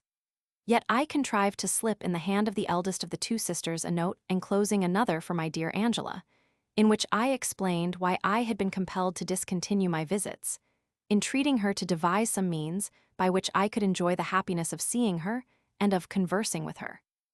In my note to Nanette, I only begged her to give my letter to her friend, adding that I would see them again the day after the morrow, and that I trusted to her to find an opportunity for delivering me the answer. She managed it all very cleverly, and, when I renewed my visit 2 days afterwards, she gave me a letter without attracting the attention of anyone. Nanette's letter enclosed a very short note from Angela, who, disliking letter writing, merely advised me to follow, if I could, the plan proposed by her friend. Here is the copy of the letter written by Nanette, which I have always kept, as well as all other letters which I give in these memoirs. There is nothing in the world, Reverend Sir, that I would not readily do for my friend. She visits at our house every holiday, has supper with us, and sleeps under our roof. I will suggest the best way for you to make the acquaintance of Madame Oriot, our aunt. But, if you obtain an introduction to her, you must be very careful not to let her suspect your preference for Angela, for our aunt would certainly object to her house being made a place of rendezvous to facilitate your interviews with a stranger to her family. Now for the plan I propose, and in the execution of which I will give you every assistance in my power. Madame Oriot, although a woman of good station in life, is not wealthy, and she wishes to have her name entered on the list of noble widows who receive the bounties bestowed by the Confraternity of the Holy Sacrament, of which M. de Malapiro is president.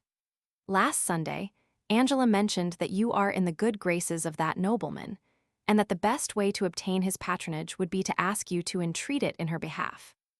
The foolish girl added that you were smitten with me, that all your visits to our mistress of embroidery were made for my special benefit and for the sake of entertaining me, and that I would find it a very easy task to interest you in her favor. My aunt answered that, as you are a priest, there was no fear of any harm, and she told me to write to you with an invitation to call on her. I refused. The procurator Rosa, who is a great favorite of my aunt S., was present. He approved of my refusal, saying that the letter ought to be written by her and not by me, that it was for my aunt to beg the honor of your visit on business of real importance, and that, if there was any truth in the report of your love for me, you would not fail to come. My aunt, by his advice, has therefore written the letter which you will find at your house. If you wish to meet Angela, postpone your visit to us until next Sunday. Should you succeed in obtaining M. de Malipiro's goodwill in favor of my aunt, you will become the pet of the household, but you must forgive me if I appear to treat you with coolness, for I have said that I do not like you. I would advise you to make love to my aunt, who is 60 years of age. M. Rosa will not be jealous, and you will become dear to everyone. For my part, I will manage for you an opportunity for some private conversation with Angela, and I will do anything to convince you of my friendship. Adieu. This plan appeared to me very well conceived, and, having the same evening received Madame Oriol's letter, I called upon her on the following day, Sunday. I was welcomed in a very friendly manner, and the lady, entreating me to exert in her behalf my influence with M. de Malipiro, entrusted me with all the papers which I might require to succeed. I undertook to do my utmost, and I took care to address only a few words to Angela, but I directed all my gallant attentions to Nanette, who treated me as coolly as could be. Finally, I won the friendship of the old procurator Rosa, who, in after years, was of some service to me. I had so much at stake in the success of Madame Oriol's petition that I thought of nothing else, and knowing all the power of the beautiful Therese Emer over our amorous senator, who would be but too happy to please her in anything, I determined to call upon her the next day, and I went straight to her room without being announced. I found her alone with the physician Doro, who, feigning to be on a professional visit, wrote a prescription, felt her pulse, and went off. This Doro was suspected of being in love with Therese. M. de Malipiro, who was jealous, had forbidden Therese to receive his visits, and she had promised to obey him. She knew that I was acquainted with those circumstances, and my presence was evidently unpleasant to her, for she had certainly no wish that the old man should hear how she kept her promise.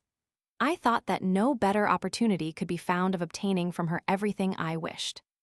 I told her in a few words the object of my visit, and I took care to add that she could rely upon my discretion, and that I would not for the world do her any injury. Therese, grateful for this assurance, answered that she rejoiced at finding an occasion to oblige me, and asking me to give her the papers of my protégé, she showed me the certificates and testimonials of another lady in favor of whom she had undertaken to speak, and whom, she said, she would sacrifice to the person in whose behalf I felt interested. She kept her word, for the very next day she placed in my hands the brevet, signed by His Excellency as President of the Confraternity. For the present, and with the expectation of further favors, Madame Oriol's name was put down to share the bounties which were distributed twice a year. Nanette and her sister Martin were the orphan daughters of a sister of Madame Oriol. All the fortune of the good lady consisted in the house which was her dwelling, the first floor being let, and in a pension given to her by her brother, member of the Council of 10. She lived alone with her 2 charming nieces, the eldest 16 and the youngest 15 years of age. She kept no servant, and only employed an old woman, who, for 1 crown a month, fetched water and did the rough work. Her only friend was the procurator Rosa. He had, like her, reached his 60th year, and expected to marry her as soon as he should become a widower. The 2 sisters slept together on the 3rd floor in a large bed, which was likewise shared by Angela every Sunday. As soon as I found myself in possession of the deed for Madame Oriol, I hastened to pay a visit to the mistress of embroidery, in order to find an opportunity of acquainting Nanette with my success. And in a short note which I prepared, I informed her that in 2 days I would call to give the brevet to Madame Oriol, and I begged her earnestly not to forget her promise to contrive a private interview with my dear Angela. When I arrived, on the appointed day, at Madame Oriol's house, Nanette, who had watched for my coming, dexterously conveyed to my hand a billet, requesting me to find a moment to read it before leaving the house. I found Madame Oriot, Angela, the old procurator, and Martin in the room. Longing to read the note, I refused the seat offered to me, and presenting to Madame Oriot the deed she had so long desired, I asked, as my only reward, the pleasure of kissing her hand, giving her to understand that I wanted to leave the room immediately. "Oh, my dear Abbé," said the lady, "you shall have a kiss, but not on my hand, and no one can object to it, as I am 30 years older than you." She might have said 45 without going much astray. I gave her 2 kisses, which evidently satisfied her, for she desired me to perform the same ceremony with her nieces, but they both ran away, and Angela alone stood the brunt of my hardihood. After this, the widow asked me to sit down. "I cannot, madame." "Why, I beg?" "I have." "I understand. Nanette, show the way." "Dear aunt, excuse me." "Well then, Martin." "Oh, dear aunt, why do you not insist upon my sister obeying your orders?" "Alas, madame, these young ladies are quite right. Allow me to retire." "No, my dear Abbé, my nieces are very foolish. M. Rosa, I am sure, will kindly." The good procurator takes me affectionately by the hand and leads me to the 3rd story, where he leaves me. The moment I am alone, I open my letter, and I read the following. "My aunt will invite you to supper. Do not accept. Go away as soon as we sit down to table, and Martin will escort you as far as the street door, but do not leave the house. When the street door is closed again, everyone thinking you are gone, go upstairs in the dark as far as the 3rd floor, where you must wait for us. We will come up the moment M. Rosa has left the house, and our aunt has gone to bed. Angela will be at liberty to grant you throughout the night a tete-a-tete which, I trust, will prove a happy one." Oh, what joy! What gratitude for the lucky chance which allowed me to read this letter on the very spot where I was to expect the dear object of my love. Certain of finding my way without the slightest difficulty, I returned to Madame Oriot's sitting room, overwhelmed with happiness. Chapter 5. An unlucky night I fall in love with the 2 sisters, and forget Angela Ball at my house Juliet's humiliation, my return to Pageant Lucy's misfortuna propitious storm. On my reappearance, Madame Oriot told me, with many heartfelt thanks, that I must for the future consider myself as a privileged and welcome friend, and the evening passed off very pleasantly. As the hour for supper drew near, I excused myself so well that Madame Oriot could not insist upon my accepting her invitation to stay. Martin rose to light me out of the room, but her aunt, believing Nanette to be my favorite, gave her such an imperative order to accompany me that she was compelled to obey. She went down the stairs rapidly, opened and closed the street door very noisily, and putting her light out, she re-entered the sitting room, leaving me in darkness. I went upstairs softly. When I reached the 3rd landing, I found the chamber of the 2 sisters, and throwing myself upon a sofa, I waited patiently for the rising of the star of my happiness. An hour passed amidst the sweetest dreams of my imagination. At last I hear the noise of the street door opening and closing, and a few minutes after, the 2 sisters come in with my Angela. I draw her towards me, and caring for nobody else, I keep up for 2 full hours my conversation with her. The clock strikes midnight. I am pitied for having gone so late supperless, but I am shocked at such an idea. I answer that, with such happiness as I am enjoying, I can suffer from no human want. I am told that I am a prisoner, that the key of the house door is under the aunt's pillow, and that it is opened only by herself as she goes in the morning to the first mass. I wonder at my young friends imagining that such news can be anything but delightful to me. I express all my joy at the certainty of passing the next 5 hours with the beloved mistress of my heart. Another hour is spent, when suddenly Nanette begins to laugh. Angela wants to know the reason, and Martin whispering a few words to her, they both laugh likewise. This puzzles me. In my turn, I want to know what causes this general laughter, and at last Nanette, putting on an air of anxiety, tells me that they have no more candle, and that in a few minutes we shall be in the dark.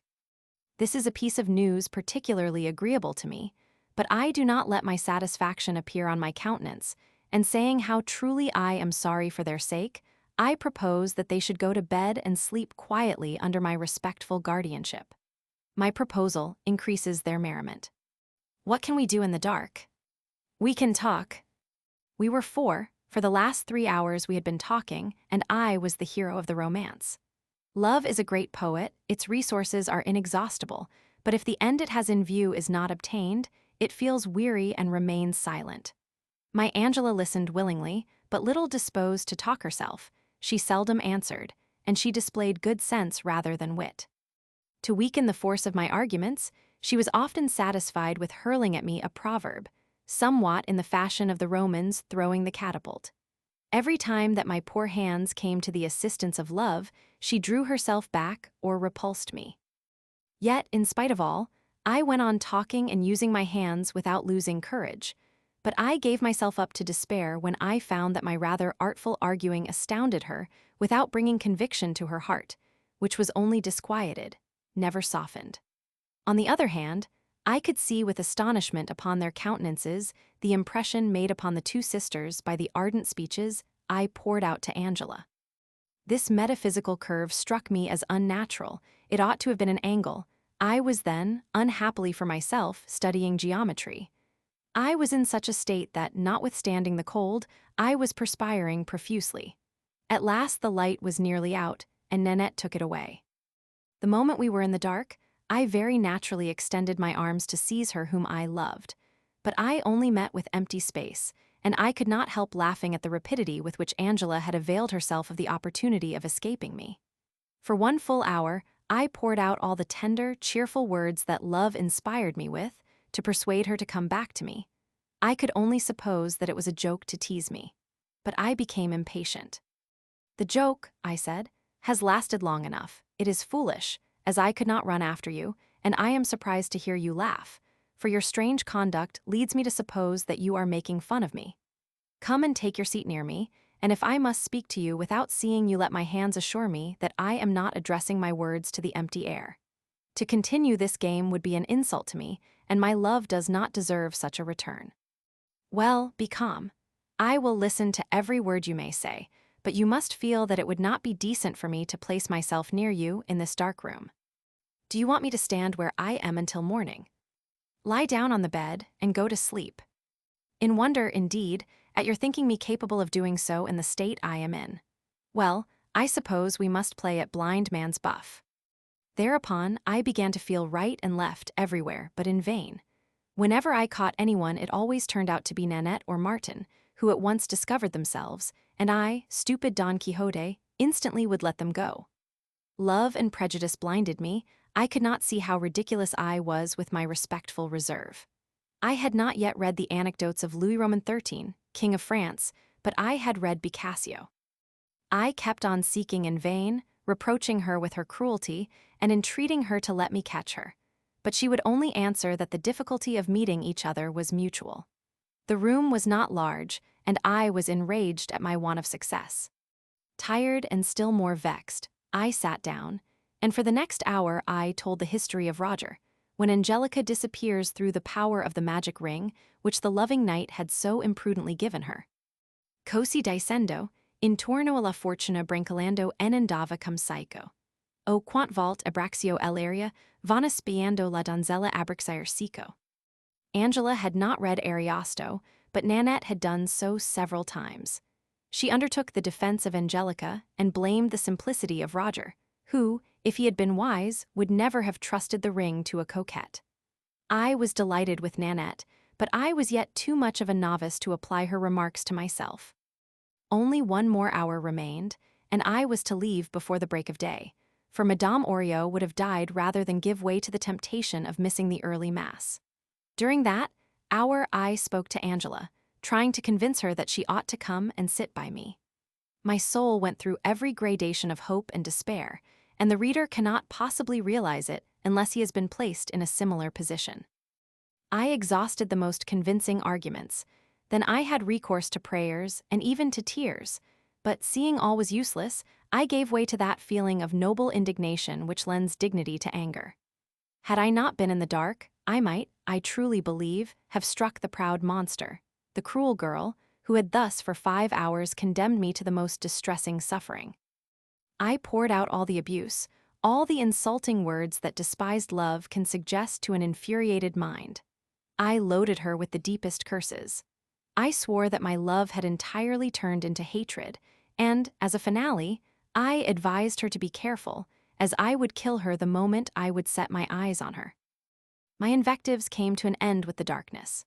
At the first break of day, and as soon as I heard the noise made by the bolt and the key of the street door, which Madame Oriot was opening to let herself out, that she might seek in the church the repose of which her pious soul was in need, I got myself ready and looked for my cloak and for my hat. But how can I ever portray the consternation in which I was thrown when, casting a sly glance upon the young friends, I found the three bathed in tears?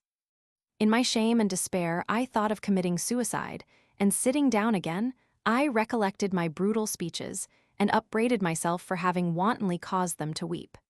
I could not say one word. I felt choking.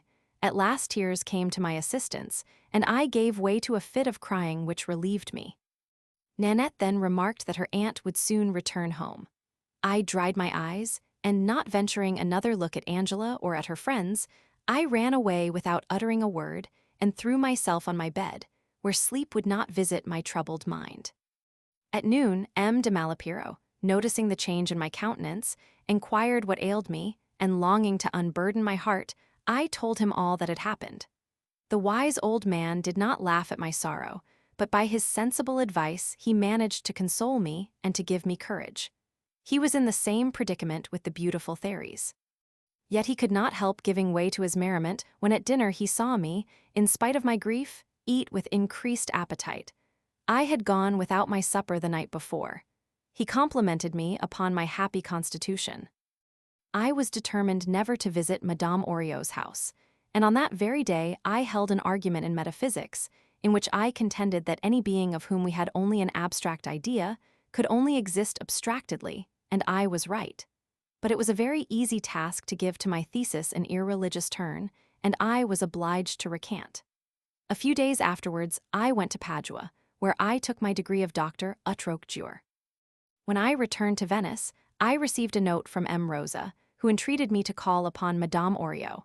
She wished to see me, and feeling certain of not meeting Angela, I paid her a visit the same evening.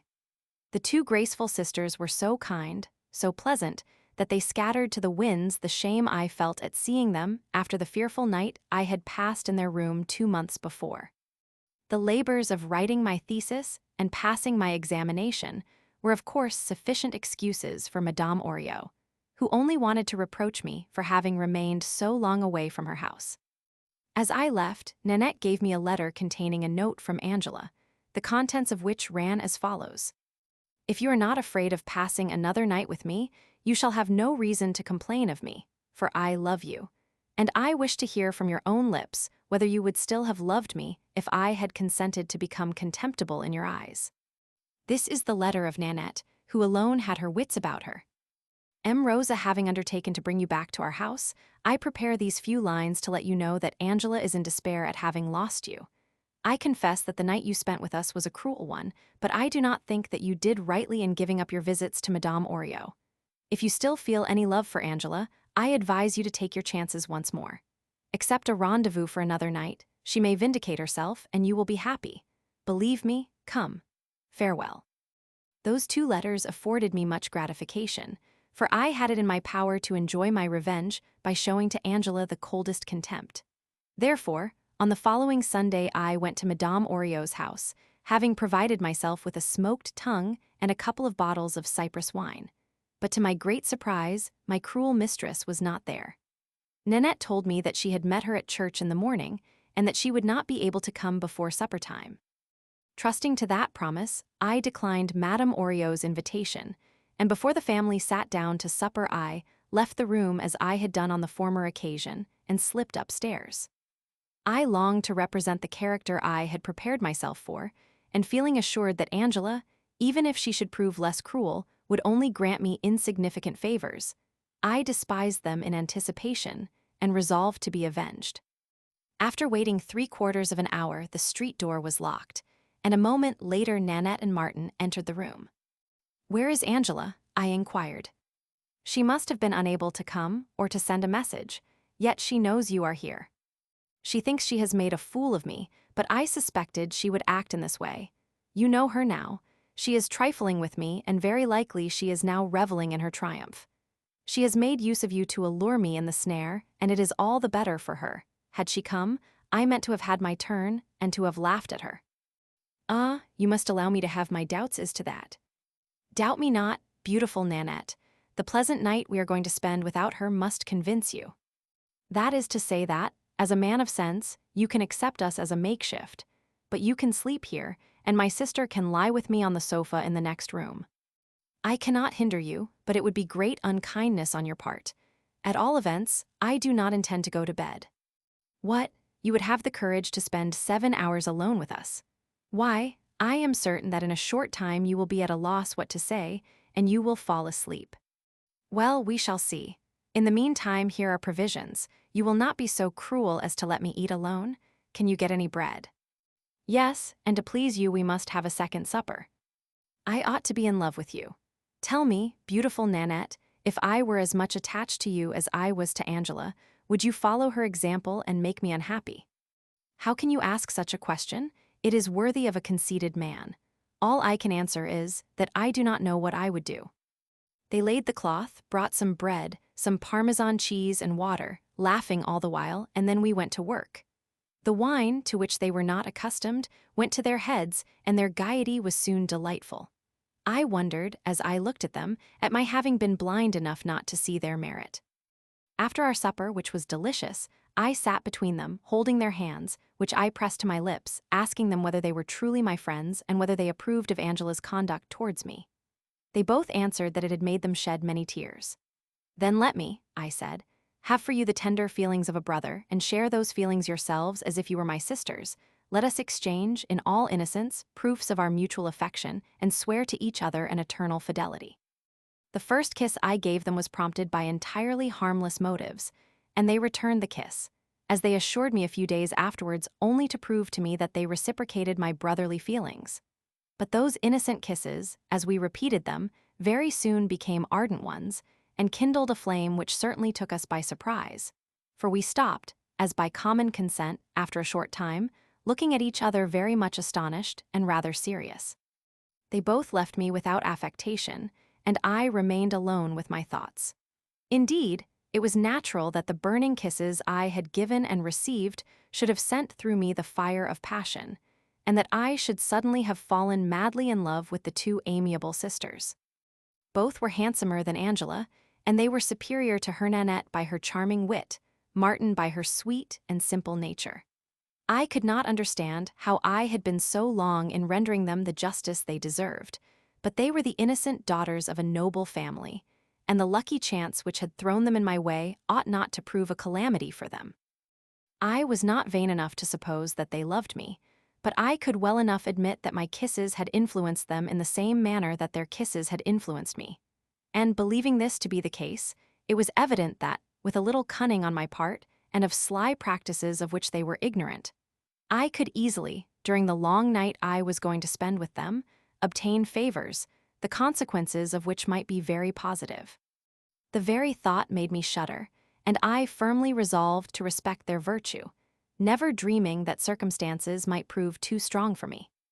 When they returned, I read upon their countenances perfect security and satisfaction, and I quickly put on the same appearance, with a full determination not to expose myself again to the danger of their kisses.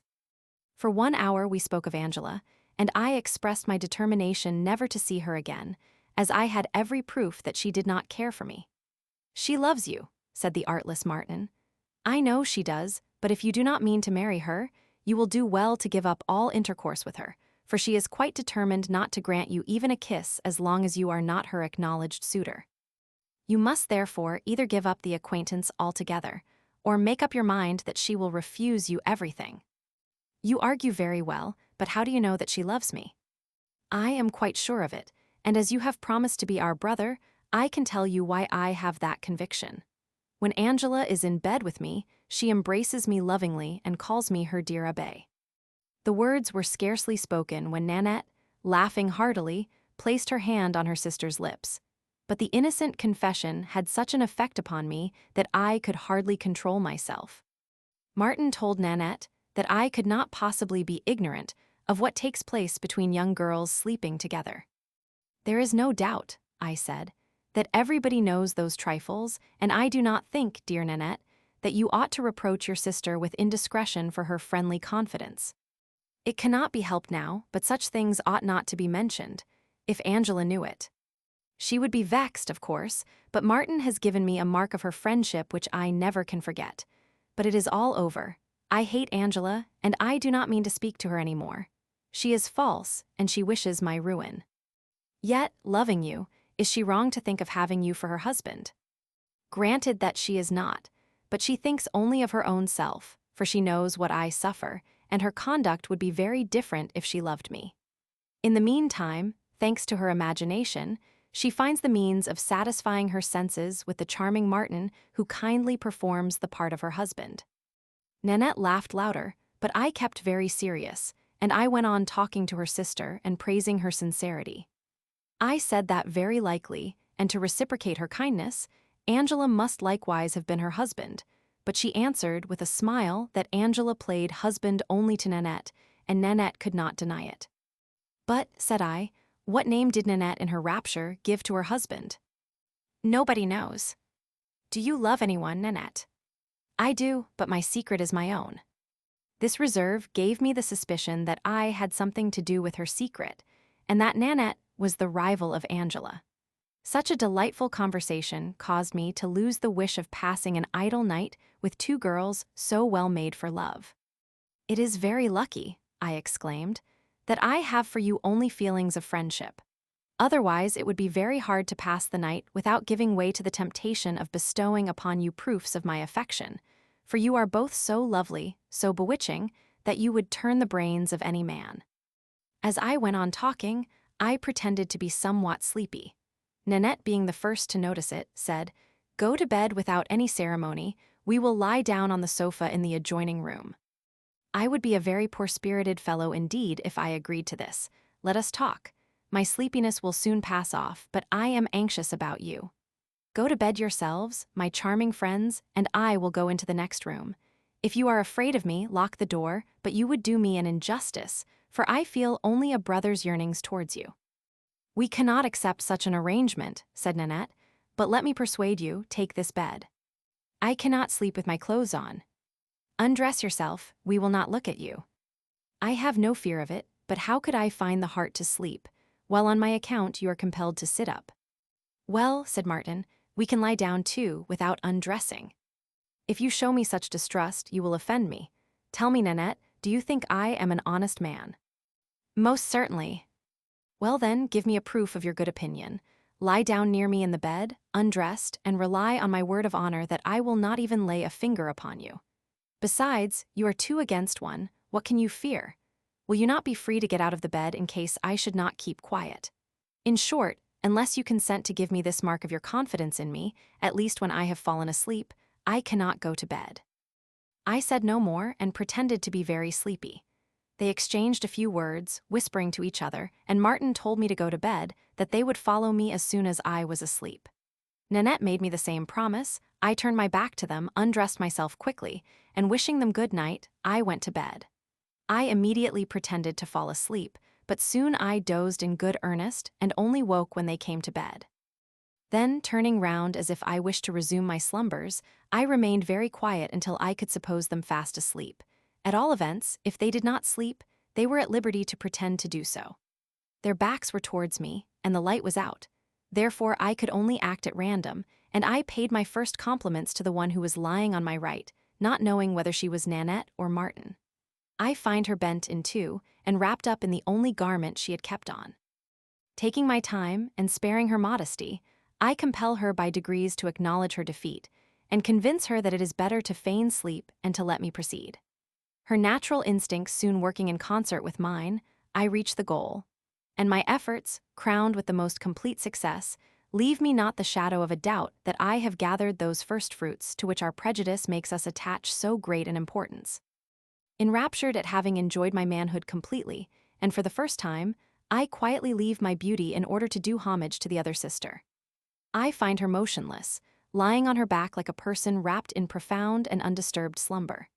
Carefully managing my advance, as if I were afraid of waking her up, I begin by gently gratifying her senses, and I ascertain the delightful fact that, like her sister, she is still in possession of her maidenhood.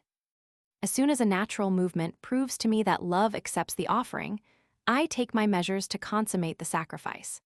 At that moment, giving way suddenly to the violence of her feelings, and tired of her assumed dissimulation, she warmly locks me in her arms at the very instant of the voluptuous crisis, smothers me with kisses, shares my raptures, and love blends our souls in the most ecstatic enjoyment. Guessing her to be Nanette, I whisper her name. "Yes, I am Nanette," she answers, "and I declare myself happy as well as my sister if you prove yourself true and faithful. Until death, my beloved ones, and as everything we have done is the work of love, do not let us ever mention the name of Angela."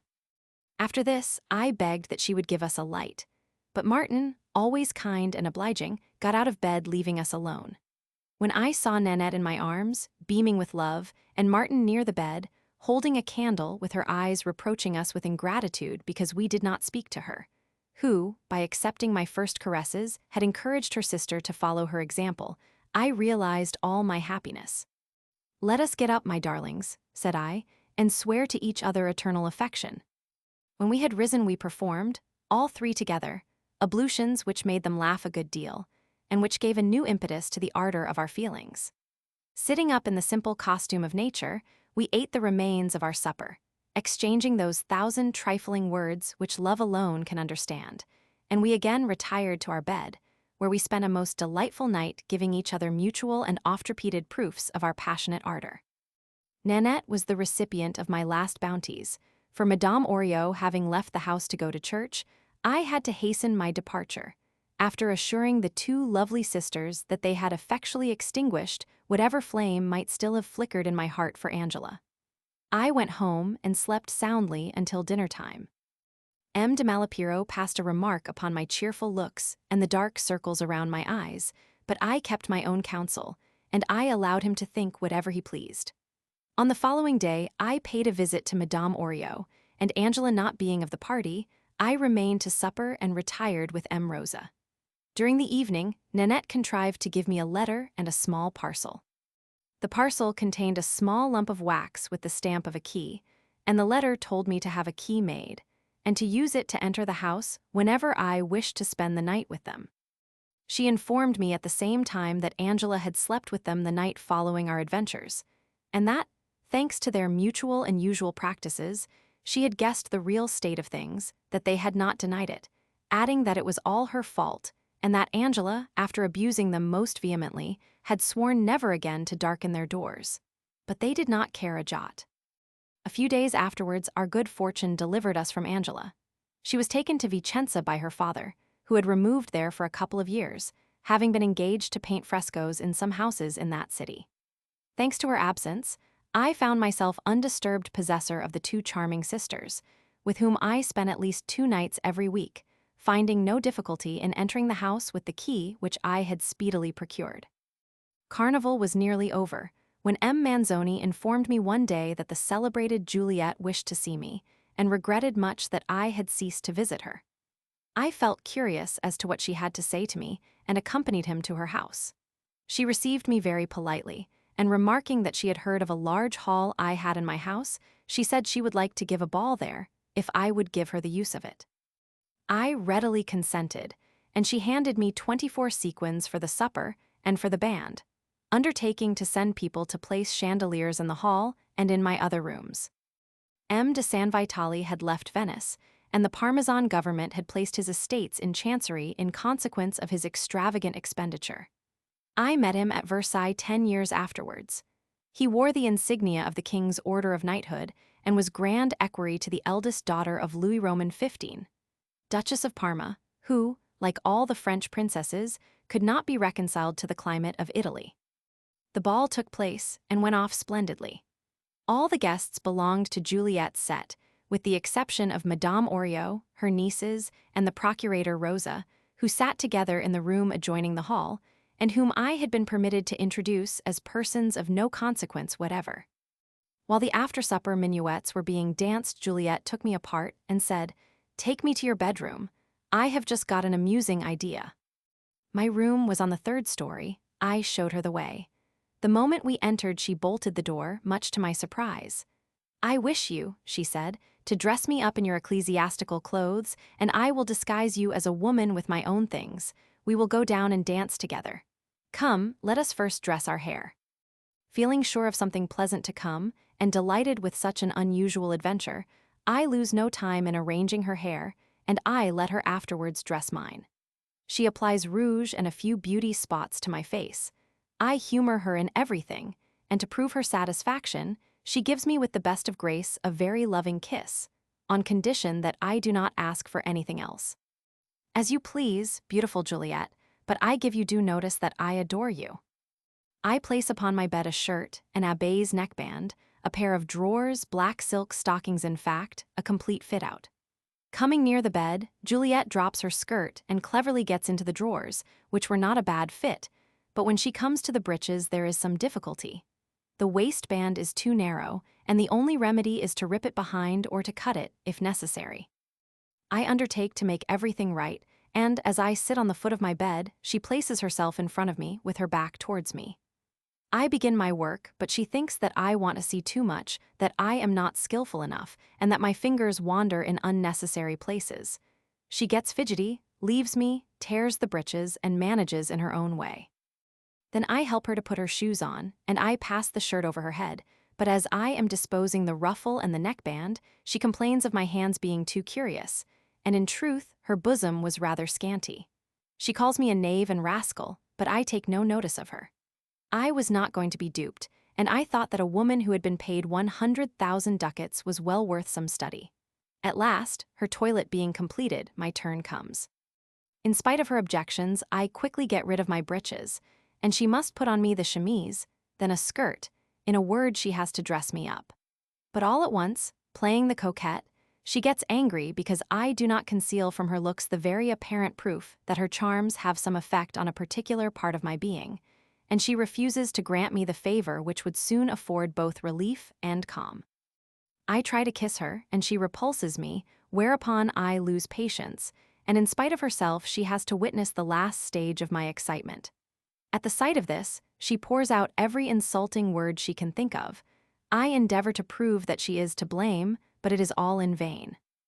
However, she is compelled to complete my disguise. There is no doubt that an honest woman would not have exposed herself to such an adventure, unless she had intended to prove her tender feelings, and that she would not have drawn back at the very moment she saw them shared by her companion. But women like Juliet are often guided by a spirit of contradiction, which causes them to act against their own interests. Besides, she felt disappointed when she found out that I was not timid, and my want of restraint appeared to her a want of respect. She would not have objected to my stealing a few light favors, which she would have allowed me to take, as being of no importance, but by doing that, I should have flattered her vanity too highly. Our disguise being complete, we went together to the dancing hall, where the enthusiastic applause of the guests soon restored our good temper. Everybody gave me credit for a piece of fortune which I had not enjoyed, but I was not ill-pleased with the rumor, and went on dancing with the false abbé, who was only too charming. Juliet treated me so well during the night that I construed her manners towards me into some sort of repentance, and I almost regretted what had taken place between us. It was a momentary weakness for which I was sorely punished. At the end of the quadrille, all the men thought they had a right to take liberties with the abbé, and I became myself rather free with the young girls, who would have been afraid of exposing themselves to ridicule had they offered any opposition to my caresses.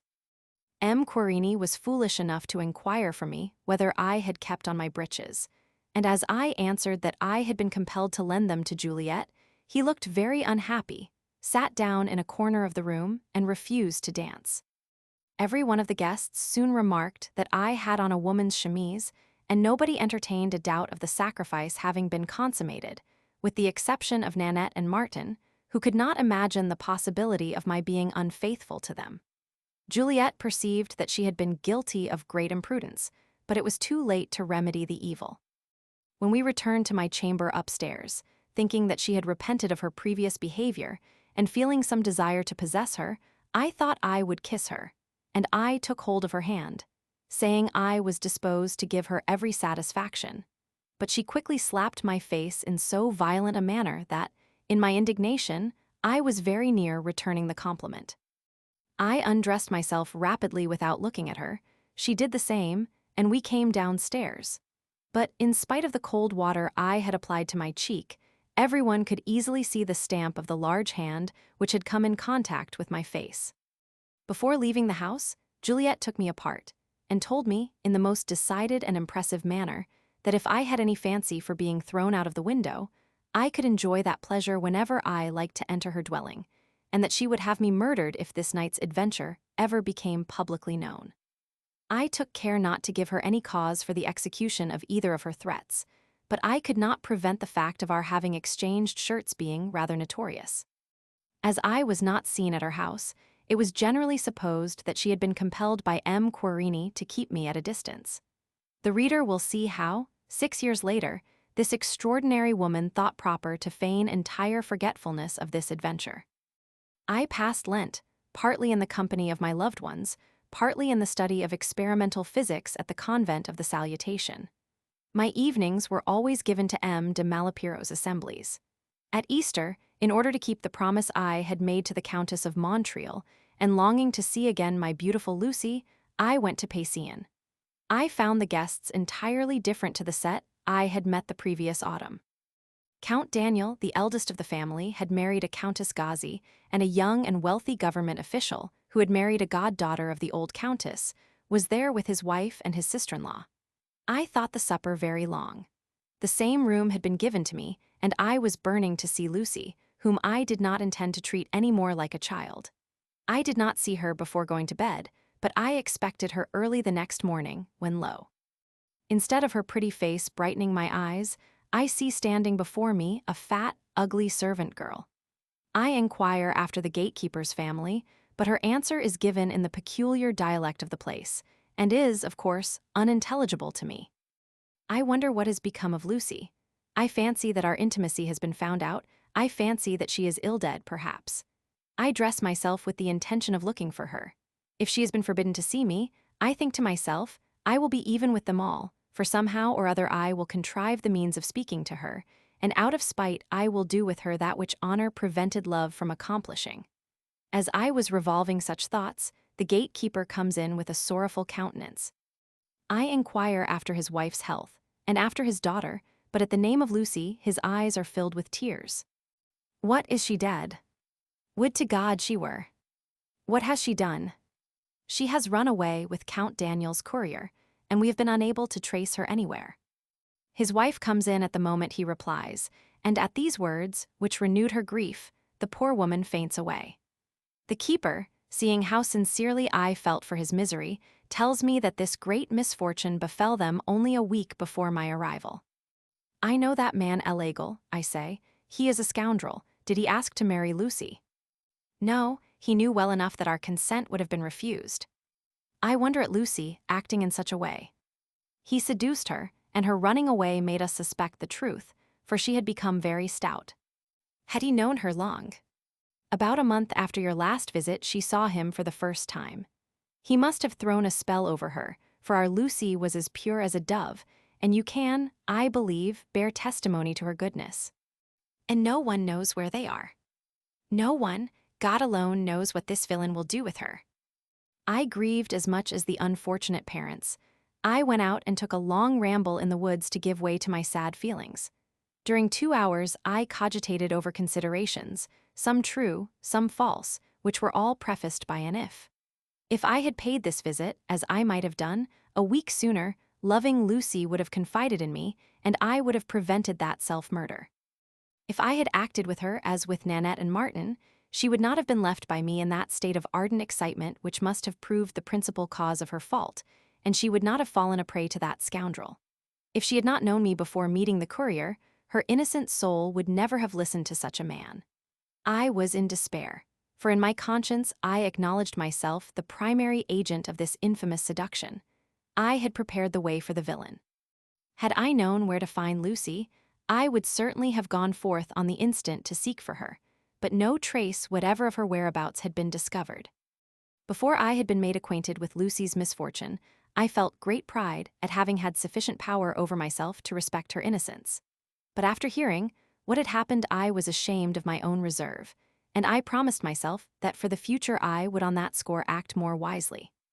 I felt truly miserable when my imagination painted the probability of the unfortunate girl being left to poverty and shame, cursing the remembrance of me, and hating me as the first cause of her misery.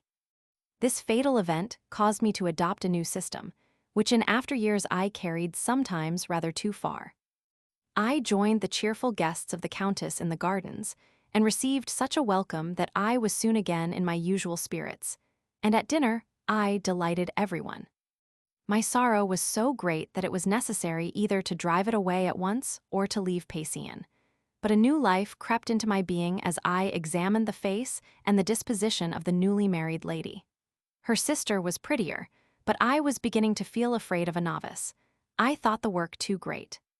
This newly married lady, who was between 19 and 20 years of age, drew upon herself everybody's attention by her overstrained and unnatural manners.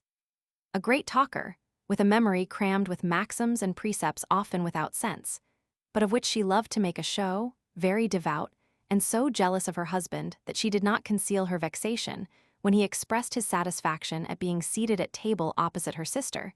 She laid herself open to much ridicule.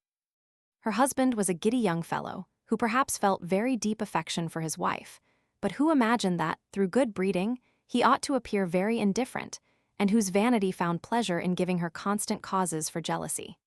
She, in her turn, had a great dread of passing for an idiot if she did not show her appreciation of, and her resentment for, his conduct. She felt uneasy in the midst of good company, precisely because she wished to appear thoroughly at home.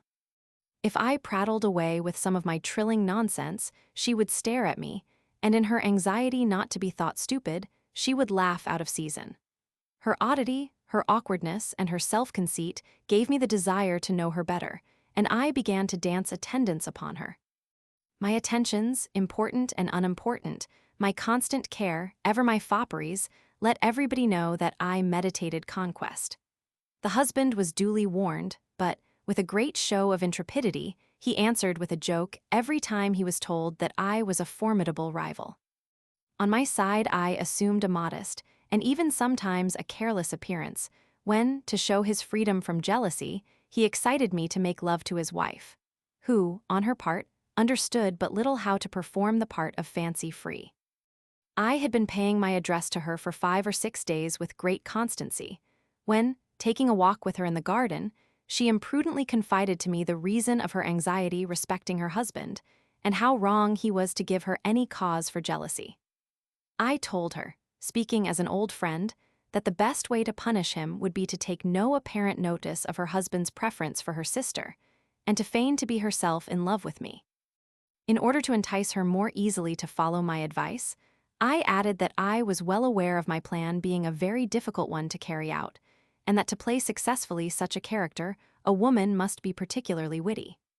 I had touched her weak point, and she exclaimed that she would play the part to perfection. But in spite of her self-confidence, she acquitted herself so badly that everybody understood that the plan was of my own scheming.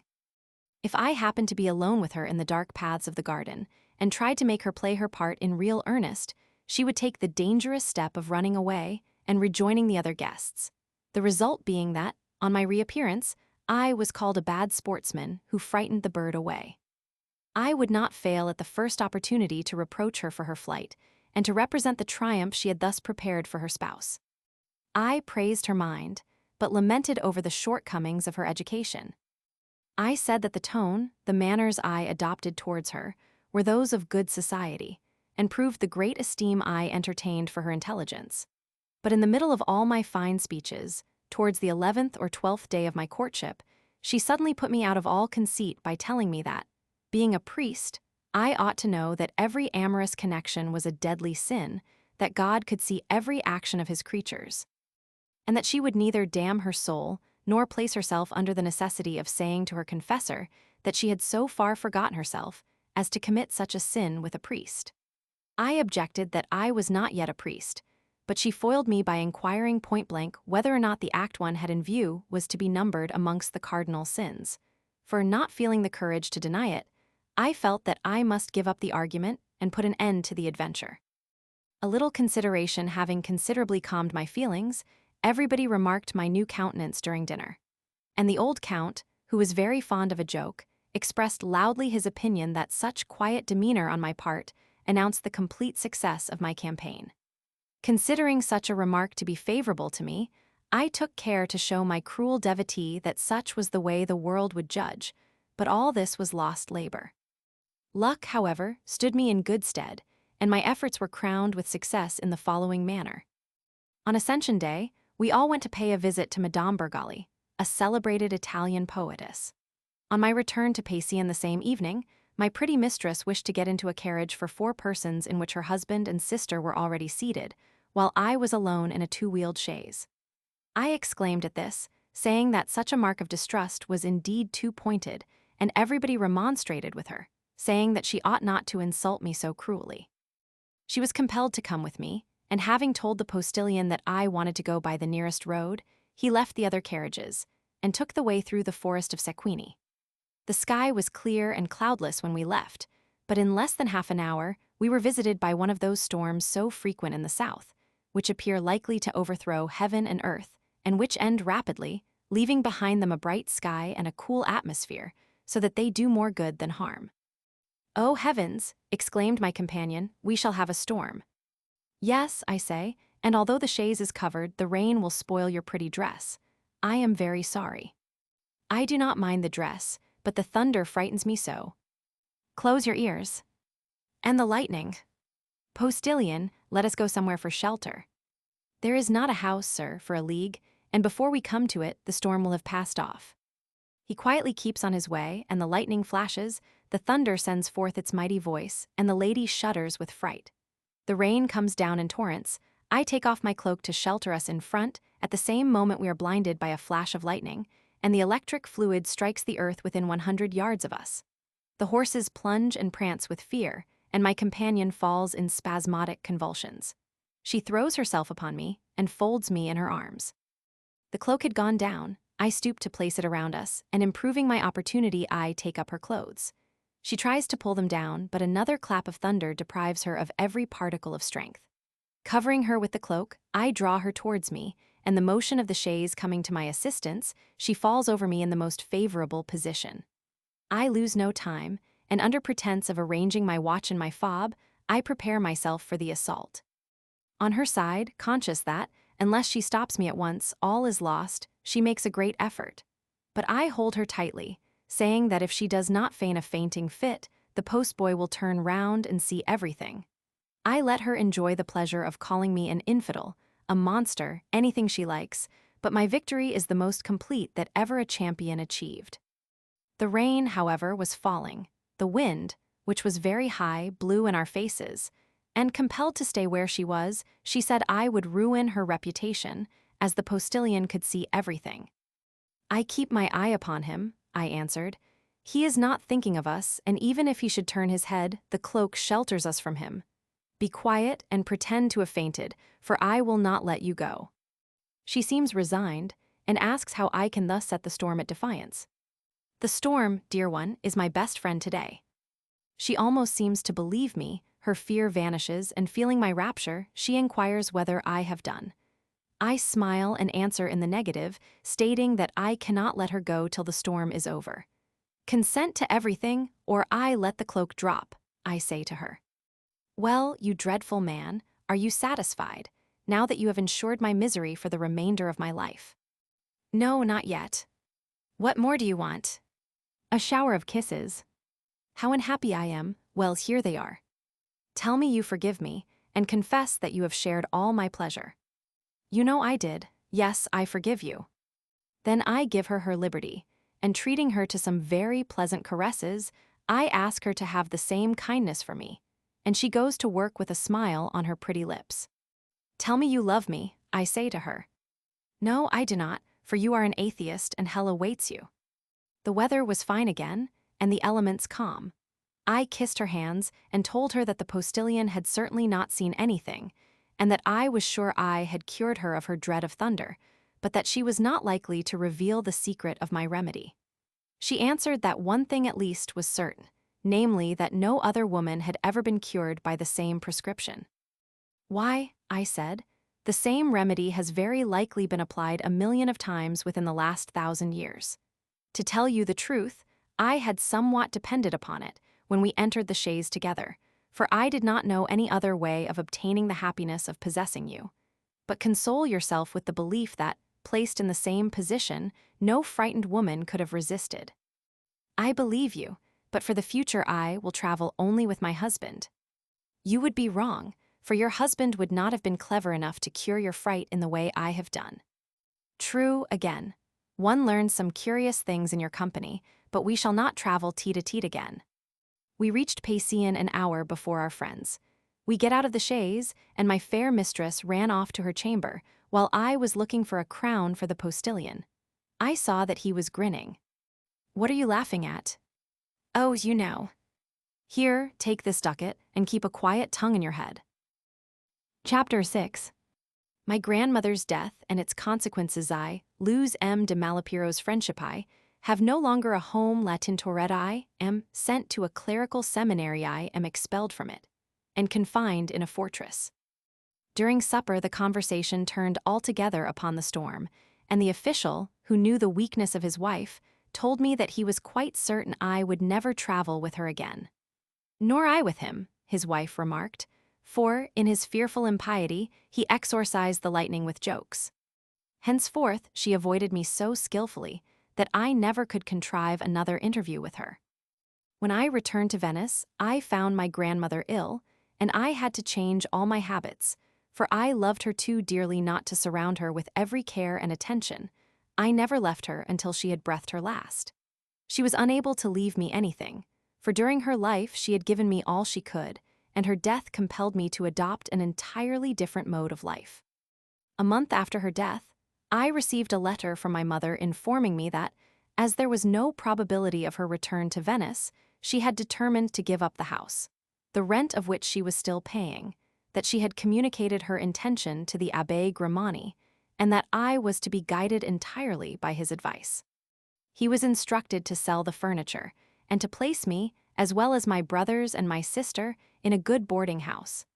I called upon Grimani to assure him of my perfect disposition to obey his commands.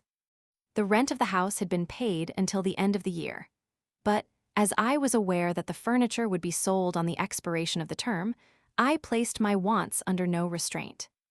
I had already sold some linen, most of the china, and several tapestries.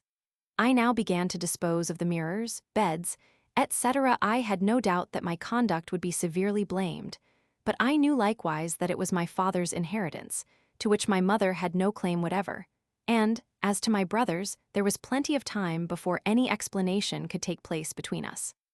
4 months afterwards, I had a second letter from my mother, dated from Warsaw and enclosing another. Here is the translation of my mother's letter.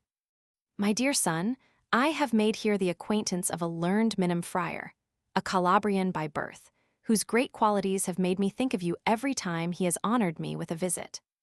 A year ago I told him that I had a son who was preparing himself for the church, but that I had not the means of keeping him during his studies, and he promised that my son would become his own child, if I could obtain for him from the Queen a bishopric in his native country, and he added that it would be very easy to succeed if I could induce the sovereign to recommend him to her daughter, the Queen of Naples. Full of trust in the Almighty, I threw myself at the feet of Her Majesty, who granted me her gracious protection. She wrote to her daughter, and the worthy friar has been appointed by the Pope to the bishopric of Monterano. Faithful to his promise, the good bishop will take you with him about the middle of next year, as he passes through Venice to reach Calabria. He informs you himself of his intentions in the enclosed letter. Answer him immediately, my dear son, and forward your letter to me. I will deliver it to the bishop. He will pave your way to the highest dignities of the church, and you may imagine my consolation if in some 20 or 30 years I had the happiness of seeing you a bishop at least. Until his arrival, M. Grimani will take care of you. I give you my blessing, and I am, my dear child, etc., etc. The bishop's letter was written in Latin and was only a repetition of my mother's. It was full of unction, and informed me that he would tarry but 3 days in Venice. I answered according to my mother's wishes, but those 2 letters had turned my brain. I looked upon my fortune as made. I longed to enter the road which was to lead me to it, and I congratulated myself that I could leave my country without any regret. "Farewell, Venice," I exclaimed.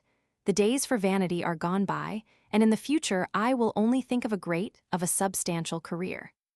M. Grimani congratulated me warmly on my good luck, and promised all his friendly care to secure a good boarding house, to which I would go at the beginning of the year, and where I would wait for the bishop's arrival. M. de Malapiro, who in his own way had great wisdom, and who saw that in Venice I was plunging headlong into pleasures and dissipation, and was only wasting a precious time, was delighted to see me on the eve of going somewhere else to fulfill my destiny, and much pleased with my ready acceptance of those new circumstances in my life. He read me a lesson which I have never forgot. "The famous precept of the Stoic philosophers," he said to me, "Sequer diem," can be perfectly explained by these words: "Give yourself up to whatever fate offers to you, provided you do not feel an invincible repugnance to accept it." He added that it was the genius of Socrates, sic revocans, raro impellens, and that it was the origin of the fata viam inveniunt of the same philosophers. M. de Malapiro's science was embodied in that very lesson, for he had obtained his knowledge by the study of only one book, the Book of Man. However, as if it were to give me the proof that perfection does not exist, and that there is a bad side as well as a good one to everything, a certain adventure happened to me a month afterwards which, although I was following his own maxims, cost me the loss of his friendship, and which certainly did not teach me anything. The senator fancied that he could trace upon the physiognomy of young people certain signs, which marked them out as the special favorites of fortune. When he imagined that he had discovered those signs upon any individual, he would take him in hand and instruct him how to assist fortune by good and wise principles. And he used to say, with a great deal of truth, that a good remedy would turn into poison in the hands of a fool, but that poison is a good remedy when administered by a learned man. He had in my time 3 favorites in whose education he took great pains. They were, besides myself, Therese Emer, with whom the reader has a slight acquaintance already, and the third was the daughter of the boatman Gardella, a girl 3 years younger than I, who had the prettiest and most fascinating countenance.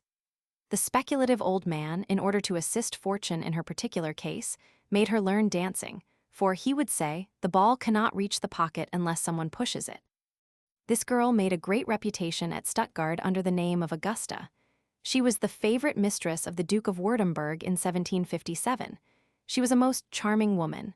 The last time I saw her she was in Venice, and she died 2 years afterwards. Her husband, Michel de Elagata, poisoned himself a short time after her death.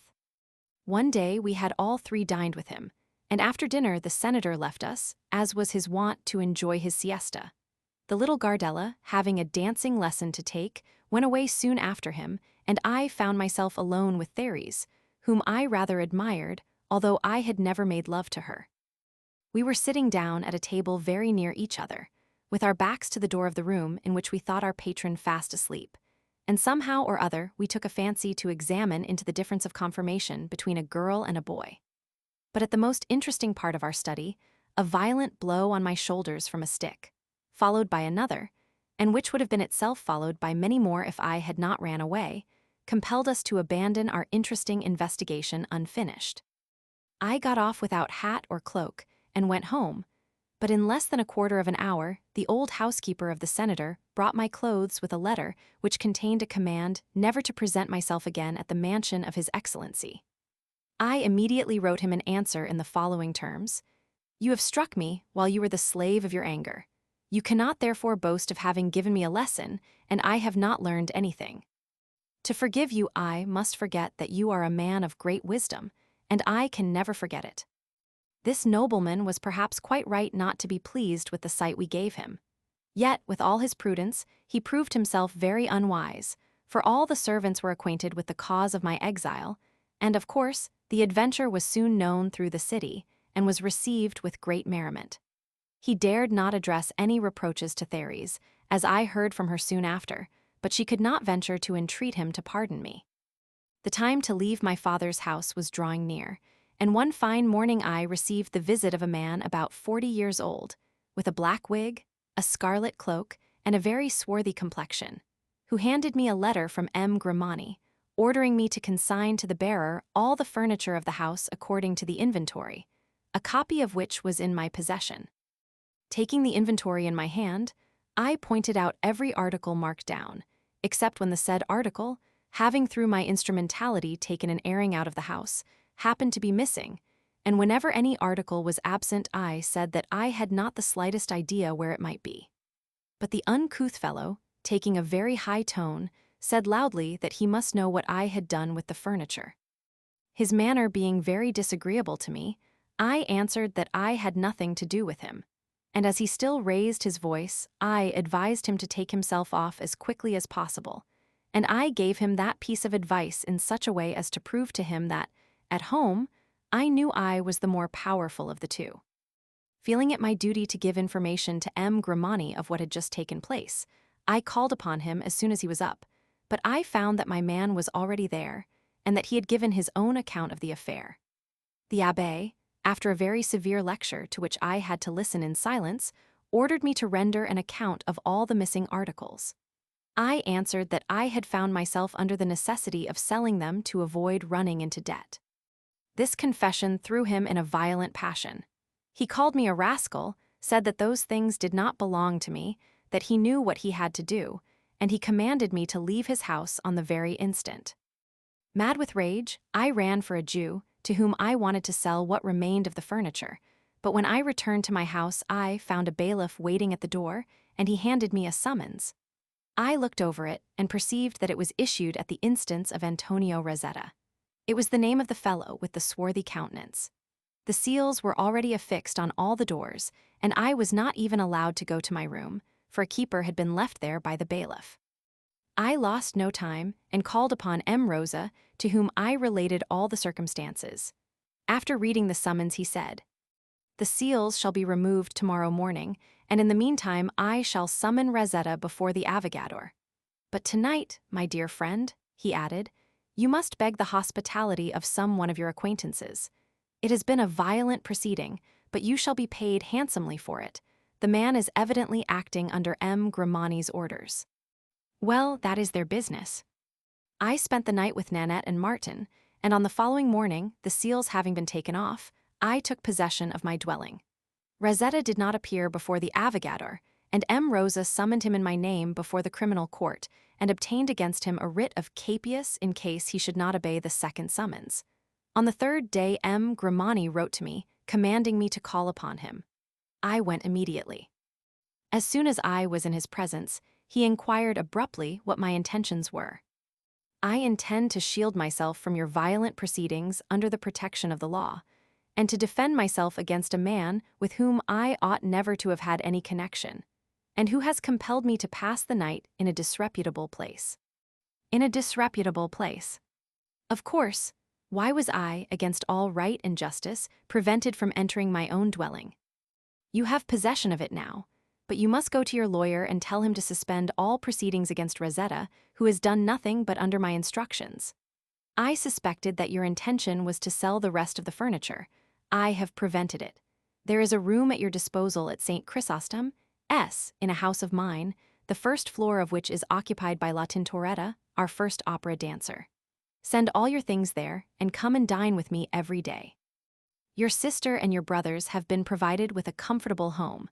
Therefore, everything is now arranged for the best. I called at once upon M. Rosa, to whom I explained all that had taken place, and his advice being to give way to M. Grimani's wishes, I determined to follow it. Besides, the arrangement offered the best satisfaction I could obtain, as to be a guest at his dinner table was an honor for me. I was likewise full of curiosity respecting my new lodging under the same roof with La Tintoretta, who was much talked of, owing to a certain Prince of Waldeck who was extravagantly generous with her. The bishop was expected in the course of the summer. I had, therefore, only 6 months more to wait in Venice before taking the road which would lead me, perhaps, to the throne of St. Peter. Everything in the future assumed in my eyes the brightest hue, and my imagination reveled amongst the most radiant beams of sunshine. My castles in the air were indeed most beautiful. I dined the same day with M. Grimani, and I found myself seated next to Razetu's unpleasant neighbor, but I took no notice of him. When the meal was over, I paid a last visit to my beautiful house in St. Samuel's Parish and sent all I possessed in a gondola to my new lodging. I did not know Signora Tintoretta, but I was well acquainted with her reputation, character, and manners. She was but a poor dancer, neither handsome nor plain, but a woman of wit and intellect. Prince Waldeck spent a great deal for her, and yet he did not prevent her from retaining the titulary protection of a noble Venetian of the Lynn family, now extinct, a man about 60 years of age, who was her visitor at every hour of the day. This nobleman, who knew me, came to my room towards the evening, with the compliments of the lady, who, he added, was delighted to have me in her house, and would be pleased to receive me in her intimate circle. To excuse myself for not having been the first to pay my respects to the Signora, I told M. Lynn that I did not know she was my neighbor, that M. Grimani had not mentioned the circumstance. Otherwise, I would have paid my duties to her before taking possession of my lodging. After this apology, I followed the ambassador. He presented me to his mistress, and the acquaintance was made. She received me like a princess, took off her glove before giving me her hand to kiss, mentioned my name before 5 or 6 strangers who were present, and whose names she gave me, and invited me to take a seat near her. As she was a native of Venice, I thought it was absurd for her to speak French to me, and I told her that I was not acquainted with that language, and would feel grateful if she would converse in Italian. She was surprised at my not speaking French, and said I would cut but a poor figure in her drawing room, as they seldom spoke any other language there, because she received a great many foreigners. I promised to learn French. Prince Waldeck came in during the evening. I was introduced to him, and he gave me a very friendly welcome. He could speak Italian very well, and during the carnival he showed me great kindness. He presented me with a gold snuff-box as a reward for a very poor sonnet which I had written for his dear Griselani. This was her family name. She was called Tintoretta because her father had been a dyer.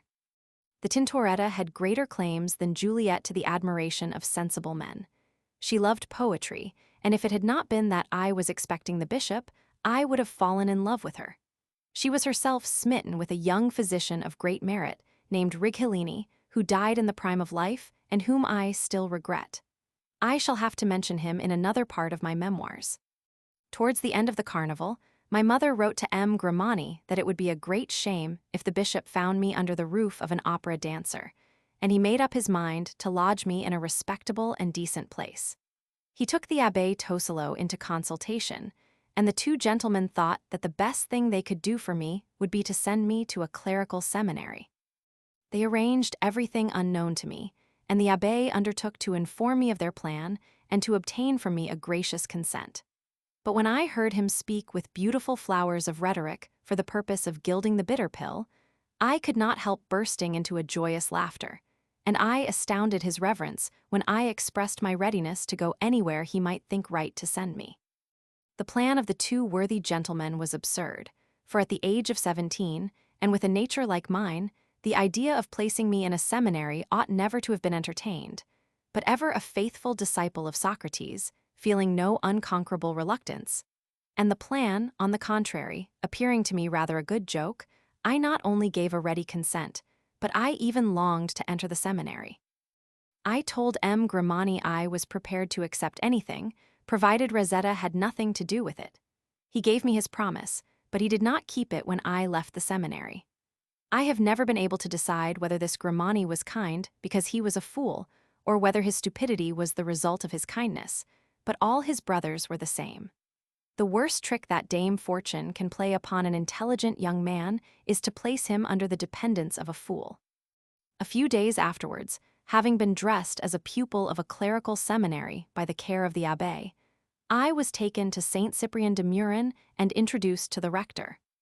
The patriarchal church of St. Cyprian is served by an order of the monks, founded by the blessed Jerome Maiani, a nobleman of Venice. The rector received me with tender affection and great kindness.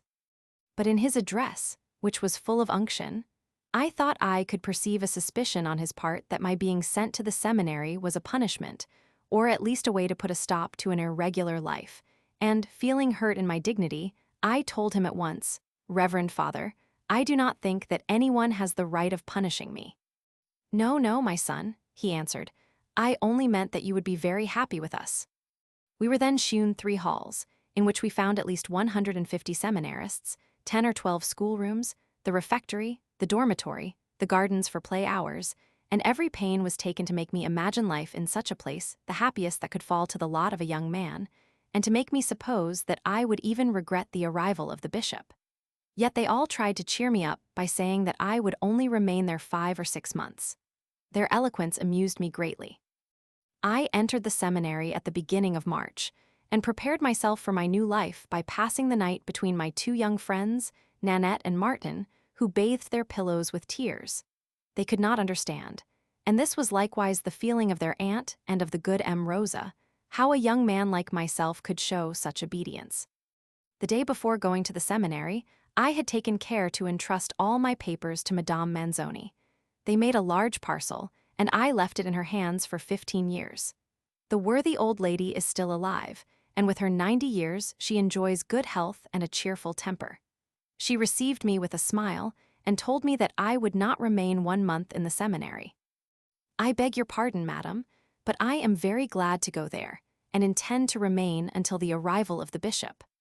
"You do not know your own nature, and you do not know your bishop, with whom you will not remain very long either."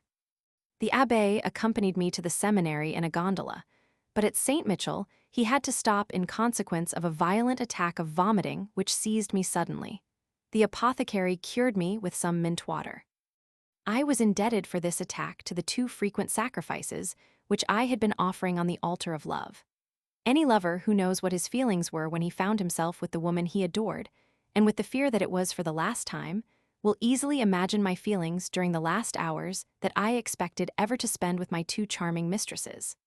I could not be induced to let the last offering be the last, and I went on offering until there was no more incense left. The priest committed me to the care of the rector, and my luggage was carried to the dormitory, where I went myself to deposit my cloak and my hat. I was not placed amongst the adults, because, notwithstanding my size, I was not old enough. Besides, I would not shave myself, through vanity, because I thought that the down on my face left no doubt of my youth. It was ridiculous, of course, but when does man cease to be so? We get rid of our vices more easily than of our follies. Tyranny has not had sufficient power over me to compel me to shave myself. It is only in that respect that I have found tyranny to be tolerant. "To which school do you wish to belong?" asked the rector. "To the dogmatic, Reverend Father. I wish to study the history of the Church." "I will introduce you to the Father Examiner." "I am Doctor in Divinity, most Reverend Father, and do not want to be examined." "It is necessary, my dear son, come with me." This necessity appeared to me an insult, and I felt very angry. But a spirit of revenge quickly whispered to me the best way to mystify them, and the idea made me very joyful.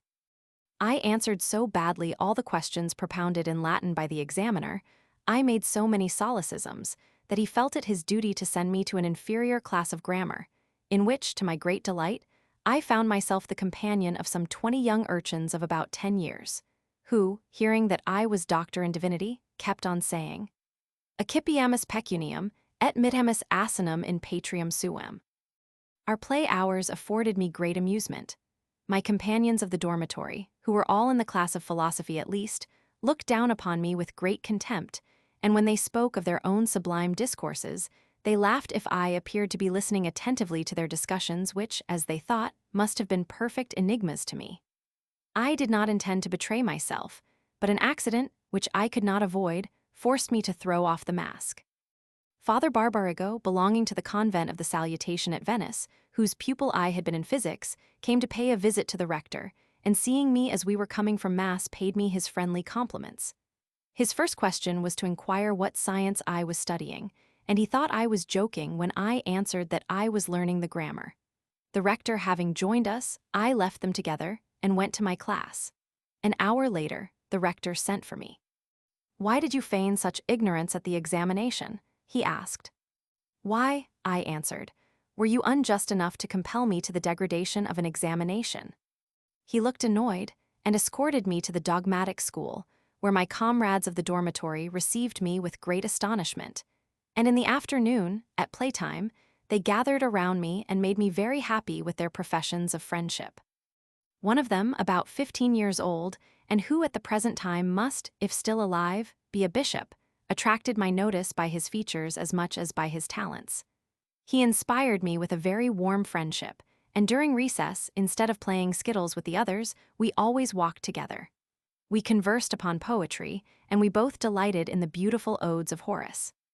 We liked Ariosto better than Tasso, and Petrarch had our whole admiration, while Tassoni and Muratori, who had been his critics, were the special objects of our contempt. We were such fast friends, after 4 days of acquaintance, that we were actually jealous of each other, and to such an extent that if either of us walked about with any seminarist, the other would be angry and sulk like a disappointed lover. The dormitory was placed under the supervision of a lay friar, and it was his province to keep us in good order. After supper, accompanied by this lay friar, who had the title of prefect, we all proceeded to the dormitory. There, everyone had to go to his own bed, and to undress quietly after having said his prayers in a low voice. When all the pupils were in bed, the prefect would go to his own. A large lantern lighted up the dormitory, which had the shape of a parallelogram 80 yards by 10. The beds were placed at equal distances, and to each bed there were a fold stool, a chair, and room for the trunk of the seminarist. At one end was the washing place, and at the other the bed of the prefect. The bed of my friend was opposite mine, and the lantern was between us. The principal duty of the prefect was to take care that no pupil should go and sleep with one of his comrades, for such a visit was never supposed an innocent one.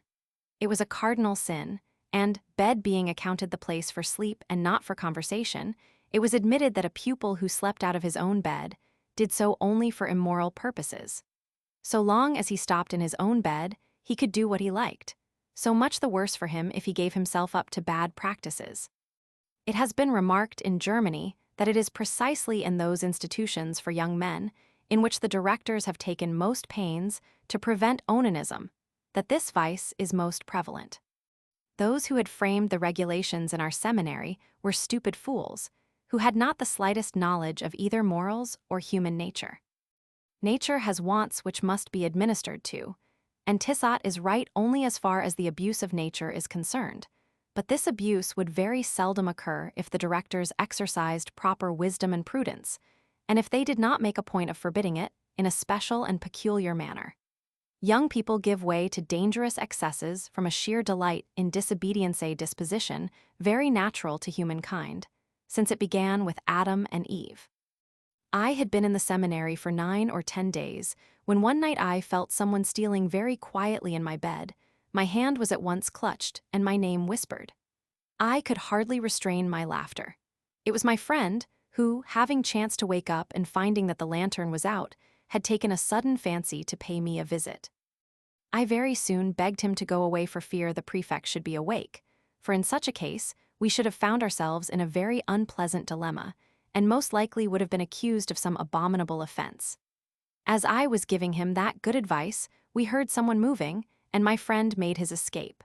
But immediately after he had left me, I heard the fall of some person, and at the same time the hoarse voice of the prefect exclaiming, "Ah, villain, wait until tomorrow."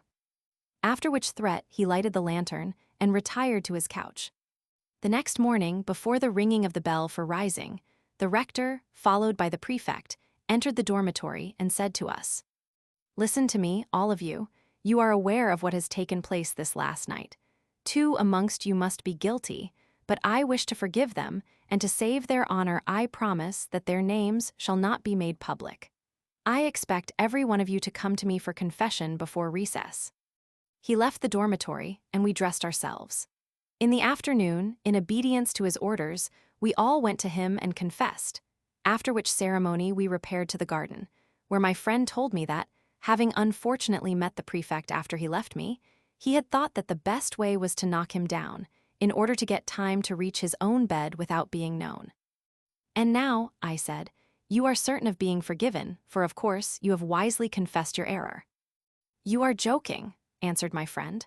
"Why, the good rector would not have known any more than he knows at present, even if my visit to you had been paid with a criminal intent." "Then you must have made a false confession. You are at all events guilty of disobedience. That may be, but the rector is responsible for the guilt, as he used compulsion. My dear friend, you argue in a very forcible way, and the very reverend rector must by this time be satisfied that the inmates of our dormitory are more learned than he is himself. No more would have been said about the adventure if, a few nights after, I had not in my turn taken a fancy to return the visit paid by my friend. Towards midnight, having had occasion to get out of bed, and hearing the loud snoring of the prefect, I quickly put out the lantern and went to lie beside my friend. He knew me at once and gladly received me, but we both listened attentively to the snoring of our keeper, and when it ceased, understanding our danger, I got up and reached my own bed without losing a second. But the moment I got to it, I had a double surprise. In the first place, I felt somebody lying in my bed, and in the second I saw the prefect, with a candle in his hand, coming along slowly and taking a survey of all the beds right and left. I could understand the prefect suddenly lighting a candle, but how could I realize what I saw, namely, one of my comrades sleeping soundly in my bed, with his back turned to me? I immediately made up my mind to feign sleep. After 2 or 3 shakings given by the prefect, I pretended to wake up, and my bed companion woke up in earnest. Astonished at finding himself in my bed, he offered me an apology. "I have made a mistake," he said. "As I returned from a certain place in the dark, I found your bed empty and mistook it for mine."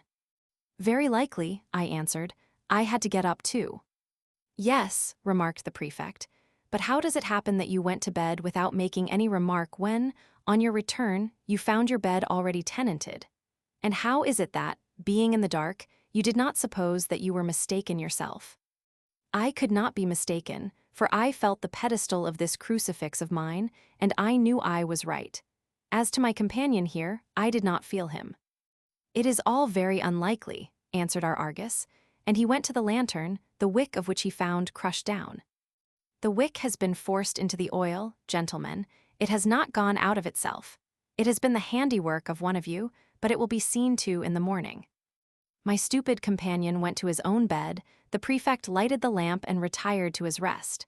And after this scene, which had broken the repose of every pupil, I quietly slept until the appearance of the rector, who, at the dawn of day, came in great fury, escorted by his satellite, the prefect. The rector, after examining the localities and submitting to a lengthy interrogatory first my accomplice, who very naturally was considered as the most guilty, and then myself, whom nothing could convict of the offense, ordered us to get up and go to church to attend Mass. As soon as we were dressed, he came back, and addressing us both, he said, kindly, "You stand both convicted of a scandalous connivance, and it is proved by the fact of the lantern having been willfully extinguished. I am disposed to believe that the cause of all this disorder is, if not entirely innocent, at least due only to extreme thoughtlessness. But the scandal given to all your comrades, the outrage offered to the discipline, and to the established rules of the seminary, call loudly for punishment. Leave the room." We obeyed, but hardly were we between the double doors of the dormitory than we were seized by 4 servants, who tied our hands behind us, and led us to the classroom, where they compelled us to kneel down before the great crucifix. The rector told them to execute his orders, and, as we were in that position, the wretches administered to each of us 7 or 8 blows with a stick, or with a rope, which I received, as well as my companion, without a murmur. But the moment my hands were free, I asked the rector whether I could write 2 lines at the very foot of the cross. He gave orders to bring ink and paper, and I traced the following words: "I solemnly swear by this God that I have never spoken to the seminarist who was found in my bed. As an innocent person, I must protest against this shameful violence. I shall appeal to the justice of his lordship the patriarch." My comrade in misery signed this protest with me, after which, addressing myself to all the pupils, I read it aloud, calling upon them to speak the truth if anyone could say the contrary of what I had written. They, with one voice, immediately declared that we had never been seen conversing together, and that no one knew who had put the lamp out. The rector left the room in the midst of hisses and curses, but he sent us to prison all the same at the top of the house and in separate cells. An hour afterwards, I had my bed, my trunk and all my things, and my meals were brought to me every day. On the 4th day, the Abbé Tosello came for me with instructions to bring me to Venice. I asked him whether he had sifted this unpleasant affair. He told me that he had inquired into it, that he had seen the other seminarist, and that he believed we were both innocent. But the rector would not confess himself in the wrong, and he did not see what could be done. I threw off my seminarist's habit and dressed myself in the clothes I used to wear in Venice, and, while my luggage was carried to a boat, I accompanied the abbé to M. Grimani's gondola in which he had come, and we took our departure. On our way, the abbé ordered the boatman to leave my things at the Palace Grimani, adding that he was instructed by M. Grimani to tell me that, if I had the audacity to present myself at his mansion, his servants had received orders to turn me away. He landed me near the convent of the Jesuits, without any money, and with nothing but what I had on my back.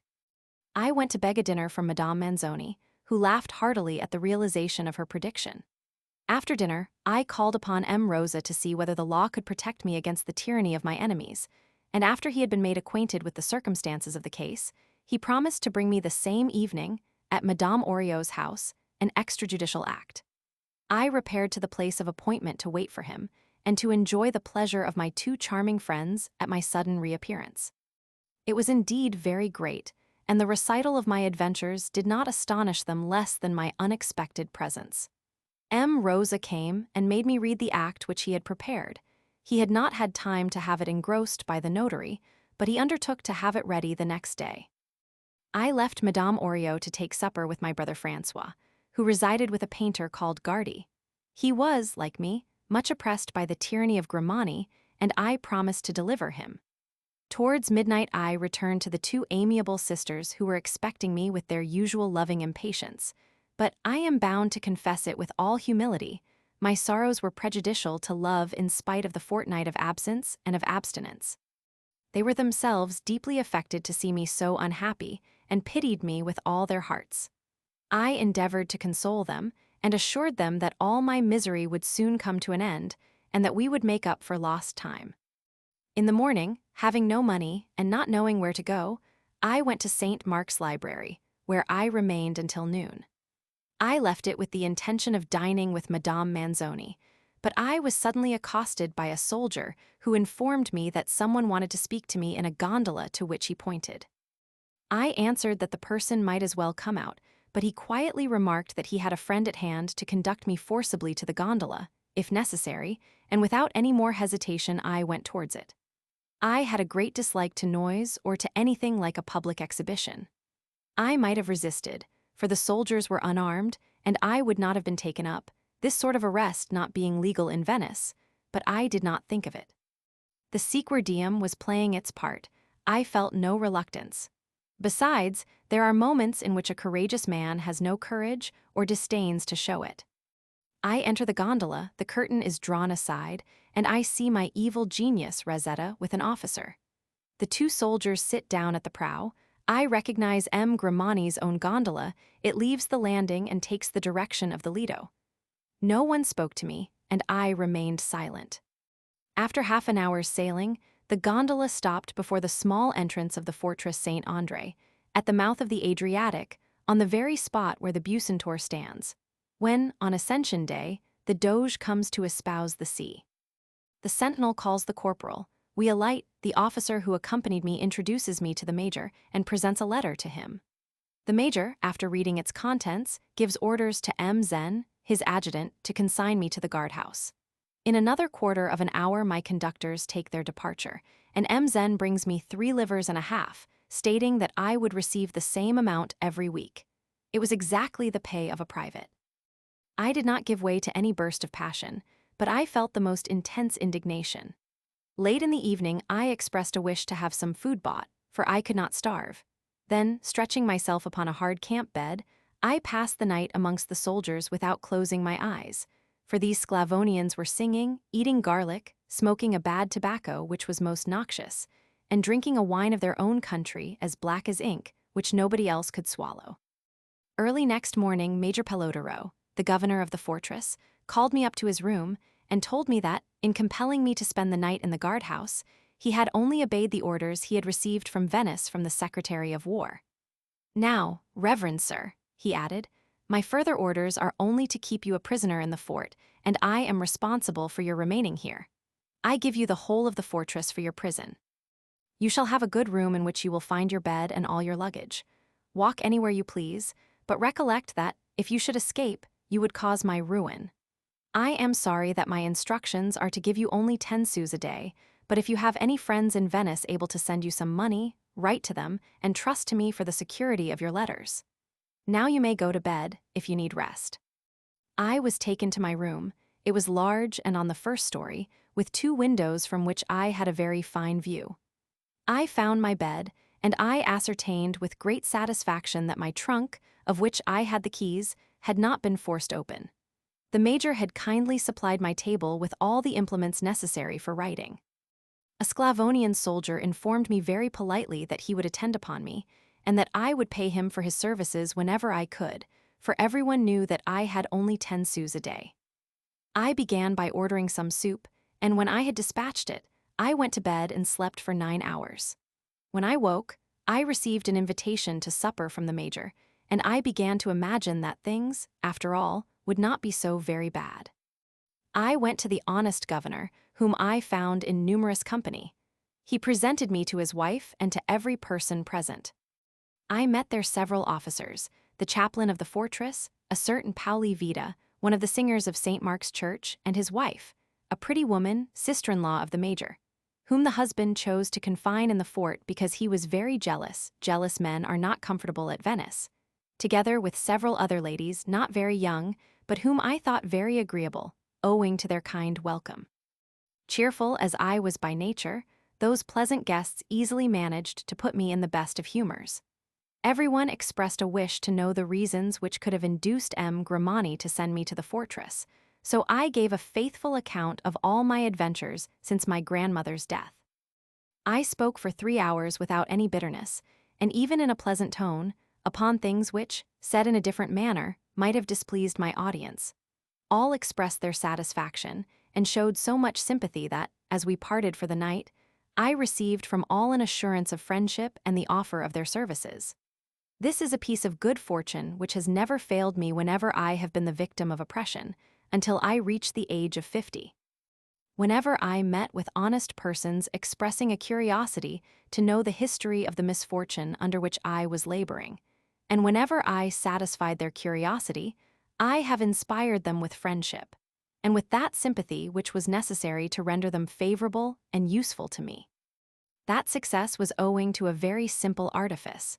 It was only to tell my story in a quiet and truthful manner, without even avoiding the facts which told against me. It is simple secret that many men do not know, because the larger portion of humankind is composed of cowards. A man who always tells the truth must be possessed of great moral courage.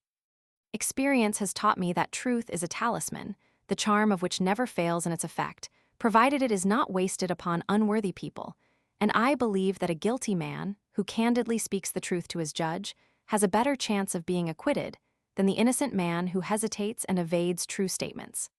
Of course, the speaker must be young, or at least in the prime of manhood, for an old man finds the whole of nature combined against him. The major had his joke respecting the visit paid and returned to the seminarist's bed, but the chaplain and the ladies scolded him. The major advised me to write out my story and send it to the Secretary of War, undertaking that he should receive it, and he assured me that he would become my protector. All the ladies tried to induce me to follow the major's advice. Chapter 7.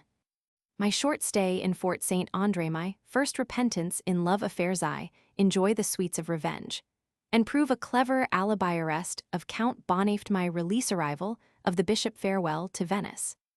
The fort, in which the Republic usually kept only a garrison of 100 half-pay Sclavonians, happened to contain at that time 2,000 Albanian soldiers, who were called Cypriotes.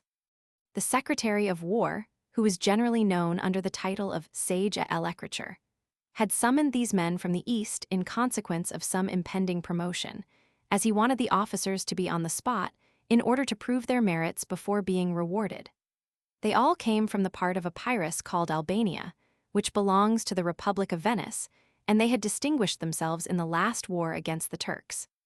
It was for me a new and extraordinary sight to examine some 18 or 20 officers, all of an advanced age, yet strong and healthy, showing the scars which covered their face and their chest, the last naked and entirely exposed through military pride. The lieutenant colonel was particularly conspicuous by his wounds, for, without exaggeration, he had lost 1/4 of his head. He had but one eye, but one ear, and no jaw to speak of. Yet he could eat very well, speak without difficulty, and was very cheerful. He had with him all his family, composed of 2 pretty daughters, who looked all the prettier in their national costume, and of 7 sons, every one of them a soldier. This lieutenant colonel stood 6 feet high, and his figure was magnificent, but his scars so completely deformed his features that his face was truly horrid to look at. Yet I found so much attraction in him that I liked him the moment I saw him, and I would have been much pleased to converse with him if his breath had not sent forth such a strong smell of garlic. All the Albanians had their pockets full of it, and they enjoyed a piece of garlic with as much relish as we do a sugar plum. After this, none can maintain it to be a poison, though the only medicinal virtue it possesses is to excite the appetite, because it acts like a tonic upon a weak stomach.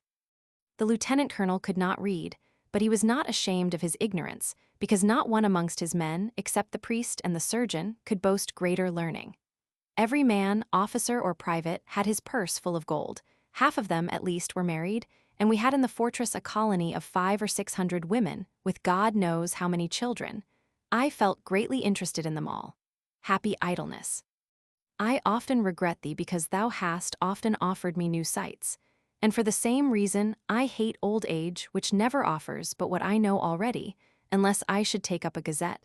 But I cared nothing for them in my young days. Alone in my room, I made an inventory of my trunk, and having put aside everything of an ecclesiastical character, I sent for a Jew and sold the whole parcel unmercifully. Then I wrote to M. Rosa, enclosing all the tickets of the articles I had pledged, requesting him to have them sold without any exception, and to forward me the surplus raised by the sale. Thanks to that double operation, I was enabled to give my Sclavonian servant the 10 sous allowed to me every day. Another soldier, who had been a hairdresser, took care of my hair, which I had been compelled to neglect, in consequence of the rules of the seminary.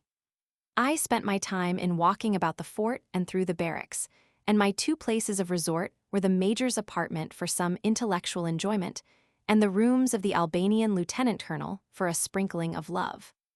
The Albanian, feeling certain that his colonel would be appointed brigadier, solicited the command of the regiment, but he had a rival and he feared his success. I wrote him a petition, short, but so well composed that the Secretary of War, having inquired the name of the author, gave the Albanian his colonelcy. On his return to the fort, the brave fellow, overjoyed at his success, hugged me in his arms, saying that he owed it all to me. He invited me to a family dinner, in which my very soul was parched by his garlic, and he presented me with 12 botargos and 2 pounds of excellent Turkish tobacco. The result of my petition made all the other officers think that they could not succeed without the assistance of my pen, and I willingly gave it to everybody. This entailed many quarrels upon me, for I served all interests, but finding myself the lucky possessor of some 40 sequins, I was no longer in dread of poverty, and laughed at everything. However, I met with an accident which made me pass 6 weeks in a very unpleasant condition.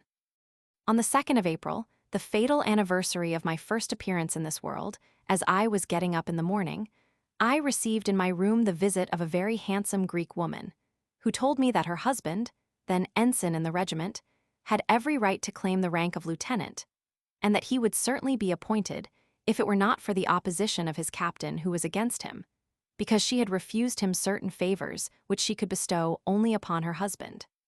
She handed me some certificates, and begged me to write a petition which she would present herself to the Secretary of War, adding that she could only offer me her heart in payment. I answered that her heart ought not to go alone. I acted as I had spoken, and I met with no other resistance than the objection which a pretty woman is always sure to feign for the sake of appearance. After that, I told her to come back at noon, and that the petition would be ready. She was exact to the appointment, and very kindly rewarded me a second time. And in the evening, under pretense of some alterations to be made in the petition, she afforded an excellent opportunity of reaping a 3rd recompense. But alas, the path of pleasure is not strewn only with roses. On the third day, I found out, much to my dismay, that a serpent had been hid under the flowers. 6 weeks of care and of rigid diet re-established my health. When I met the handsome Greek again, I was foolish enough to reproach her for the present she had bestowed upon me, but she baffled me by laughing and saying that she had only offered me what she possessed, and that it was my own fault if I had not been sufficiently careful. The reader cannot imagine how much this first misfortune grieved me, and what deep shame I felt. I looked upon myself as a dishonored man, and while I am on that subject, I may as well relate an incident which will give some idea of my thoughtlessness. Madame Vida, the major's sister-in-law, being alone with me one morning, confided in me in a moment of unreserved confidence what she had to suffer from the jealous disposition of her husband, and his cruelty in having allowed her to sleep alone for the last 4 years, when she was in the very flower of her age. "I trust to God," she added, "that my husband will not find out that you have spent an hour alone with me, for I should never hear the end of it." Feeling deeply for her grief, and confidence begetting confidence, I was stupid enough to tell her the sad state to which I had been reduced by the cruel Greek woman, assuring her that I felt my misery all the more deeply, because I should have been delighted to console her, and to give her the opportunity of a revenge for her jealous husband's coldness.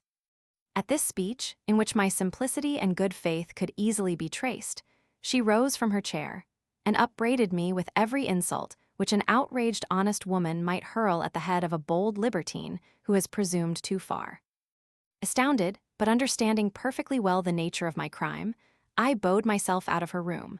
But as I was leaving it, she told me in the same angry tone that my visits would not be welcome for the future, as I was a conceited puppy, unworthy of the society of good and respectable women. I took care to answer that a respectable woman would have been rather more reserved than she had been in her confidences. On reflection, I felt pretty sure that, if I had been in good health, or had said nothing about my mishap, she would have been but too happy to receive my consolations. A few days after that incident, I had a much greater cause to regret my acquaintance with the Greek woman.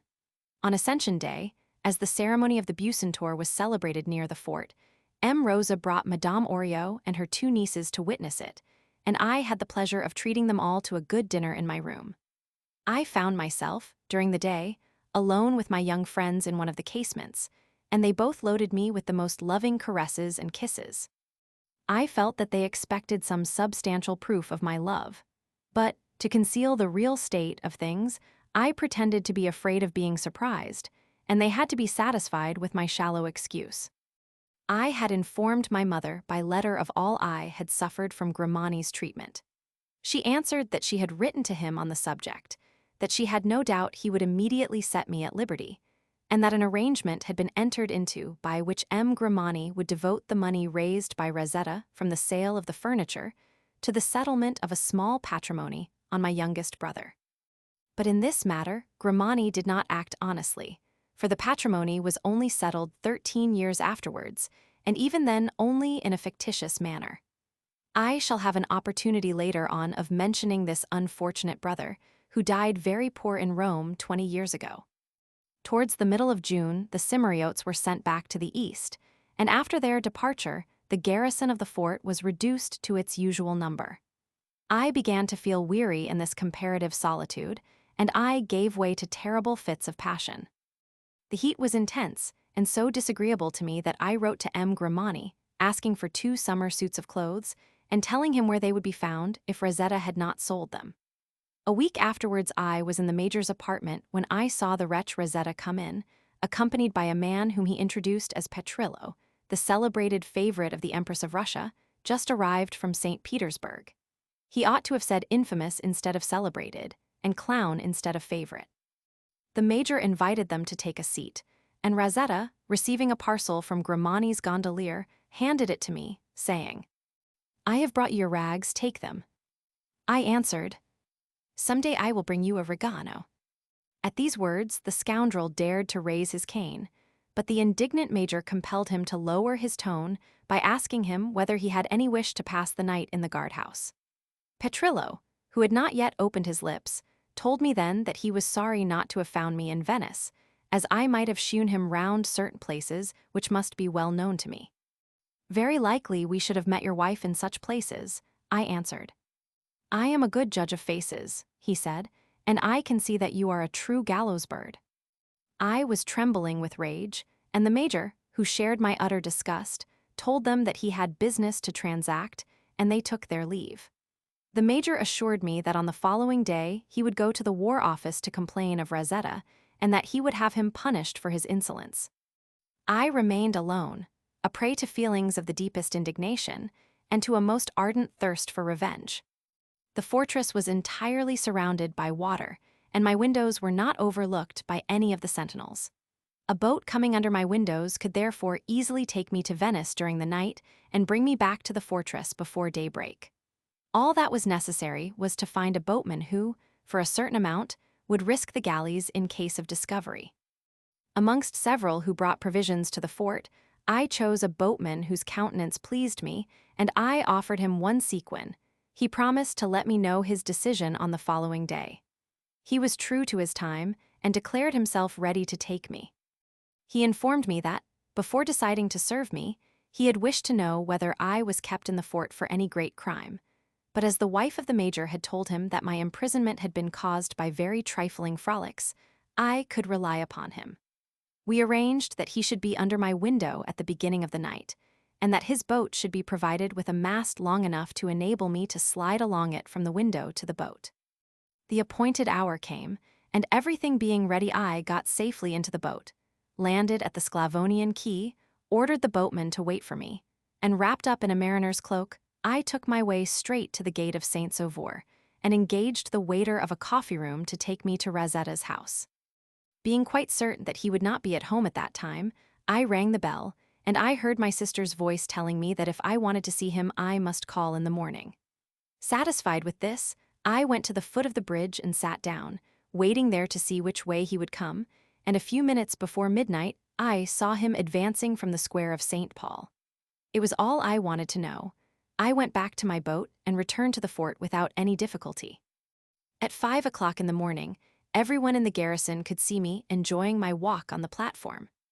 Taking all the time necessary to mature my plans, I made the following arrangements to secure my revenge with perfect safety, and to prove an alibi in case I should kill my rascally enemy, as it was my intention to do. The day preceding the night fixed for my expedition, I walked about with the son of the adjutant Zen, who was only 12 years old, but who amused me much by his shrewdness. The reader will meet him again in the year 1771. As I was walking with him, I jumped down from one of the bastions and feigned to sprain my ankle. 2 soldiers carried me to my room, and the surgeon of the fort, thinking that I was suffering from a luxation, ordered me to keep to bed and wrapped up the ankle in towels saturated with camphorated spirits of wine. Everybody came to see me, and I requested the soldier who served me to remain and to sleep in my room. I knew that a glass of brandy was enough to stupefy the man and to make him sleep soundly. As soon as I saw him fast asleep, I begged the surgeon and the chaplain, who had his room over mine, to leave me, and at 10:30 I lowered myself in the boat. As soon as I reached Venice, I bought a stout cudgel, and I sat myself down on a doorstep at the corner of the street near St. Paul's Square. A narrow canal at the end of the street was, I thought, the very place to throw my enemy in. That canal has now disappeared. At 12:15 I see Rosetta, walking along leisurely. I come out of the street with rapid strides, keeping near the wall to compel him to make room for me, and I strike a first blow on the head and a second on his arm. The third blow sends him tumbling in the canal, howling and screaming my name. At the same instant, a Forlin, or citizen of Forli, comes out of a house on my left side with a lantern in his hand. A blow from my cudgel knocks the lantern out of his grasp, and the man, frightened out of his wits, takes to his heels. I throw away my stick, I run at full speed through the square and over the bridge, and while people are hastening towards the spot where the disturbance had taken place, I jump into the boat, and thanks to a strong breeze swelling our sail, I get back to the fortress. 12 o'clock was striking as I re-entered my room through the window. I quickly undress myself, and the moment I am in my bed I wake up the soldier by my loud screams, telling him to go for the surgeon, as I am dying of the colic. The chaplain, roused by my screaming, comes down and finds me in convulsions. In the hope that some Diascordium would relieve me, the good old man runs to his room and brings it, but while he has gone for some water I hide the medicine. After half an hour of wry faces, I say that I feel much better, and thanking all my friends, I beg them to retire, which everyone does, wishing me a quiet sleep. The next morning I could not get up in consequence of my sprained ankle, although I had slept very well.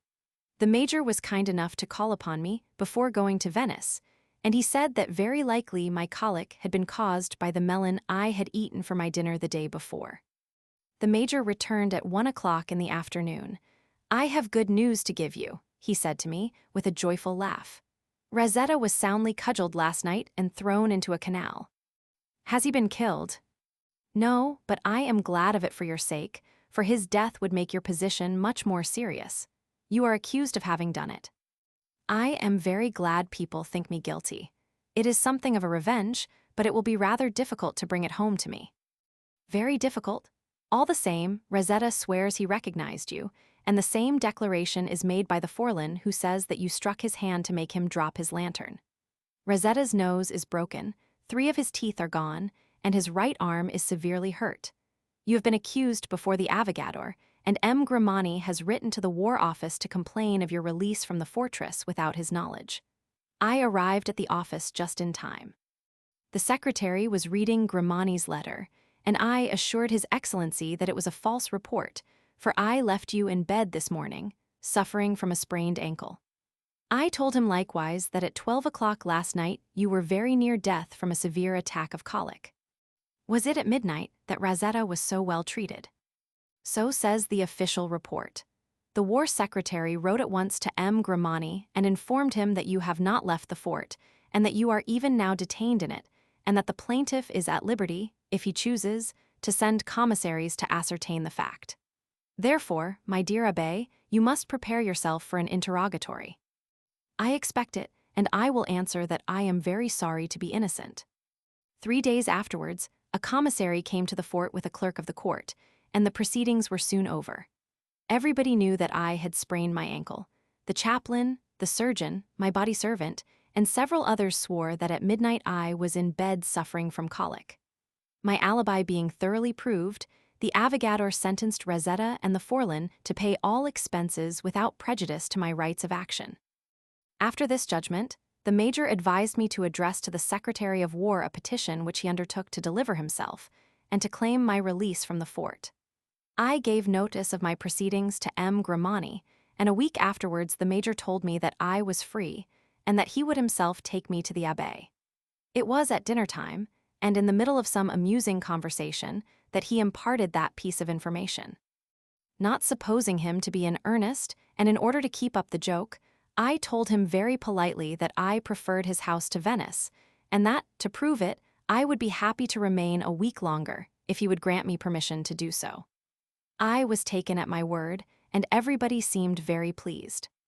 But when, 2 hours later, the news was confirmed, and I could no longer doubt the truth of my release, I repented the week which I had so foolishly thrown away as a present to the major. Yet I had not the courage to break my word, for everybody, and particularly his wife, had shown such unaffected pleasure, it would have been contemptible of me to change my mind. The good woman knew that I owed her every kindness which I had enjoyed, and she might have thought me ungrateful. But I met in the fort with a last adventure, which I must not forget to relate. On the following day, an officer dressed in the national uniform called upon the major, accompanied by an elderly man of about 60 years of age, wearing a sword, and, presenting to the major a dispatch with the seal of the War Office, he waited for an answer, and went away as soon as he had received one from the governor.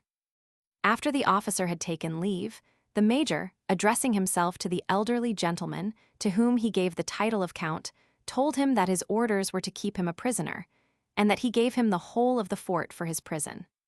The count offered him his sword, but the major nobly refused to take it, and escorted him to the room he was to occupy. Soon after, a servant in livery brought a bed and a trunk, and the next morning the same servant, knocking at my door, told me that his master begged the honor of my company to breakfast. I accepted the invitation, and he received me with these words: "Dear sir, there has been so much talk in Venice about the skill with which you proved your incredible alibi, that I could not help asking for the honor of your acquaintance. But Count, the alibi being a true one, there can be no skill required to prove it. Allow me to say that those who doubt its truth are paying me a very poor compliment, for. Never mind, do not let us talk any more of that, and forgive me, but as we happen to be companions in misfortune, I trust you will not refuse me your friendship. Now for breakfast. After our meal, the Count, who had heard from me some portion of my history, thought that my confidence called for a return on his part, and he began, I am the Count de Bonnaeft.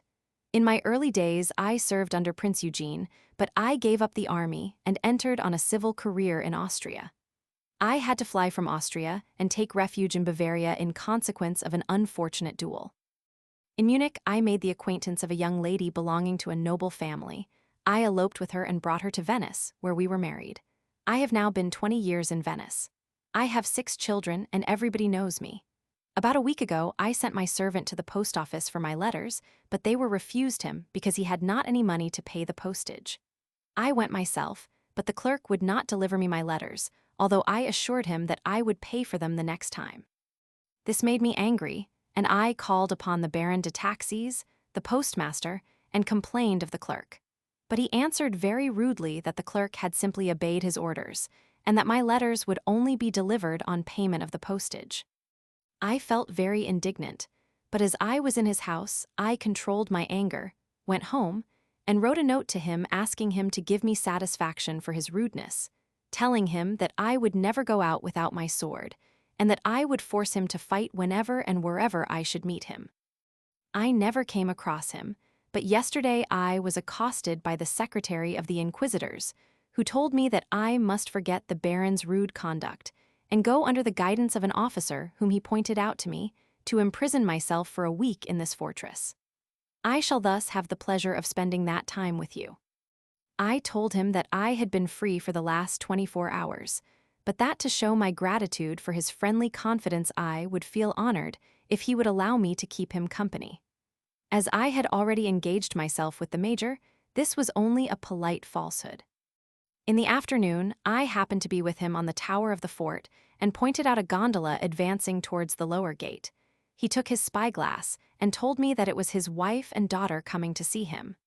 We went to meet the ladies, one of whom might once have been worth the trouble of an elopement. The other, a young person between 14 and 16, struck me as a beauty of a new style. Her hair was of a beautiful light auburn, her eyes were blue and very fine, her nose a Roman, and her pretty mouth, half open and laughing, exposed a set of teeth as white as her complexion, although a beautiful rosy tint somewhat veiled the whiteness of the last. Her figure was so slight that it seemed out of nature, but her perfectly formed breast appeared an altar on which the god of love would have delighted to breathe the sweetest incense. This splendid chest was, however, not yet well furnished, but in my imagination I gave her all the embonpoint which might have been desired, and I was so pleased that I could not take my looks from her. I met her eyes, and her laughing countenance seemed to say to me, only wait for 2 years, at the utmost, and all that your imagination is now creating will then exist in reality. She was elegantly dressed in the prevalent fashion, with large hoops, and like the daughters of the nobility who have not yet attained the age of puberty, although the young countess was marriageable. I had never dared to stare so openly at the bosom of a young lady of quality, but I thought there was no harm in fixing my eyes on a spot where there was nothing yet but an expectation.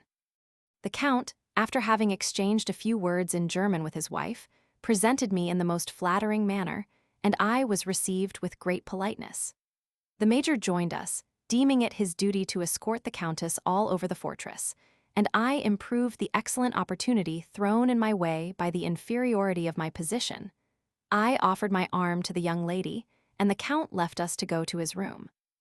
I was still an adept in the old Venetian fashion of attending upon ladies, and the young Countess thought me rather awkward, though I believed myself very fashionable when I placed my hand under her arm, but she drew it back in high merriment. Her mother turned round to inquire what she was laughing at, and I was terribly confused when I heard her answer that I had tickled her. This is the way to offer your arm to a lady, she said, and she passed her hand through my arm, which I rounded in the most clumsy manner, feeling it a very difficult task to resume a dignified countenance.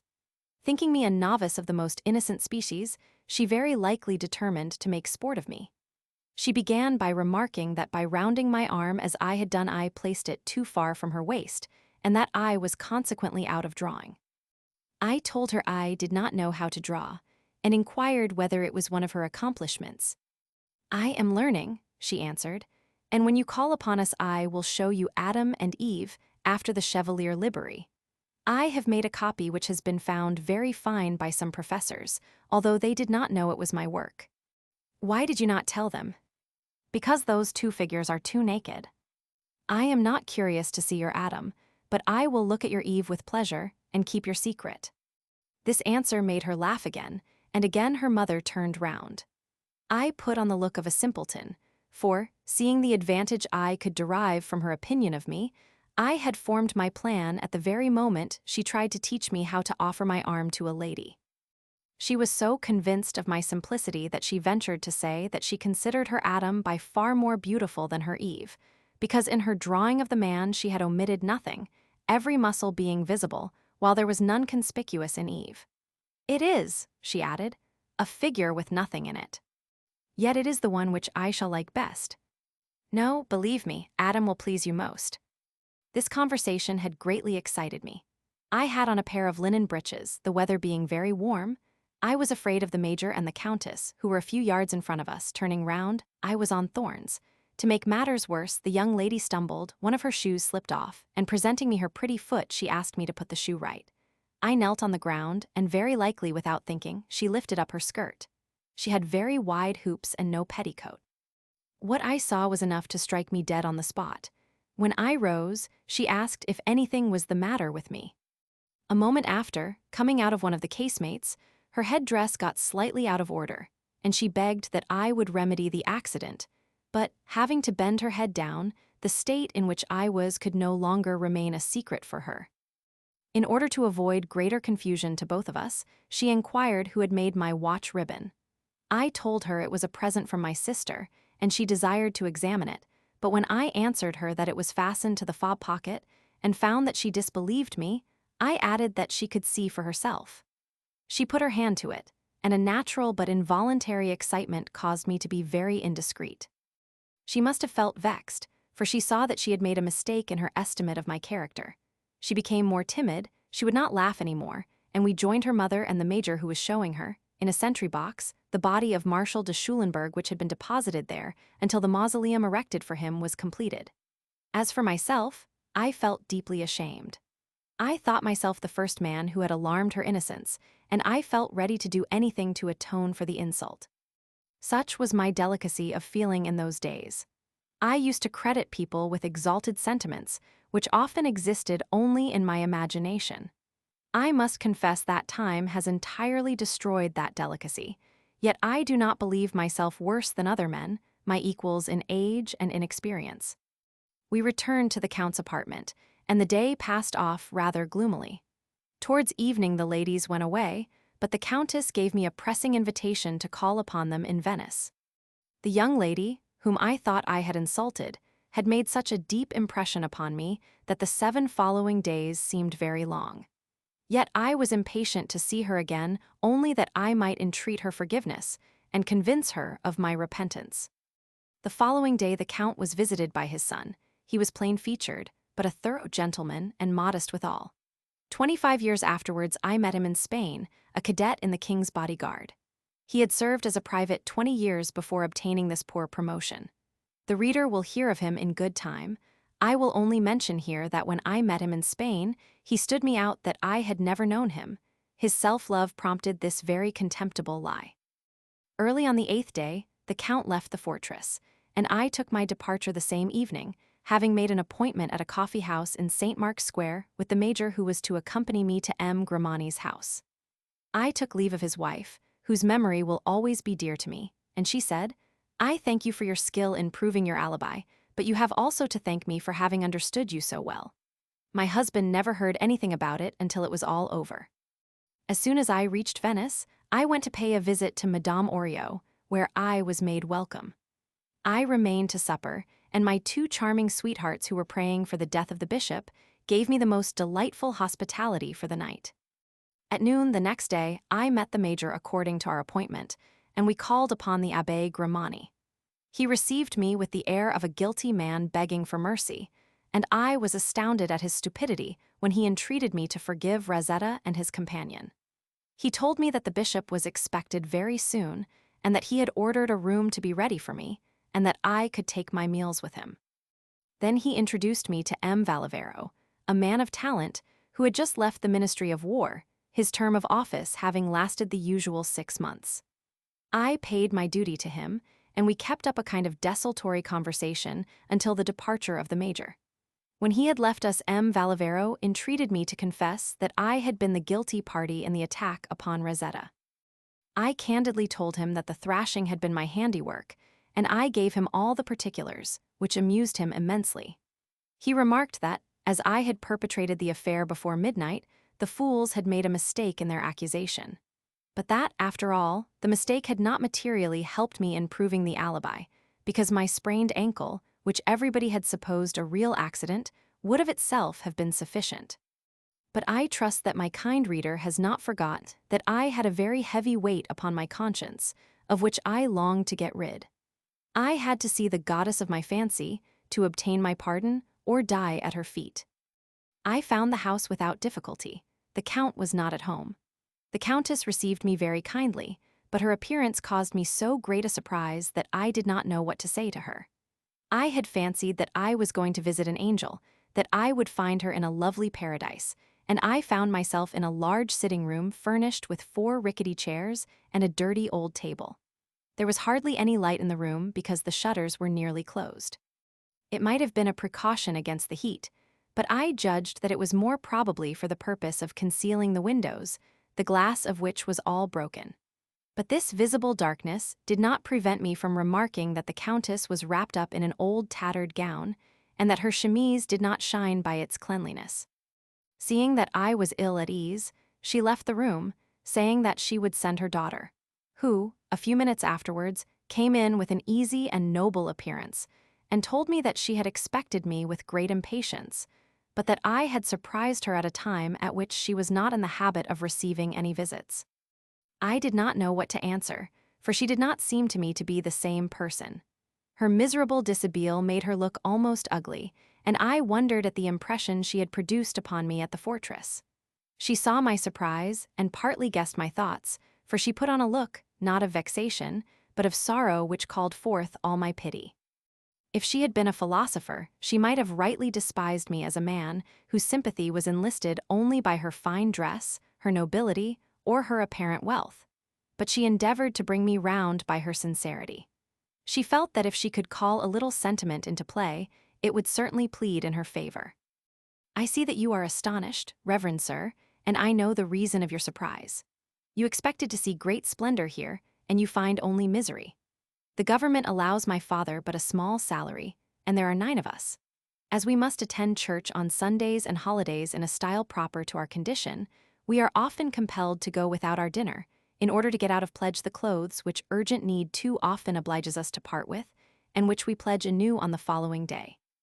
If we did not attend Mass, the curate would strike our names off the list of those who share the alms of the confraternity of the poor, and those alms alone keep us afloat. What a sad tale, she had guessed rightly. I was touched, but rather with shame than true emotion. I was not rich myself, and, as I was no longer in love, I only heaved a deep sigh and remained as cold as ice. Nevertheless, her position was painful, and I answered politely, speaking with kindness and assuring her of my sympathy. Were I wealthy, I said, I would soon show you that your tale of woe has not fallen on unfeeling ears, but I am poor, and being at the eve of my departure from Venice, even my friendship would be useless to you. Then, after some desultory talk, I expressed a hope that her beauty would yet win happiness for her. She seemed to consider for a few minutes and said, "That may happen some day, provided that the man who feels the power of my charms understands that they can be bestowed only with my heart, and is willing to render me the justice I deserve.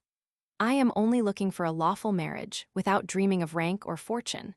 I no longer believe in the first, and I know how to live without the second. For I have been accustomed to poverty, and even to abject need. But you cannot realize that. Come and see my drawings."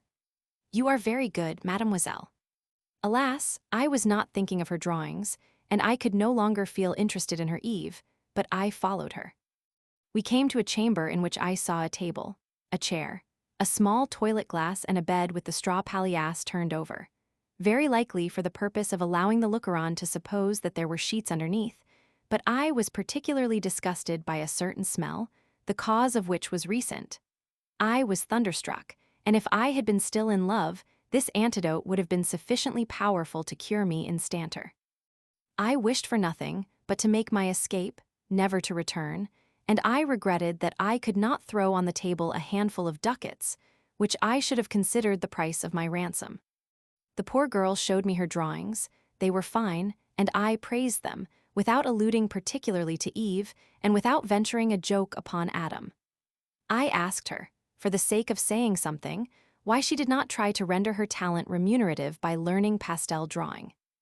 "I wish I could," she answered, "but the box of chalks alone costs 2 sequins. Will you forgive me if I am bold enough to offer you 6? Alas, I accept them gratefully, and to be indebted to you for such a service makes me truly happy." Unable to keep back her tears, she turned her head round to conceal them from me, and I took that opportunity of laying the money on the table, and out of politeness, wishing to spare her every unnecessary humiliation, I saluted her lips with a kiss which she was at liberty to consider a loving one, as I wanted her to ascribe my reserve to the respect I felt for her. I then left her with a promise to call another day to see her father. I never kept my promise. The reader will see how I met her again after 10 years. How many thoughts crowded upon my mind as I left that house. What a lesson! I compared reality with the imagination, and I had to give the preference to the last, as reality is always dependent on it. I then began to foresee a truth which has been clearly proved to me in my afterlife, namely, that love is only a feeling of curiosity more or less intense, grafted upon the inclination placed in us by nature that the species may be preserved. And truly, woman is like a book, which, good or bad, must at first please us by the frontispiece. If this is not interesting, we do not feel any wish to read the book, and our wish is in direct proportion to the interest we feel. The frontispiece of woman runs from top to bottom like that of a book, and her feet, which are most important to every man who shares my taste, offer the same interest as the addition of the work. If it is true that most amateurs bestow little or no attention upon the feet of a woman, it is likewise a fact that most readers care little or nothing, whether a book is of the 1st edition or the 10th. At all events, women are quite right to take the greatest care of their face, of their dress, of their general appearance. For it is only by that part of the frontispiece that they can call forth a wish to read them in those men who have not been endowed by nature with the privilege of blindness. And just in the same manner that men, who have read a great many books, are certain to feel at last a desire for perusing new works even if they are bad. A man who has known many women, and all handsome women, feels at last a curiosity for ugly specimens when he meets with entirely new ones. It is all very well for his eye to discover the paint which conceals the reality, but his passion has become a vice, and suggests some argument in favor of the lying frontispiece. It is possible, at least he thinks so, that the work may prove better than the title page, and the reality more acceptable than the paint which hides it. He then tries to peruse the book, but the leaves have not been opened. He meets with some resistance, the living book must be read according to established rules, and the bookworm falls a victim to a coquetry, the monster which persecutes all those who make a business of love. As for thee, intelligent man, who hast read the few preceding lines, let me tell thee that, if they do not assist in opening thy eyes, thou art lost. I mean that thou art certain of being a victim to the fair sex to the very last moment of thy life. If my candor does not displease thee, accept my congratulations.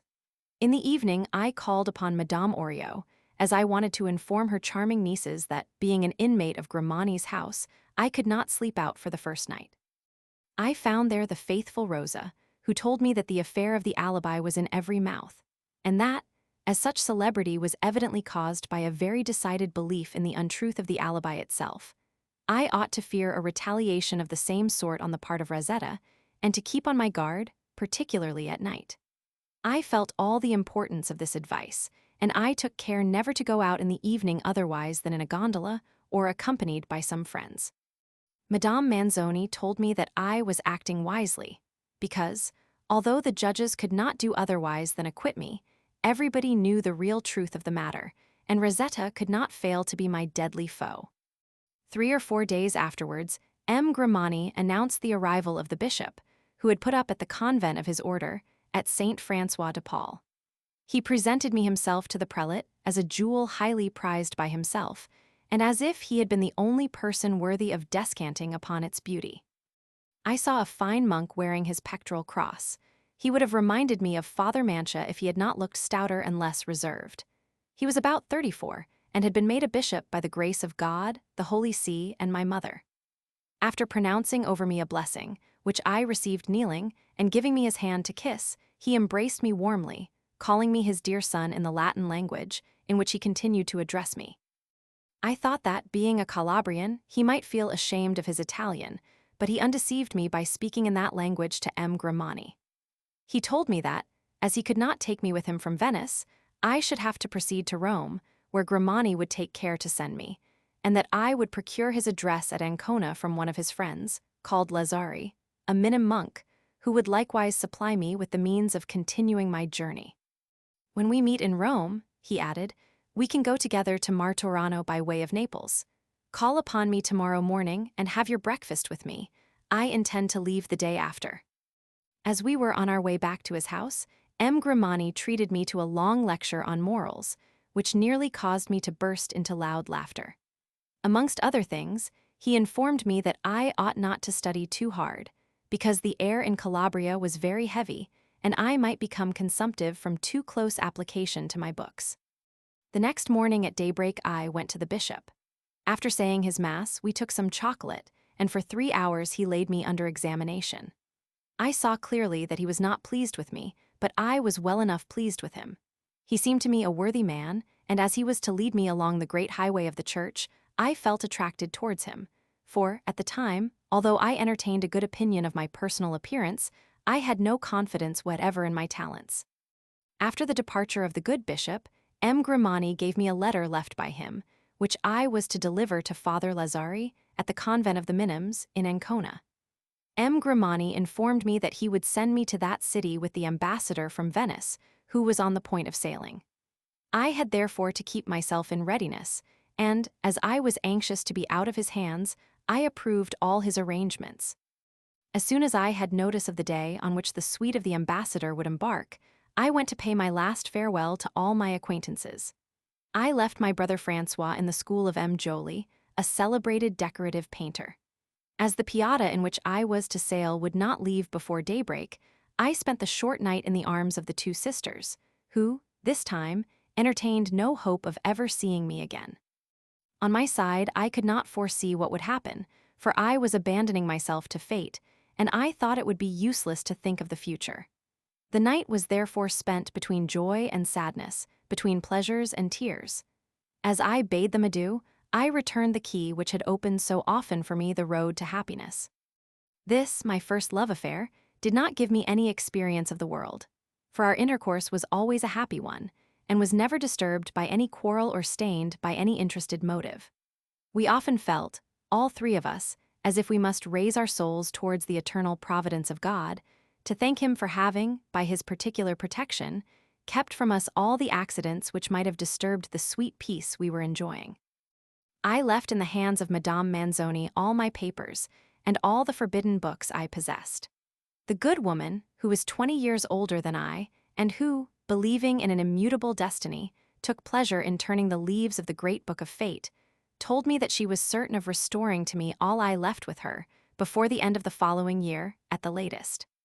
Her prediction caused me both surprise and pleasure, and feeling deep reverence for her, I thought myself bound to assist the realization of her foresight.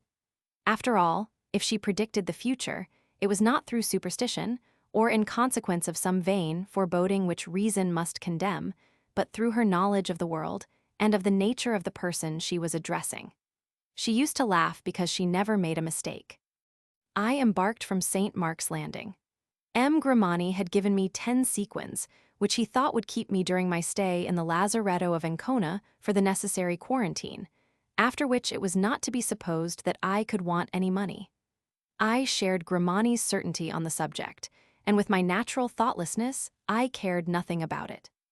Yet I must say that, unknown to everybody, I had in my purse 40 bright sequins, which powerfully contributed to increase my cheerfulness, and I left Venice full of joy and without one regret. Episode 2, Cleric in Naples. Chapter 8. My misfortunes in Chiaza. Father Stefano the Lazaretto at Ancona. The Greeks slave my pilgrimage to Our Lady of Loreto. I go to Rome on foot, and from Rome to Naples to meet the bishop. I cannot join him. Good luck offers me the means of reaching Martorano, which place I very quickly leave to return to Naples. The retinue of the ambassador, which was styled grand, appeared to me very small. It was composed of a Milanese steward named Carcinelli, of a priest who fulfilled the duties of secretary because he could not write, of an old woman acting as housekeeper, of a man cook with his ugly wife, and 8 or 10 servants. We reached Chiaza about noon. Immediately after landing, I politely asked the steward where I should put up, and his answer was, "Wherever you please, provided you let this man know where it is, so that he can give you notice when the Piatta is ready to sail. My duty," he added, "is to leave you at the Lazaretto of Ancona free of expense from the moment we leave this place. Until then, enjoy yourself as well as you can." The man to whom I was to give my address was the captain of the Piatta. I asked him to recommend me a lodging. "You can come to my house," he said, "if you have no objection to share a large bed with the cook, whose wife remains on board." Unable to devise any better plan, I accepted the offer, and a sailor, carrying my trunk, accompanied me to the dwelling of the honest captain. My trunk had to be placed under the bed which filled up the room. I was amused at this, for I was not in a position to be over-fastidious, and after partaking of some dinner at the inn, I went about the town. Chiaza is a peninsula, a seaport belonging to Venice, with a population of 10,000 inhabitants, seamen, fishermen, merchants, lawyers, and government clerks. I entered a coffee room, and I had scarcely taken a seat when a young doctor-at-law, with whom I had studied in Padua, came up to me and introduced me to a druggist whose shop was nearby, saying that his house was the rendezvous of all the literary men of the place. A few minutes afterwards, a tall Jacobin friar, blind of one eye, called Corsini, whom I had known in Venice, came in and paid me many compliments. He told me that I had arrived just in time to go to a picnic got up by the macaronic academicians for the next day, after a sitting of the academy in which every member was to recite something of his composition. He invited me to join them, and to gratify the meeting with the delivery of one of my productions. I accepted the invitation, and, after the reading of 10 stanzas which I had written for the occasion, I was unanimously elected a member. My success at the picnic was still greater, for I disposed of such a quantity of macaroni that I was found worthy of the title of Prince of the Academy. The young doctor, himself one of the academicians, introduced me to his family.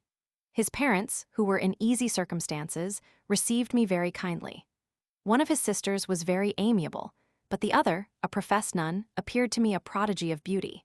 I might have enjoyed myself in a very agreeable way in the midst of that charming family during my stay in Chiaza, but I suppose that it was my destiny to meet in that place with nothing but sorrows. The young doctor forewarned me that the monk Corsini was a very worthless fellow, despised by everybody, and advised me to avoid him. I thanked him for the information, but my thoughtlessness prevented me from profiting by it. Of a very easy disposition, and too giddy to fear any snares, I was foolish enough to believe that the monk would, on the contrary, be the very man to throw plenty of amusement in my way. On the 3rd day, the worthless dog took me to a house of ill fame, where I might have gone without his introduction, and, in order to show my mettle, I obliged a low creature whose ugliness ought to have been a sufficient antidote against any fleshly desire. On leaving the place, he brought me for supper to an inn where we met 4 scoundrels of his own stamp. After supper, one of them began a bank of faro, and I was invited to join in the game. I gave way to that feeling of false pride which so often causes the ruin of young men, and after losing 4 sequins I expressed a wish to retire, but my honest friend, the Jacobin, contrived to make me risk 4 more sequins in partnership with him. He held the bank, and it was broken. I did not wish to play any more, but Corsini, feigning to pity me and to feel great sorrow at being the cause of my loss, induced me to try myself a bank of 25 sequins. My bank was likewise broken. The hope of winning back my money made me keep up the game, and I lost everything I had. Deeply grieved, I went away and laid myself down near the cook, who woke up and said I was a libertine. "You are right," was all I could answer. I was worn out with fatigue and sorrow, and I slept soundly. My vile tormentor, the monk, woke me at noon and informed me with a triumphant joy that a very rich young man had been invited by his friends to supper, that he would be sure to play and to lose, and that it would be a good opportunity for me to retrieve my losses. "I have lost all my money. Lend me 20 sequins." When I lend money I am sure to lose. You may call it superstition, but I have tried it too often. Try to find money somewhere else and come. Farewell. I felt ashamed to confess my position to my friend, and sending for a moneylender, I emptied my trunk before him. We made an inventory of my clothes, and the honest broker gave me 30 sequins, with the understanding that if I did not redeem them within 3 days, all my things would become his property. I am bound to call him an honest man, for he advised me to keep 3 shirts, a few pairs of stockings, and a few handkerchiefs. I was disposed to let him take everything, having a presentiment that I would win back all I had lost, a very common error. A few years later I took my revenge by writing a diatribe against presentiments. I am of opinion that the only foreboding in which man can have any sort of faith is the one which forebodes evil, because it comes from the mind, while a presentiment of happiness has its origin in the heart, and the heart is a fool worthy of reckoning foolishly upon fickle fortune. I did not lose any time in joining the honest company, which was alarmed at the thought of not seeing me. Supper went off without any allusion to gambling, but my admirable qualities were highly praised, and it was decided that a brilliant fortune awaited me in Rome. After supper, there was no talk of play, but giving way to my evil genius, I loudly asked for my revenge. I was told that if I would take the bank, everyone would punt. I took the bank, lost every sequin I had, and retired, begging the monk to pay what I owed to the landlord, which he promised to do. I was in despair, and to crown my misery I found out as I was going home that I had met the day before with another living specimen of the Greek woman, less beautiful but as perfidious. I went to bed stunned by my grief, and I believe that I must have fainted into a heavy sleep, which lasted 11 hours. My awaking was that of a miserable being, hating the light of heaven, of which he felt himself unworthy, and I closed my eyes again, trying to sleep for a little while longer. I dreaded to rouse myself up entirely, knowing that I would then have to take some decision, but I never once thought of returning to Venice, which would have been the very best thing to do, and I would have destroyed myself rather than confide my sad position to the young doctor. I was weary of my existence, and I entertained vaguely some hope of starving where I was without leaving my bed. It is certain that I should not have got up if M. Albin, the master of the Piatta, had not roused me by calling upon me and informing me that the boat was ready to sail. The man who is delivered from great perplexity, no matter by what means, feels himself relieved. It seemed to me that Captain Albin had come to point out the only thing I could possibly do. I dressed myself in haste, and tying all my worldly possessions in a handkerchief, I went on board. Soon afterwards we left the shore, and in the morning we cast anchor in Orsara, a seaport of Istria. We all landed to visit the city, which would more properly be called a village. It belongs to the Pope, the Republic of Venice having abandoned it to the Holy See. A young monk of the Order of the Recollects, who called himself Friar Stefano of Boulogne, and had obtained a free passage from the devout Captain Albin, joined me as we landed and inquired whether I felt sick. "Reverend Father, I am unhappy. You will forget all your sorrow if you will come and dine with me at the house of one of our devout friends." I had not broken my fast for 36 hours, and having suffered much from seasickness during the night, my stomach was quite empty. My erotic inconvenience made me very uncomfortable. My mind felt deeply the consciousness of my degradation, and I did not possess a groat. I was in such a miserable state that I had no strength to accept or to refuse anything. I was thoroughly torpid, and I followed the monk mechanically. He presented me to a lady, saying that he was accompanying me to Rome, where I intend to become a Franciscan. This untruth disgusted me, and under any other circumstances, I would not have let it pass without protest, but in my actual position, it struck me as rather comical. The good lady gave us a good dinner of fish cooked in oil, which in Orsara is delicious, and we drank some exquisite refosco. During our meal, a priest happened to drop in, and after a short conversation, he told me that I ought not to pass the night on board the tartan, and pressed me to accept a bed in his house and a good dinner for the next day in case the wind should not allow us to sail. I accepted without hesitation. I offered my most sincere thanks to the good old lady, and the priest took me all over the town. In the evening, he brought me to his house where we partook of an excellent supper prepared by his housekeeper, who sat down to the table with us, and with whom I was much pleased. The refosco, still better than that which I had drunk at dinner, scattered all my misery to the wind, and I conversed gaily with the priest. He offered to read to me a poem of his own composition, but, feeling that my eyes would not keep open, I begged he would excuse me and postpone the reading until the following day.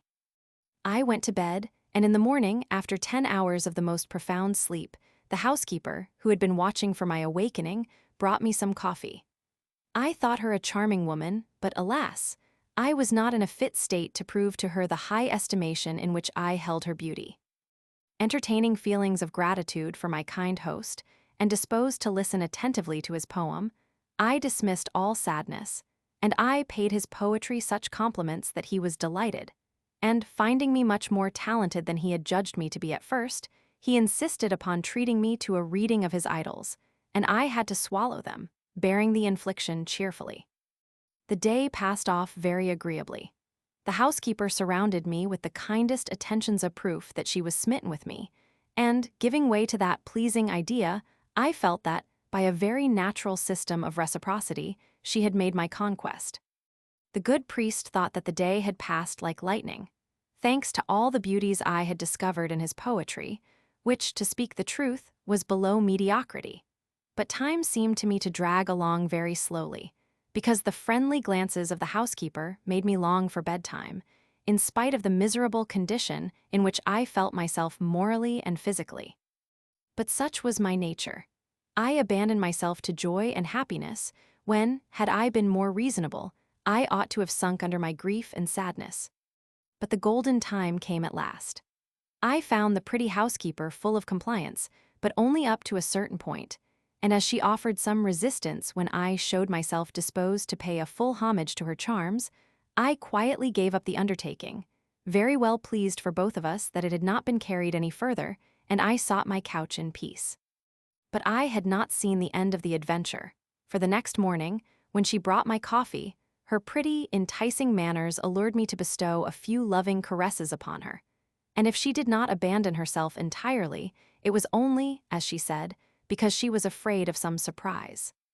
The day passed off very pleasantly with the good priest, and at night, the housekeeper no longer fearing detection, and I having on my side taken every precaution necessary in the state in which I was, we passed 2 most delicious hours.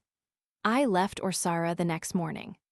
Friar Stefano amused me all day with his talk, which plainly showed me his ignorance combined with knavery under the veil of simplicity. He made me look at the alms he had received in Orsara bread, wine, cheese, sausages, preserves, and chocolate. Every nook and cranny of his holy garment was full of provisions. "Have you received money likewise?" I inquired. "God forbid. In the first place, our glorious order does not permit me to touch money, and, in the second place, were I to be foolish enough to receive any when I am begging, people would think themselves quit of me with 1 or 2 sous, whilst they give me 10 times as much in eatables." Believe me, St. Francis was a very judicious man. I bethought myself that what this monk called wealth would be poverty to me. He offered to share with me, and seemed very proud at my consenting to honor him so far. The tartan touched at the harbor of Pola, called Veruta, and we landed. After a walk uphill of nearly a quarter of an hour, we entered the city, and I devoted a couple of hours to visiting the Roman antiquities, which are numerous, the town having been the metropolis of the empire. Yet I saw no other trace of grand buildings except the ruins of the arena. We returned to Veruta and went again to sea. On the following day we sighted Ancona, but the wind being against us we were compelled to tack about, and we did not reach the port till the second day. The harbor of Ancona, although considered one of the great works of Trajan, would be very unsafe if it were not for a causeway which has cost a great deal of money, and which makes it somewhat better. I observed a fact worthy of notice, namely, that in the Adriatic, the northern coast has many harbors, while the opposite coast can only boast of one or two. It is evident that the sea is retiring by degrees towards the east, and that in 3 or 4 more centuries Venice must be joined to the land. We landed at the old Lazaretto, where we received the pleasant information that we would go through a quarantine of 28 days, because Venice had admitted, after a quarantine of 3 months, the crew of 2 ships from Messina, where the plague had recently been raging. I requested a room for myself and for Brother Stefano, who thanked me very heartily. I hired from a Jew a bed, a table and a few chairs, promising to pay for the hire at the expiration of our quarantine.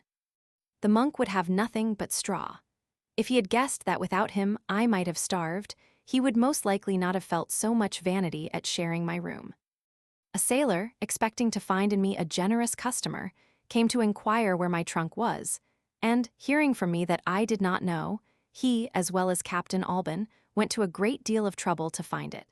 And I could hardly keep down my merriment when the captain called, begging to be excused for having left it behind, and assuring me that he would take care to forward it to me in less than 3 weeks. The friar, who had to remain with me 4 weeks, expected to live at my expense, while, on the contrary, he had been sent by Providence to keep me. He had provisions enough for 1 week, but it was necessary to think of the future. After supper, I drew a most affecting picture of my position, showing that I should be in need of everything until my arrival at Rome, where I was going, I said, to fill the post of Secretary of Memorials, and my astonishment may be imagined when I saw the blockhead delighted at the recital of my misfortunes. I undertake to take care of you until we reach Rome. Only tell me whether you can write. What a question, are you joking? Why should I? Look at me, I cannot write anything but my name. True, I can write it with either hand, and what else do I want to know? You astonish me greatly, for I thought you were a priest. I am a monk. I say the Mass, and as a matter of course, I must know how to read. Saint Francis, whose unworthy son I am, could not read, and that is the reason why he never said a Mass. But as you can write, you will tomorrow pen a letter in my name to the persons whose names I will give you, and I warrant you we shall have enough sent here to live like fighting cocks all through our quarantine. The next day he made me write 8 letters, because, in the oral tradition of his order, it is said that, when a monk has knocked at 7 doors and has met with a refusal at every one of them, he must apply to the 8th with perfect confidence, because there he is certain of receiving alms. As he had already performed the pilgrimage to Rome, he knew every person in Ancona devoted to the cult of Saint Francis, and was acquainted with the superiors of all the rich convents. I had to write to every person he named, and to set down all the lies he dictated to me. He likewise made me sign the letters for him, saying that, if he signed himself, his correspondents would see that the letters had not been written by him, which would injure him, for, he added, in this age of corruption, people will esteem only learned men. He compelled me to fill the letters with Latin passages and quotations, even those addressed to ladies, and I remonstrated in vain, for, when I raised any objection, he threatened to leave me without anything to eat. I made up my mind to do exactly as he wished. He desired me to write to the superior of the Jesuits that he would not apply to the Capuchins, because they were no better than atheists, and that was the reason of the great dislike of Saint Francis for them. It was in vain that I reminded him of the fact that, in the time of Saint Francis, there were neither Capuchins nor Recollets. His answer was that I had proved myself an ignoramus. I firmly believed that he would be thought a madman, and that we should not receive anything, but I was mistaken, for such a quantity of provisions came pouring in that I was amazed. Wine was sent from 3 or 4 different quarters, more than enough for us during all our stay, and yet I drank nothing but water, so great was my wish to recover my health. As for eatables, enough was sent in every day for 6 persons. We gave all our surplus to our keeper, who had a large family. But the monk felt no gratitude for the kind souls who bestowed their charity upon him. All his thanks were reserved for Saint Francis. He undertook to have my linen washed by the keeper. I would not have dared to give it myself, and he said that he had nothing to fear, as everybody was well aware that the monks of his order never wear any kind of linen. I kept myself in bed nearly all day, and thus avoided showing myself to visitors. The persons who did not come wrote letters full of incongruities cleverly worded, which I took good care not to point out to him. It was with great difficulty that I tried to persuade him that those letters did not require any answer. A fortnight of repose and severe diet brought me round towards complete recovery, and I began to walk in the yard of the lazaretto from morning till night.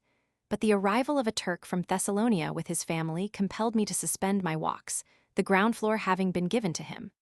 The only pleasure left me was to spend my time on the balcony overlooking the yard.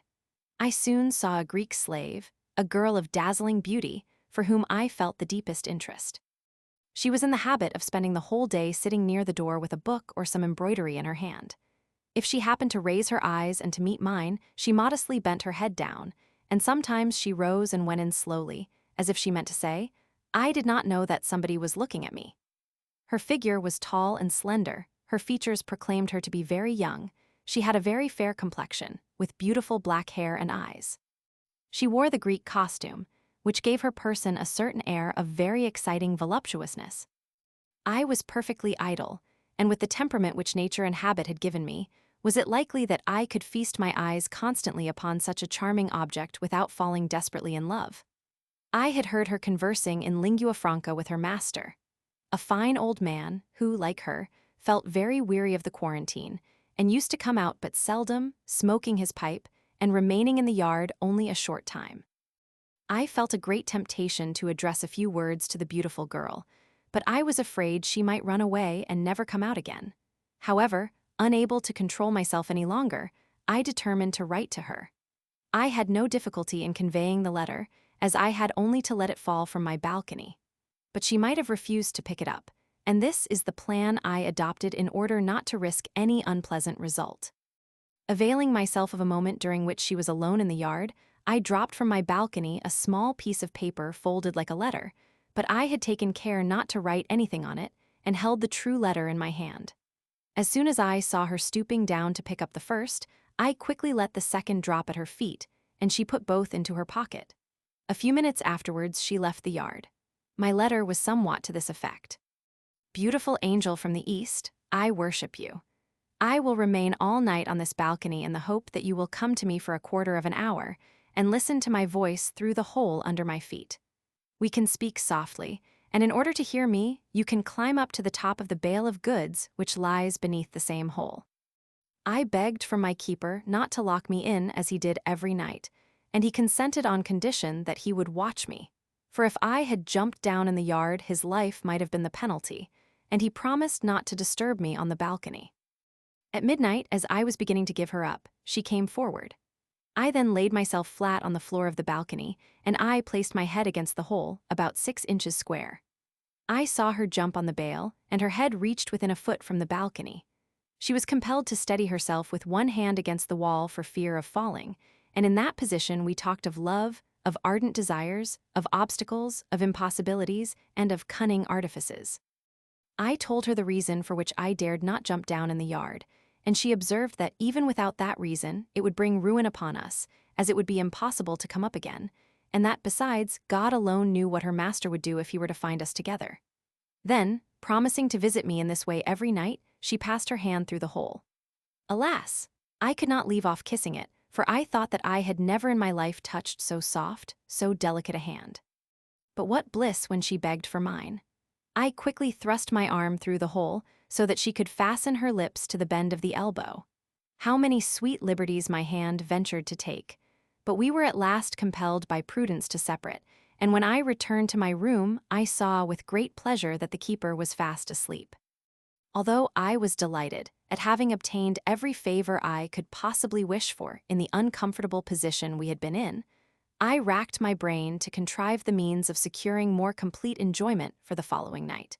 But I found during the afternoon that the feminine cunning of my beautiful Greek was more fertile than mine. Being alone in the yard with her master, she said a few words to him in Turkish, to which he seemed to give his approval, and soon after a servant, assisted by the keeper, brought under the balcony a large basket of goods. She overlooked the arrangement, and in order to secure the basket better, she made the servant place a bale of cotton across two others. Guessing at her purpose, I fairly leaped for joy, for she had found the way of raising herself 2 feet higher. But I thought that she would then find herself in the most inconvenient position, and that, forced to bend double, she would not be able to resist the fatigue. The hole was not wide enough for her head to pass through, otherwise she might have stood erect and been comfortable. It was necessary at all events to guard against that difficulty. The only way was to tear out one of the planks of the floor of the balcony, but it was not an easy undertaking. Yet I decided upon attempting it, regardless of consequences, and I went to my room to provide myself with a large pair of pincers. Luckily the keeper was absent, and availing myself of the opportunity, I succeeded in dragging out carefully the 4 large nails which fastened the plank.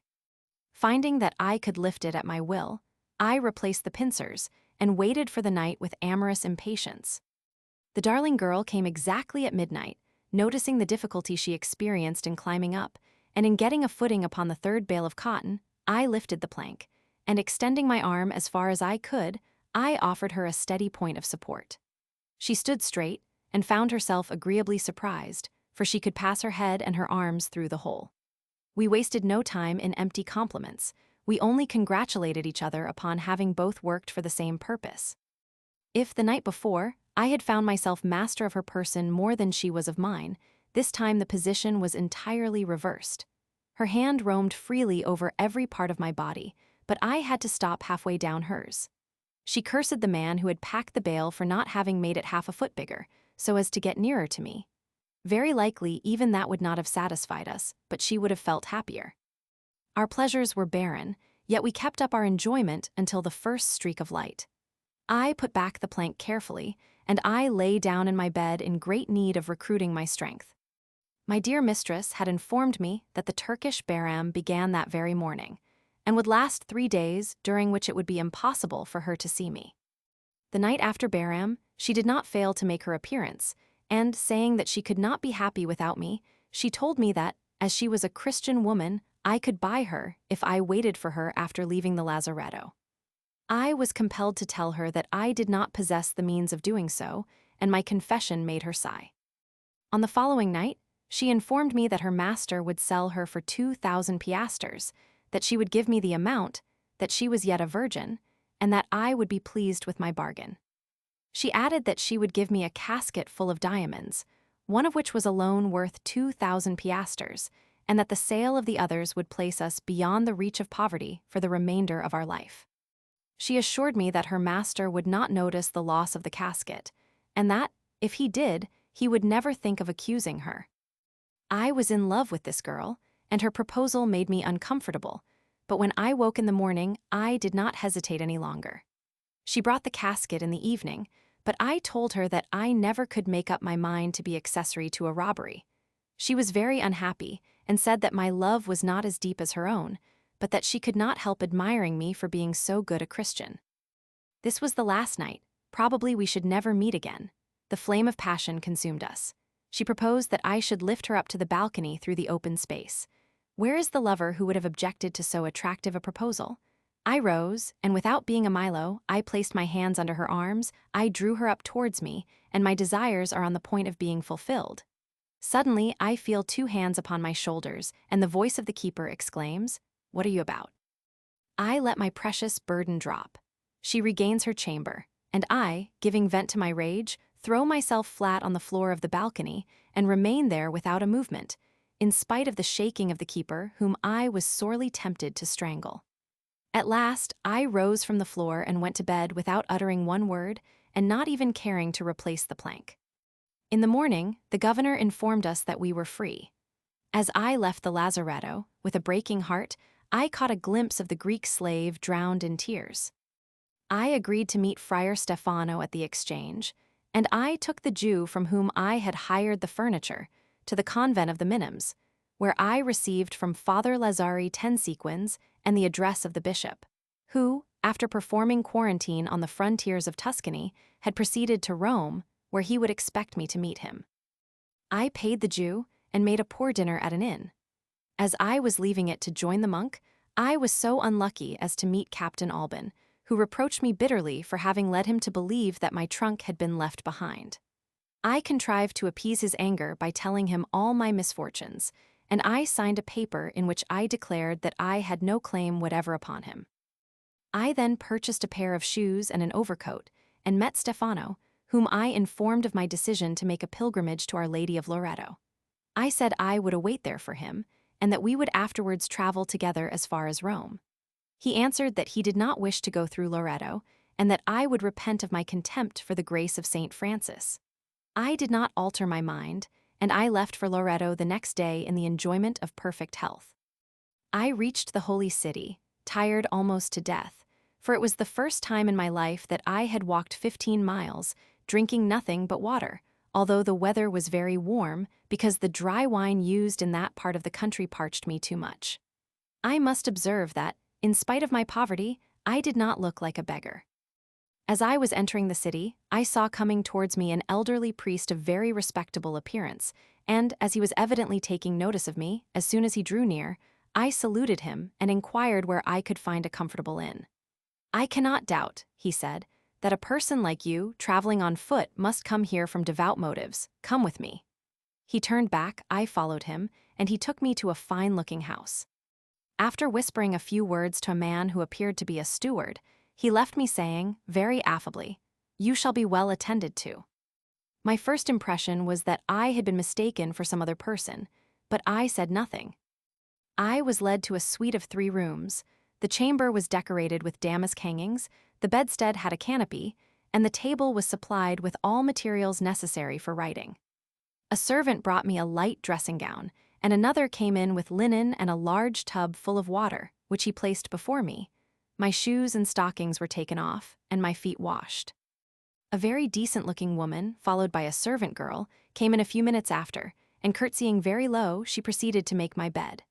At that moment the Angelus bell was heard. Everyone knelt down, and I followed their example. After the prayer, a small table was neatly laid out. I was asked what sort of wine I wished to drink, and I was provided with newspapers and 2 silver candlesticks. An hour afterwards, I had a delicious fish supper, and before I retired to bed, a servant came to inquire whether I would take chocolate in the morning before or after Mass. As soon as I was in bed, the servant brought me a night lamp with a dial, and I remained alone. Except in France, I have never had such a good bed as I had that night. It would have cured the most chronic insomnia, but I was not laboring under such a disease, and I slept for 10 hours. This sort of treatment easily led me to believe that I was not in any kind of hostelry. But where was I? How was I to suppose that I was in a hospital? When I had taken my chocolate, a hairdresser quite a fashionable, dapper fellow made his appearance, dying to give vent to his chattering propensities. Guessing that I did not wish to be shaved, he offered to clip my soft down with the scissors, saying that I would look younger.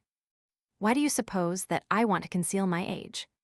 It is very natural because, if your lordship did not wish to do so, your lordship would have shaved long ago. Countess Marcolini is here. Does your lordship know her? I must go to her at noon to dress her hair.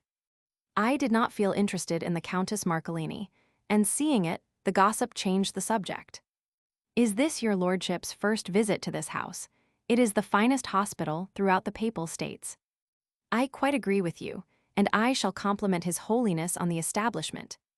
Oh, His Holiness knows all about it. He resided here before he became Pope. If Monsignor Carafa had not been well acquainted with you, he would not have introduced you here. Such is the use of barbers throughout Europe.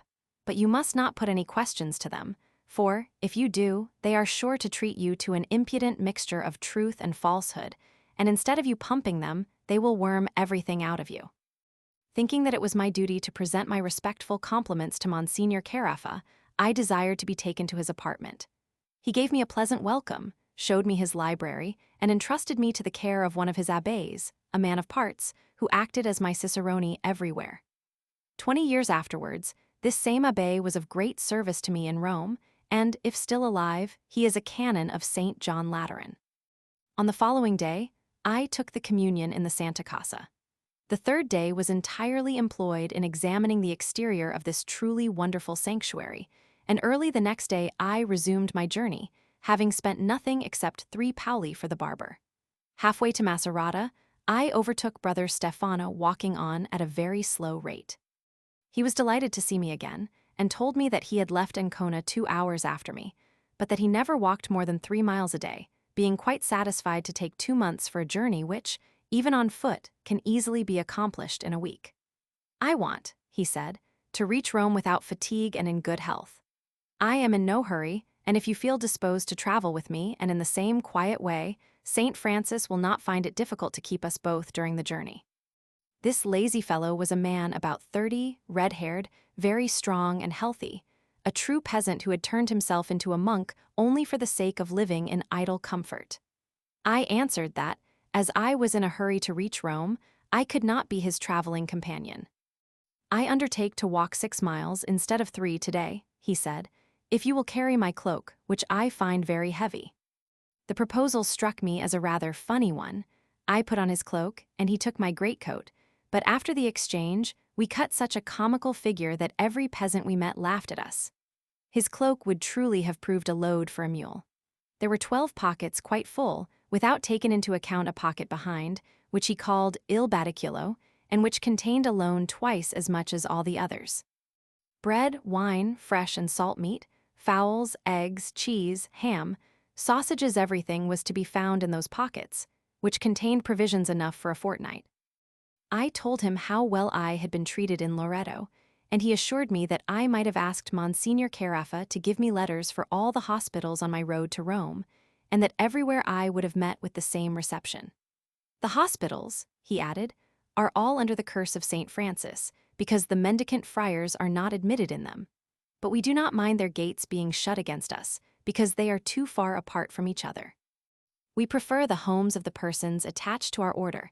These we find everywhere. Why do you not ask hospitality in the convents of your order? I am not so foolish. In the first place, I should not be admitted because, being a fugitive, I have not the written obedience which must be shown at every convent, and I should even run the risk of being thrown into prison. Your monks are a cursed bad lot. In the second place, I should not be half so comfortable in the convents as I am with our devout benefactors. Why and how are you a fugitive? He answered my question by the narrative of his imprisonment and flight, the whole story being a tissue of absurdities and lies. The fugitive Recollet friar was a fool, with something of the wit of Harlequin, and he thought that every man listening to him was a greater fool than himself. Yet with all his folly, he was not wanting in a certain species of cunning. His religious principles were singular. As he did not wish to be taken for a bigoted man, he was scandalous, and for the sake of making people laugh, he would often make use of the most disgusting expressions. He had no taste whatever for women, and no inclination towards the pleasures of the flesh, but this was only owing to a deficiency in his natural temperament, and yet he claimed for himself the virtue of continence. On that score, everything appeared to him food for merriment, and when he had drunk rather too much, he would ask questions of such an indecent character that they would bring blushes on everybody's countenance. Yet the brute would only laugh.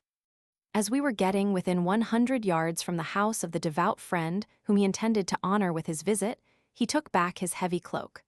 On entering the house, he gave his blessing to everybody, and everyone in the family came to kiss his hand.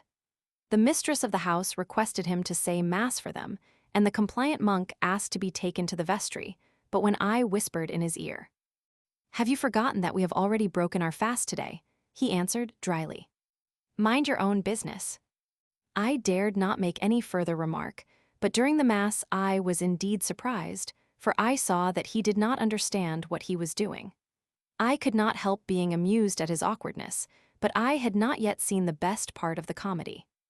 As soon as he had somehow or other finished his Mass, he went to the confessional, and after hearing in confession every member of the family, he took it into his head to refuse absolution to the daughter of his hostess, a girl of 12 or 13, pretty and quite charming. He gave his refusal publicly, scolding her and threatening her with the torments of hell. The poor girl, overwhelmed with shame, left the church crying bitterly, and I, feeling real sympathy for her, could not help saying aloud to Stefano that he was a madman. I ran after the girl to offer her my consolations, but she had disappeared, and could not be induced to join us at dinner. This piece of extravagance on the part of the monk exasperated me to such an extent that I felt a very strong inclination to thrash him. In the presence of all the family, I told him that he was an impostor and the infamous destroyer of the poor child's honor. I challenged him to explain his reasons for refusing to give her absolution, but he closed my lips by answering very coolly that he could not betray the secrets of the confessional. I could eat nothing, and was fully determined to leave the scoundrel.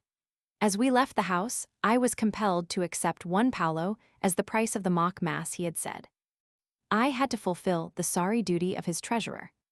The moment we were on the road, I told him that I was going to part company, because I was afraid of being sent as a felon to the galleys if I continued my journey with him. We exchanged high words. I called him an ignorant scoundrel, he styled me beggar. I struck him a violent slap on the face, which he returned with a blow from his stick, but I quickly snatched it from him, and, leaving him, I hastened towards Macerata. A carrier who was going to Tolentino took me with him for 2 paoli, and for 6 more I might have reached Foligno in a wagon, but unfortunately a wish for economy made me refuse the offer. I felt well, and I thought I could easily walk as far as Valsamare, but I arrived there only after 5 hours of hard walking and thoroughly beaten with fatigue. I was strong and healthy, but a walk of 5 hours was more than I could bear, because in my infancy I had never gone a league on foot. Young people cannot practice too much the art of walking. The next day, refreshed by a good night's rest and ready to resume my journey, I wanted to pay the innkeeper, but alas, a new misfortune was in store for me. Let the reader imagine my sad position. I recollected that I had forgot my purse, containing 7 sequins, on the table of the inn at Tolentino. What a thunderbolt! I was in despair, but I gave up the idea of going back, as it was very doubtful whether I would find my money. Yet it contained all I possessed, save a few copper coins I had in my pocket. I paid my small bill, and, deeply grieved at my loss, continued my journey towards Saraval. I was within 3 miles of that place when, in jumping over a ditch, I sprained my ankle and was compelled to sit down on one side of the road and to wait until someone should come to my assistance. In the course of an hour, a peasant happened to pass with his donkey, and he agreed to carry me to Saraval for 1 paulo. As I wanted to spend as little as possible, the peasant took me to an ill-looking fellow who, for 2 paoli paid in advance, consented to give me a lodging. I asked him to send for a surgeon, but I did not obtain one until the following morning. I had a wretched supper, after which I lay down in a filthy bed. I was in hope that sleep would bring me some relief, but my evil genius was preparing for me a night of torments. 3 men, armed with guns and looking like banditti, came in shortly after I had gone to bed, speaking a kind of slang which I could not make out, swearing, raging, and paying no attention to me.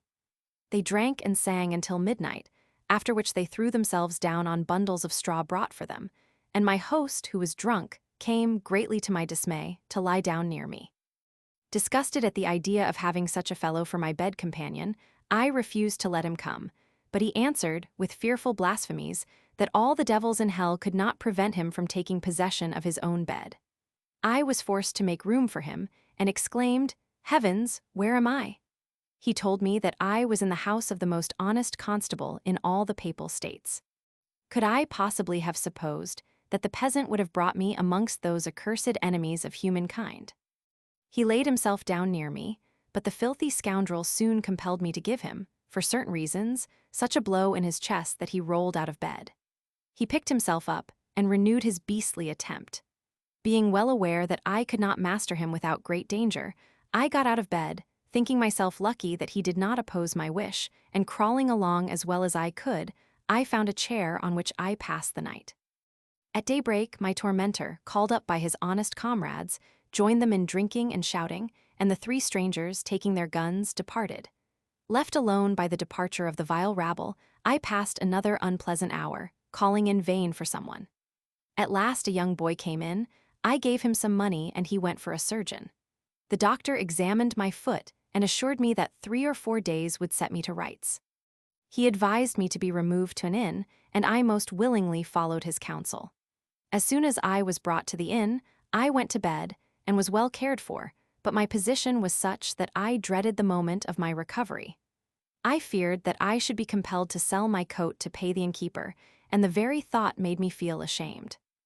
I began to consider that if I had controlled my sympathy for the young girl so ill-treated by Stefano, I should not have fallen into this sad predicament, and I felt conscious that my sympathy had been a mistake. If I had put up with the faults of the friar, if this and if that, and every other if was conjured up to torment my restless and wretched brain. Yet I must confess that the thoughts which have their origin in misfortune are not without advantage to a young man, for they give him the habit of thinking, and the man who does not think never does anything right. The morning of the 4th day came, and I was able to walk, as the surgeon had predicted. I made up my mind, although reluctantly, to beg the worthy man to sell my great coat for me a most unpleasant necessity, for rain had begun to fall. I owed 15 paoli to the innkeeper and 4 to the surgeon. Just as I was going to proffer my painful request, Brother Stefano made his appearance in my room and burst into loud laughter, inquiring whether I had forgotten the blow from his stick. I was struck with amazement. I begged the surgeon to leave me with the monk, and he immediately complied. I must ask my readers whether it is possible, in the face of such extraordinary circumstances, not to feel superstitious.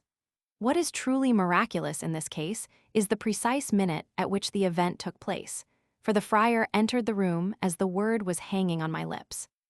What surprised me most was the force of providence, of fortune, of chance, whatever name is given to it, of that very necessary combination which compelled me to find no hope but in that fatal monk, who had begun to be my protective genius in Chiaza at the moment my distress had likewise commenced. And yet, a singular guardian angel, this Stefano. I felt that the mysterious force which threw me in his hands was a punishment rather than a favor. Nevertheless, he was welcome, because I had no doubt of his relieving me from my difficulties, and, whatever might be the power that sent him to me, I felt that I could not do better than to submit to its influence. The destiny of that monk was to escort me to Rome. "Che va piano va sano," said the friar as soon as we were alone. He had taken 5 days to traverse the road over which I had traveled in 1 day, but he was in good health, and he had met with no misfortune. He told me that, as he was passing, he heard that an abbé, secretary to the Venetian ambassador at Rome, was lying ill at the inn after having been robbed in Valsamara. "I came to see you," he added, "and as I find you recovered from your illness, we can start again together. I agree to walk 6 miles every day to please you. Come, let us forget the past, and let us be at once on our way." "I cannot go. I have lost my purse, and I owe 20 paoli. "I will go and find the amount in the name of St. Francis." He returned within an hour, but he was accompanied by the infamous constable who told me that, if I had let him know who I was, he would have been happy to keep me in his house. "I will give you," he continued, 40 paoli if you will promise me the protection of your ambassador, but if you do not succeed in obtaining it for me in Rome, you will undertake to repay me. Therefore you must give me an acknowledgment of the debt." I have no objection. Every arrangement was speedily completed. I received the money, paid my debts, and left Serravalle with Stefano. About 1 o'clock in the afternoon, we saw a wretched-looking house at a short distance from the road, and the friar said, "It is a good distance from here to Colleferito. We had better put up there for the night." It was in vain that I objected, remonstrating that we were certain of having very poor accommodation. I had to submit to his will. We found a decrepit old man lying on a pallet, 2 ugly women of 30 or 40, 3 children entirely naked, a cow, and a cursed dog which barked continually. It was a picture of squalid misery, but the niggardly monk, instead of giving alms to the poor people, asked them to entertain us to supper in the name of St. Francis. "You must boil the hen," said the dying man to the females, "and bring out of the cellar the bottle of wine which I have kept now for 20 years. As he uttered those few words, he was seized with such a fit of coughing that I thought he would die. The friar went near him and promised him that, by the grace of St. Francis, he would get young and well. Moved by the sight of so much misery, I wanted to continue my journey as far as Colleferito, and to wait there for Stefano, but the women would not let me go, and I remained. After boiling for 4 hours, the hen set the strongest teeth at defiance, and the bottle which I uncorked proved to be nothing but sour vinegar. Losing patience, I got hold of the monk's badicaslo, and took out of it enough for a plentiful supper, and I saw the 2 women opening their eyes very wide at the sight of our provisions. We all ate with good appetite, and after our supper the women made for us 2 large beds of fresh straw, and we lay down in the dark, as the last bit of candle to be found in the miserable dwelling was burnt out. We had not been lying on the straw 5 minutes, when Stefano called out to me that one of the women had just placed herself near him, and at the same instant the other one takes me in her arms and kisses me. I push her away and the monk defends himself against the other. But mine, nothing daunted, insists upon laying herself near me. I get up, the dog springs at my neck, and fear compels me to remain quiet on my straw bed. The monk screams, swears, struggles, the dog barks furiously, the old man coughs. All is noise and confusion. At last Stefano, protected by his heavy garments, shakes off the 2 loving shrew, and braving the dog, manages to find his stick. Then he lays about to right and left, striking in every direction. One of the women exclaims, "Oh, God!" The friar answers, "She has her quietus." Calm reigns again in the house, the dog, most likely dead, is silent. The old man, who perhaps has received his death blow, coughs no more. The children sleep, and the women, afraid of the singular caresses of the monk, sheer off into a corner. The remainder of the night passed off quietly. At daybreak I rose. Stefano was likewise soon up. I looked all round, and my surprise was great when I found that the women had gone out, and seeing that the old man gave no sign of life and had a bruise on his forehead, I showed it to Stefano, remarking that very likely he had killed him. "It is possible," he answered, "but I have not done it intentionally." Then taking up his baticulo, and finding it empty, he flew into a violent passion. But I was much pleased, for I had been afraid that the women had gone out to get assistance, and to have us arrested, and the robbery of our provisions reassured me, as I felt certain that the poor wretches had gone out of the way so as to secure impunity for their theft. But I laid great stress upon the danger we should run by remaining any longer, and I succeeded in frightening the friar out of the house. We soon met a wagoner going to Foligno. I persuaded Stefano to take the opportunity of putting a good distance between us and the scene of our last adventures. And, as we were eating our breakfast at Foligno, we saw another wagon, quite empty, got a lift in it for a trifle, and thus rode to Pisignano, where a devout person gave us a charitable welcome, and I slept soundly through the night without the dread of being arrested. Early the next day we reached Spolti, where Brother Stefano had 2 benefactors, and careful not to give either of them a cause of jealousy, he favored both. We dined with the first, who entertained us like princes, and we had supper and lodging in the house of the second, a wealthy wine merchant, and the father of a large and delightful family. He gave us a delicious supper, and everything would have gone on pleasantly had not the friar, already excited by his good dinner, made himself quite drunk. In that state, thinking to please his new host, he began to abuse the other, greatly to my annoyance. He said the wine he had given us to drink was adulterated, and that the man was a thief. I gave him the lie to his face, and called him a scoundrel. The host and his wife pacified me, saying that they were well acquainted with their neighbor, and knew what to think of him. But the monk threw his napkin at my face, and the host took him very quietly by the arm and put him to bed in a room in which he locked him up. I slept in another room. In the morning I rose early, and was considering whether it would not be better to go alone, when the friar, who had slept himself sober, made his appearance and told me that we ought for the future to live together like good friends, and not give way to angry feelings. I followed my destiny once more.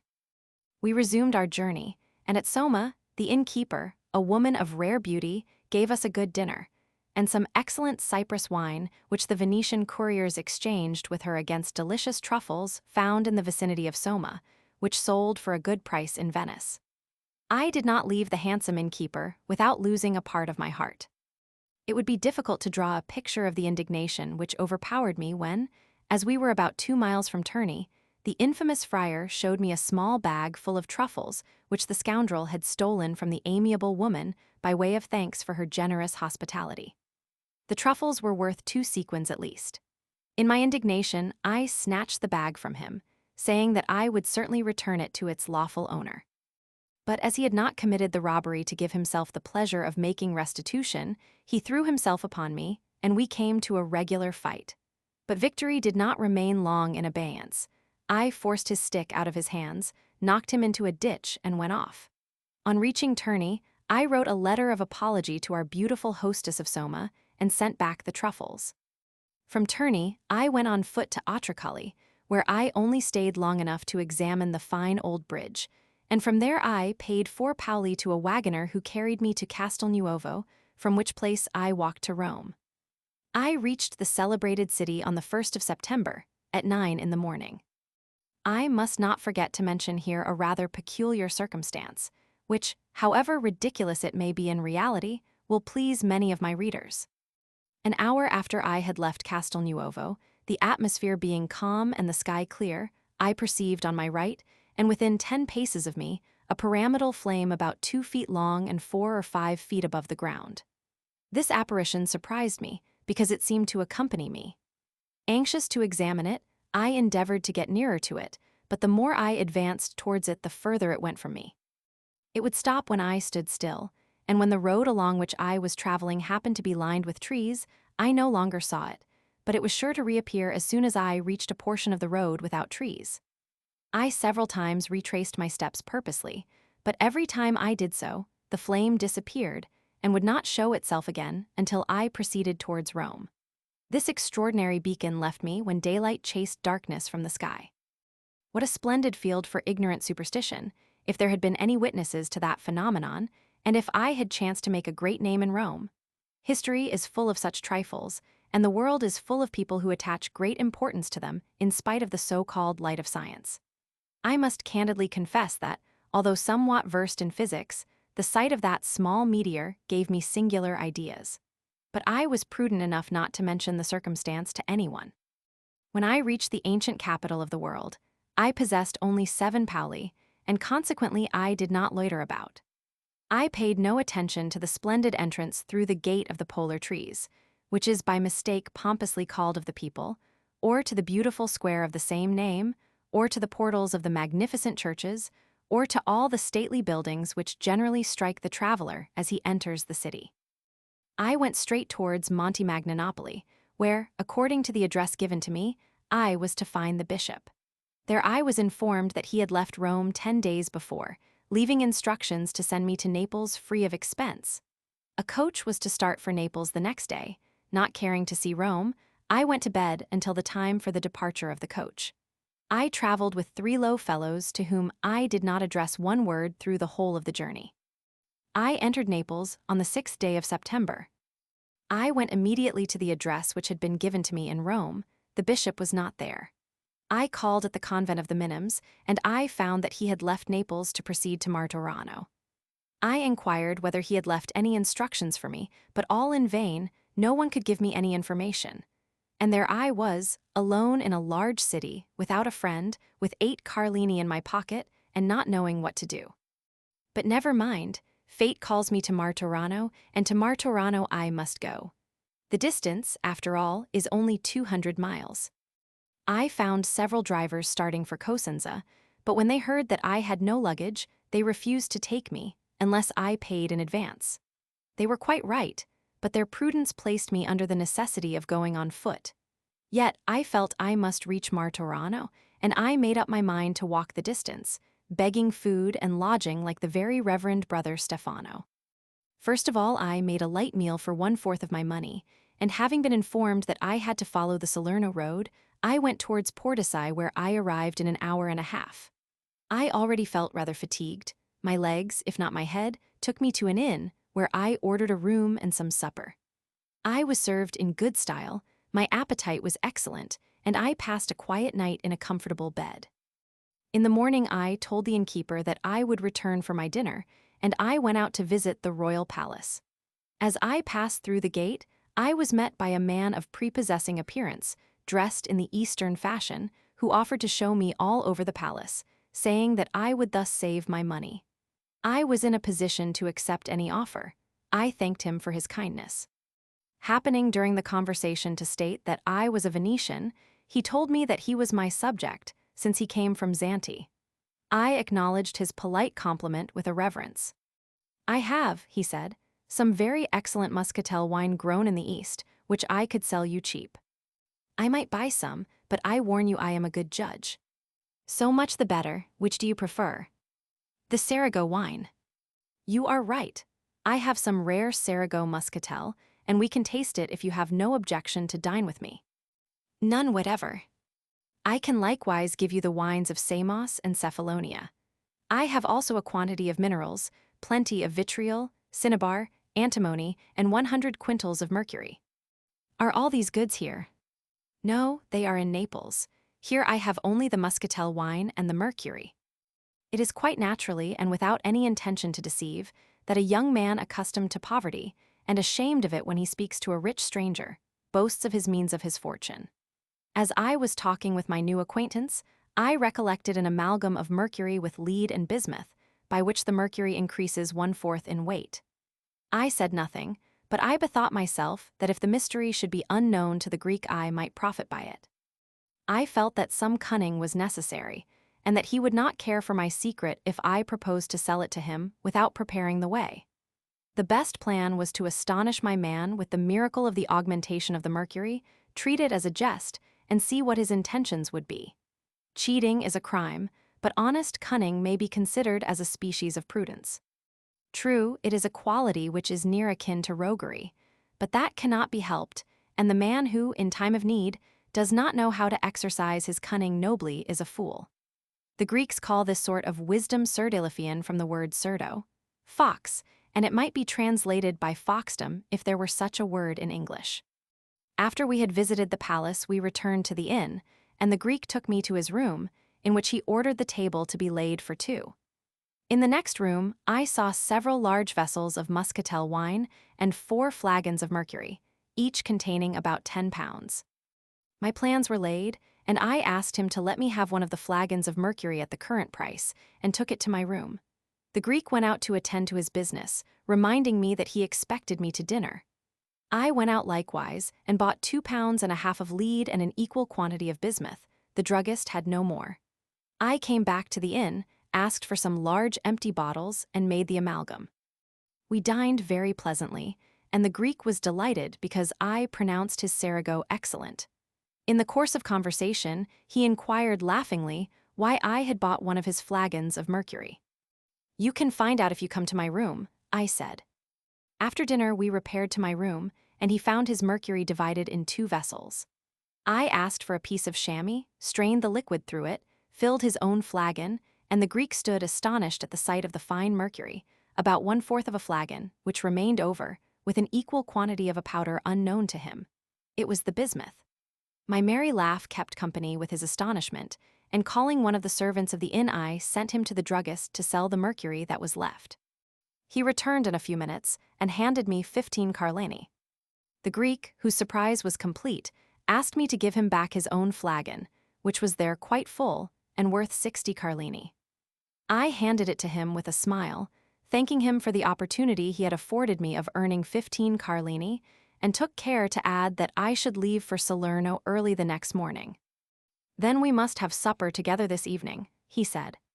During the afternoon, we took a walk towards Mount Vesuvius. Our conversation went from one subject to another, but no allusion was made to the mercury, though I could see that the Greek had something on his mind. At supper, he told me, jestingly, that I ought to stop in Portici the next day to make 45 carlini out of the 3 other flagons of mercury. I answered gravely that I did not want the money, and that I had augmented the first flagon only for the sake of procuring him an agreeable surprise. "But," said he, "you must be very wealthy."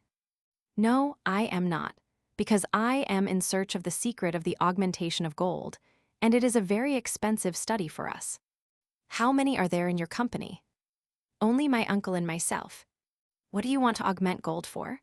The augmentation of mercury ought to be enough for you. Pray, tell me whether the mercury augmented by you today is again susceptible of a similar increase." "No, if it were so, it would be an immense source of wealth for us." "I am much pleased with your sincerity." Supper over, I paid my bill, and asked the landlord to get me a carriage and pair of horses to take me to Salerno early the next morning. I thanked the Greek for his delicious muscatel wine, and, requesting his address in Naples, I assured him that he would see me within a fortnight, as I was determined to secure a cask of his Serago.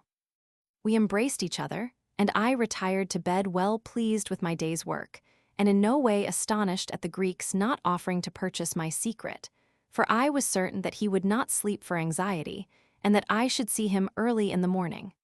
At all events, I had enough money to reach the Tour du Grec, and their providence would take care of me.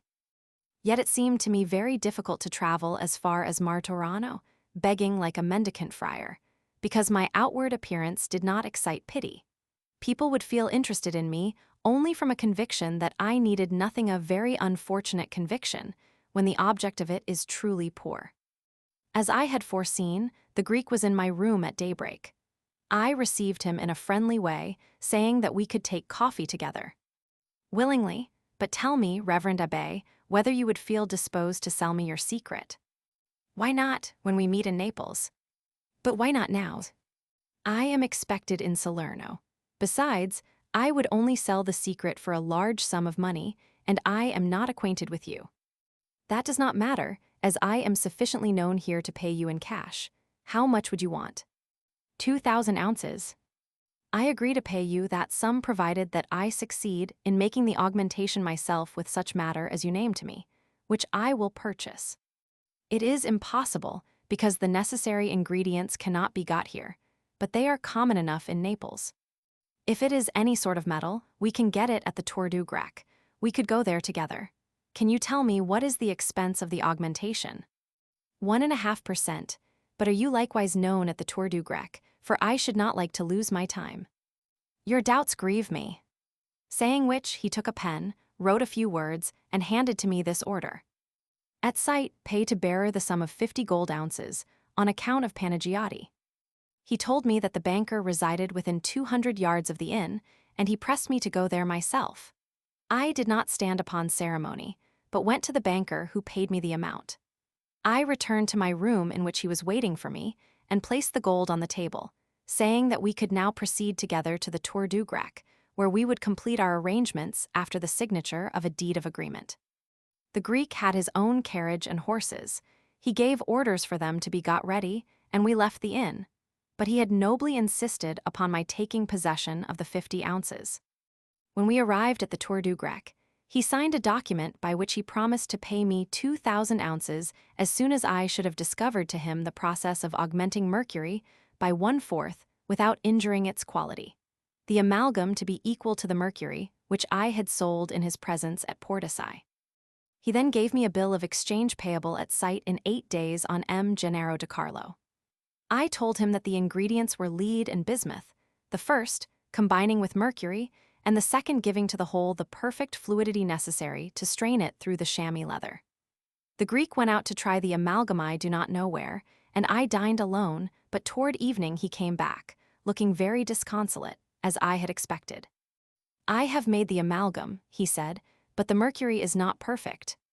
It is equal to that which I have sold in Portici, and that is the very letter of your engagement.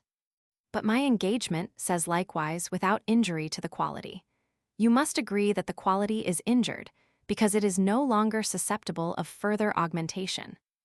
You knew that to be the case. The point is its equality with the mercury I sold in Portici, but we shall have to go to law, and you will lose. I am sorry the secret should become public. Congratulate yourself, sir, for, if you should gain the lawsuit, you will have obtained my secret for nothing. I would never have believed you capable of deceiving me in such a manner.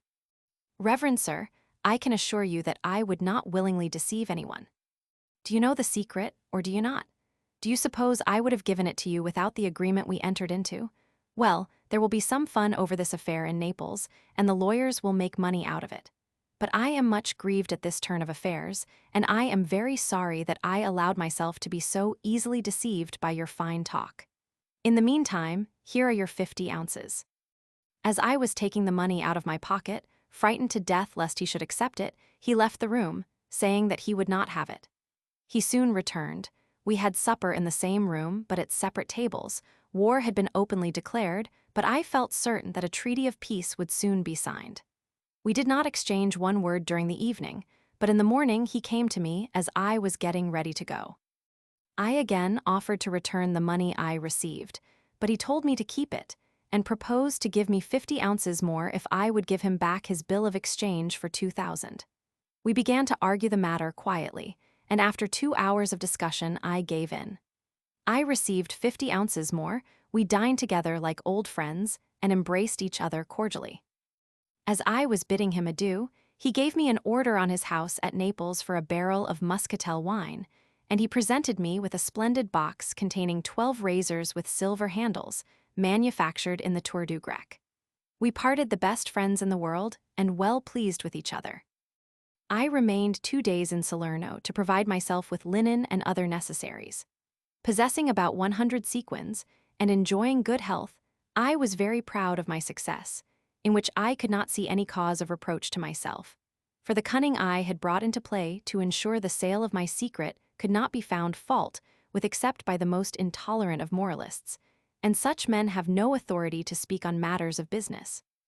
At all events, free, rich, and certain of presenting myself before the bishop with a respectable appearance, and not like a beggar, I soon recovered my natural spirits, and congratulated myself upon having bought sufficient experience to ensure me against falling a second time an easy prey to a Father Corsini, to thieving gamblers, to mercenary women, and particularly to the impudent scoundrels who barefacedly praise so well those they intend to dupe, a species of knaves very common in the world, even amongst people who form what is called good society. I left Salerno with 2 priests who were going to Cosenza on business, and we traversed the distance of 142 miles in 22 hours. The day after my arrival in the capital of Calabria, I took a small carriage and drove to Martorano.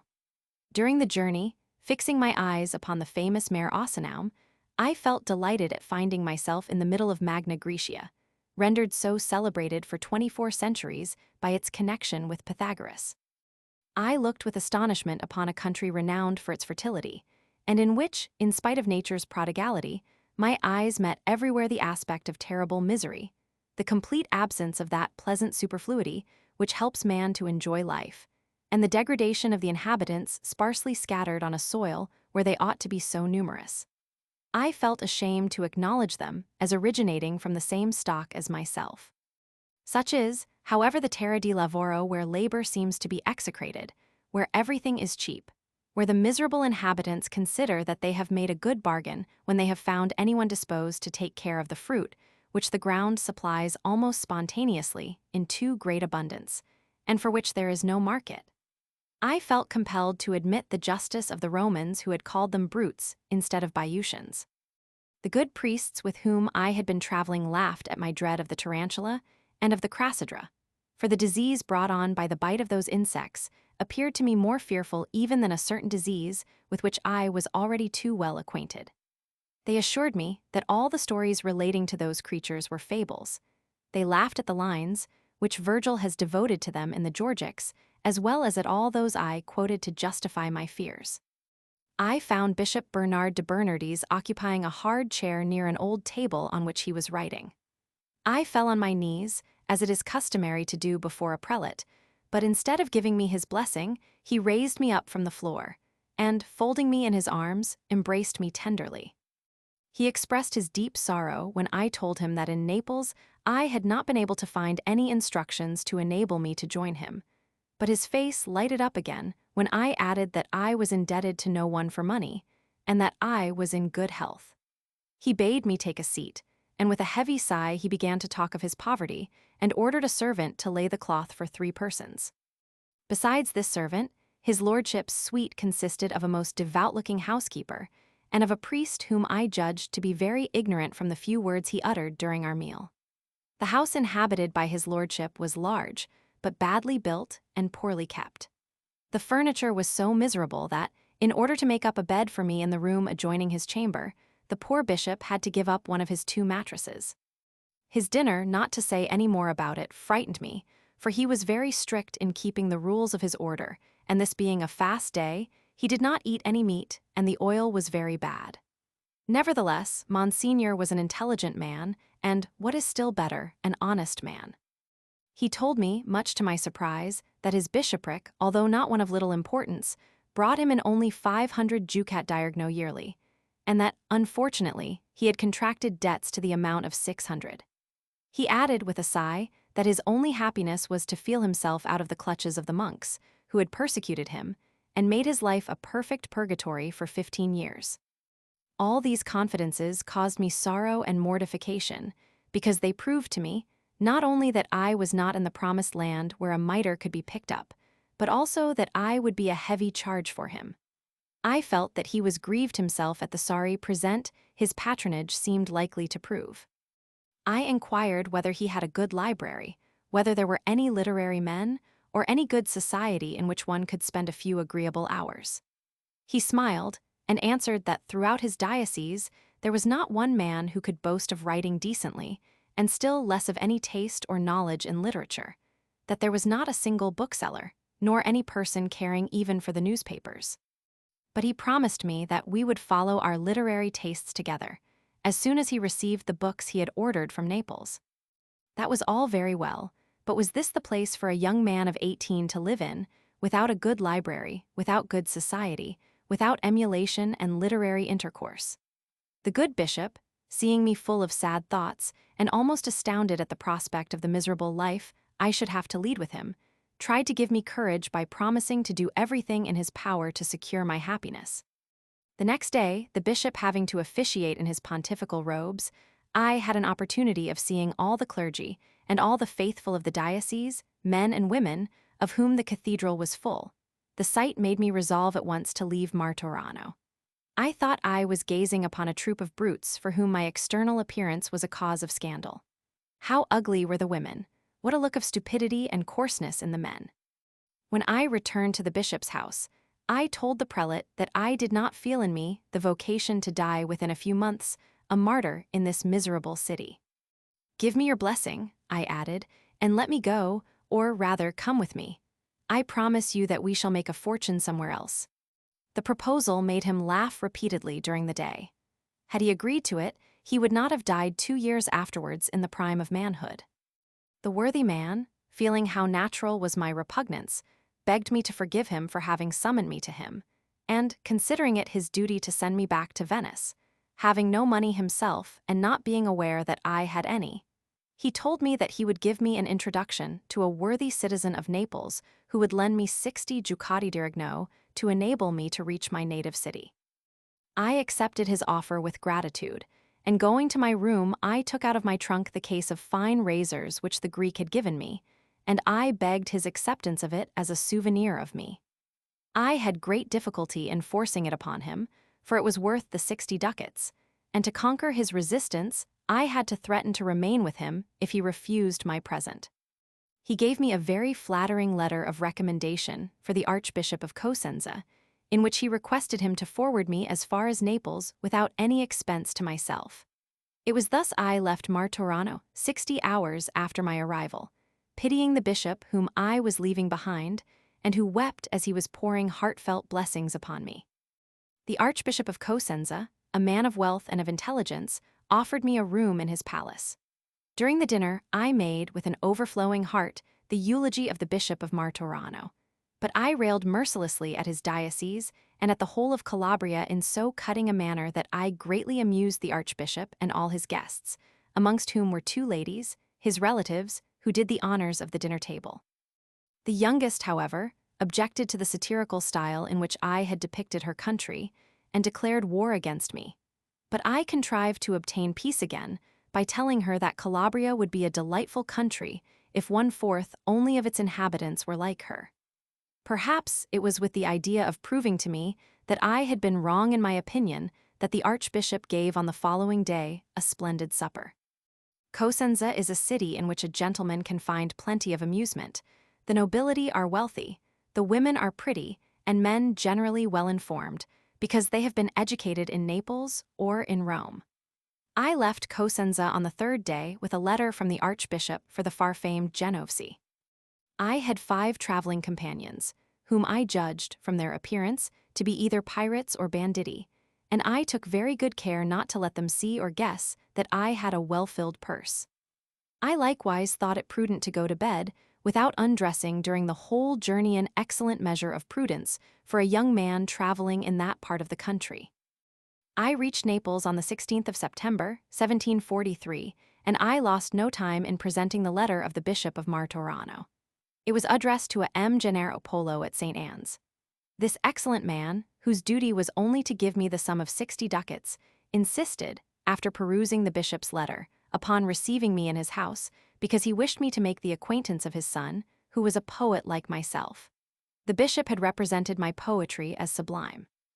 After the usual ceremonies, I accepted his kind invitation, my trunk was sent for, and I was a guest in the house of M. Gennaro Polo.